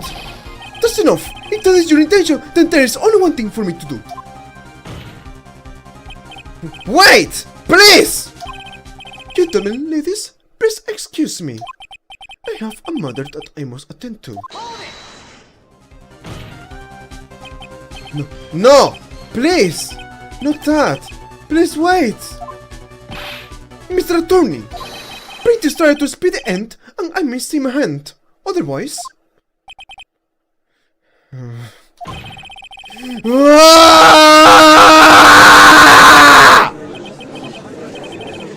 What in the... Mr. Bright, are you? Mr. Ashworth? Yes, Your Honor. Understand this witness's outburst just now. Do you think there is a need to hear more testimony, or is this enough? Well, we should. Ashworth, we can do this. We keep this up. Maya, shield. The prosecution, I must come over everyone, even you are. The prosecution rests. What is going on around here? The prosecution has no further questions, Your Honor. What?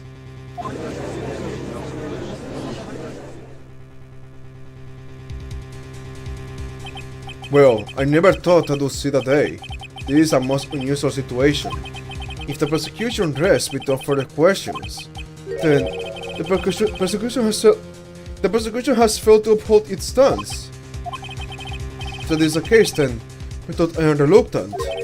I must believe that Mr. the Killer's testimony is accurate. That would mean that Shelly the Killer's client is Adrian Andrews.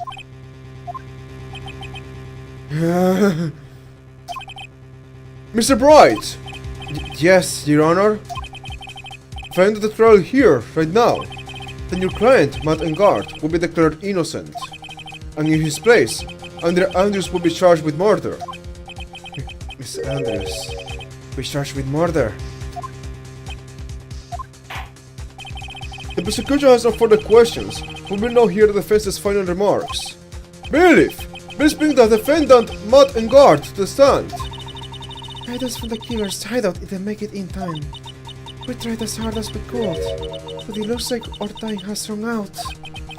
I can't believe it. The outcome now lies in your hands. That's crazy. Dude, did the old guy finally decide? To be honest, I can't think of you as a truly innocent and good person. You have done enough evil to drive a woman to suicide. But, at least on the charge of murder, it will appear you're innocent. Ha! So, I guess even the old foodie duty figured me out. How dude? I guess even the whole foodie duty figured me out. Mr. Guard, what an atrocious lawyer I have, giving his own client up like this. And that refreshing like a spring breeze crab is just as atrocious, don't you agree? Anyway, get on with it and pronounce me innocent already. And right, Mr. Lawyer? Shall I side with justice? Or shall I save Maya's life? You better get in guard to kill this sentence, okay? But if I did that, Maya will die. But they say he's innocent. Then Miss Andrews will be charged as a murderer. Do I say he's guilty or not guilty? Either choice I make, someone's life is going to end. It's alright. It all hinges on what I choose. Note them, Mr. Bright. Let's hear the defense's final statements on this matter.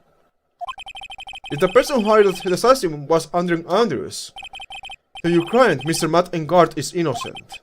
There is no need to ask, old man. After all, my lawyer is going to say what they want, aren't you? Right. I can't do this.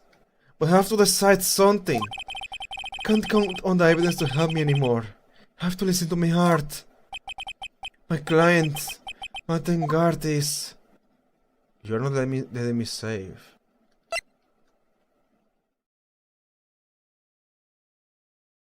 I'm gonna say not guilty. Not guilty.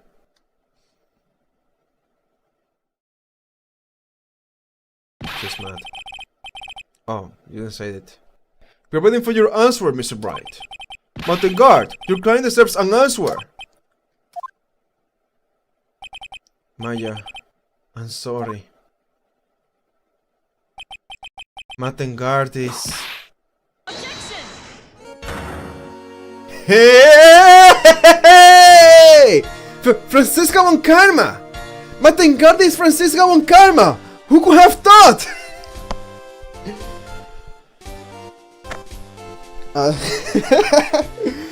Audio listeners love you to death. Francisca von Karma just entered the door through the courtroom in a very heroic manner. Audio listeners love you to death. Oh man, that was the Choco Sandwich podcast, dude. They made a new one, right? I should watch that one. Because there's something I like about Choco Sandwich. I don't actually talk about drama. So that's cool. It's like I said before, I think it was in the last stream. I said something about how every podcast sucks because they eventually start talking about drama because they don't have topics to talk about. Choco Sandwich just kept it going. Honestly, I know like some others that I should have don't talk about drama. There was this one where they are comedians. There's like a bunch of boys there, I guess. Anyways. Oh, my boys. What are you doing here? Oh! You see now, don't you, Miss Phineas Bright? This is exactly why you should never take your eyes off of that scruffy fool. Did you bring them? The final pieces? Do you have them? You should know better than to ask that, Mr. Miles Edgeworth. She uses everybody's full name. It's kind of cute, honestly. Miles Edgeworth, okay. Upon Karma is perfect in every way. The evidence is here. The evidence is here in perfect condition. Don't worry about Scruffy. He's fine. His injuries are minor. And all of the items are inside this. What a filthy old coat this is! That's conscious. Can spot the scattered rags everywhere. I apologize for its ugliness, but there was nothing else to wrap the items in. I fought long and hard this whole trial. All for what is inside the raggedy coat. Ensure that inside that coat there's a crucial piece of evidence. I have no idea what it is. Your Honor! Inside the filthy coat are the defense's final pieces of evidence! Final evidence!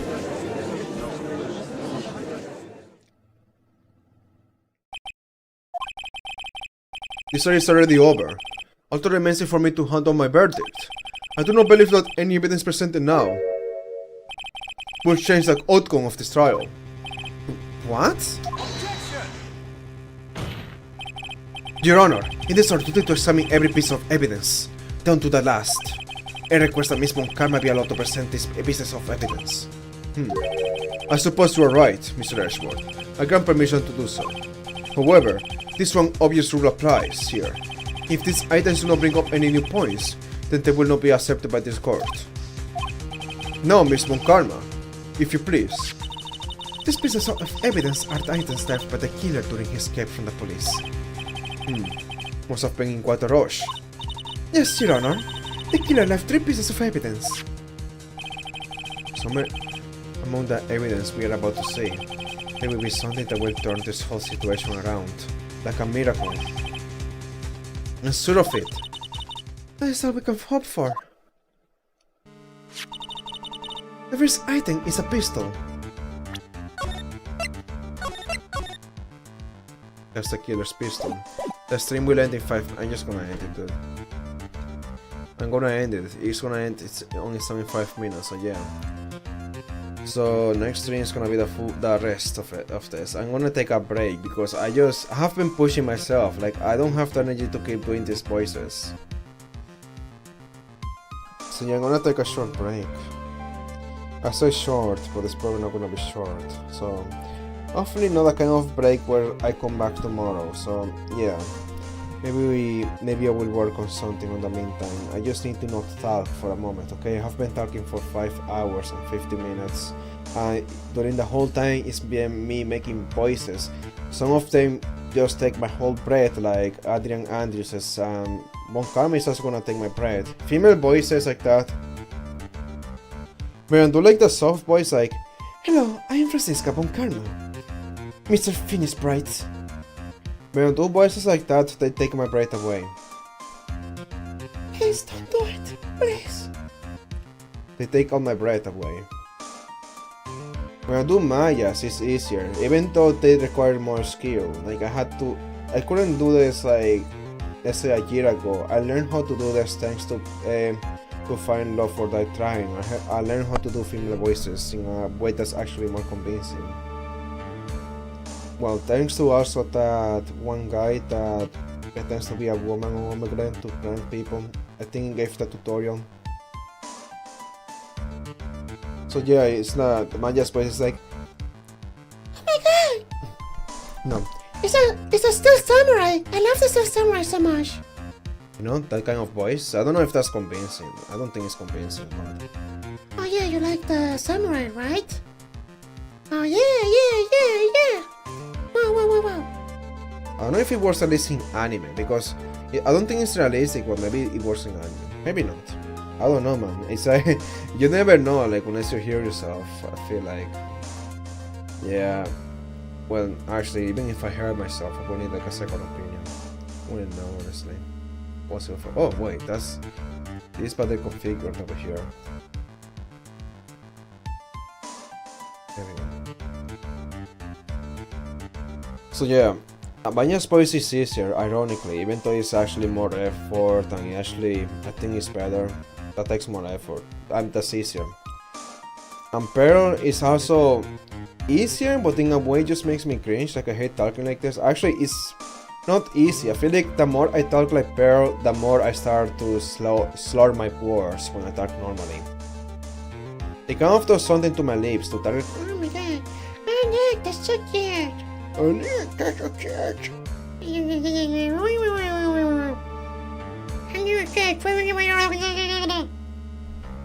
And I kind of voice like that when I kind of have to make my mouth short. That kind of affects the way I pronounce things. It makes it so I don't pronounce things well. So that's another thing. And besides that, there's Edgeworth voice also has that kind of effect, I think, but maybe not. I'm gonna say it doesn't. But I just have been having problems doing Edgeworth's voice this time because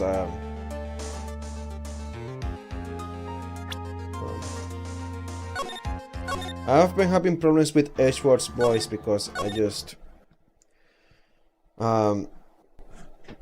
because of Pearl basically, and because it's been a long time already, and also because I have this thing in my mouth. It's like I don't know what you call it in English, inflamado, a bit inflamado.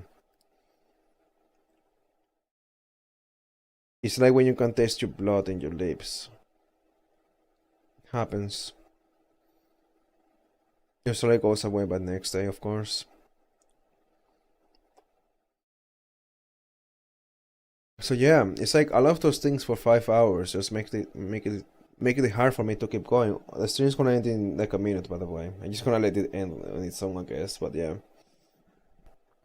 Everything just makes it harder to kind of keep doing this. So I think I'm just gonna take like a good break right now. Just until I can talk and do whatever. Because it's kind of hard. I don't know. I'm trying to think of something else to say right now. The George voice mixing with other deep voices is also I wouldn't say it messes with my voice, but it kind of messes with my brain. It's kind of irritating how his voice ends up being too similar to another voice and how I keep messing it up. Yeah, it's always easier to just use my own voice. I don't make that many mistakes when I'm talking with my own voice, so yeah. When I use another person's voice, when I try to change my voice, and yeah, I make mistakes all the time, dude. It's kind of annoying. So yeah, the stream will end in 5, 4,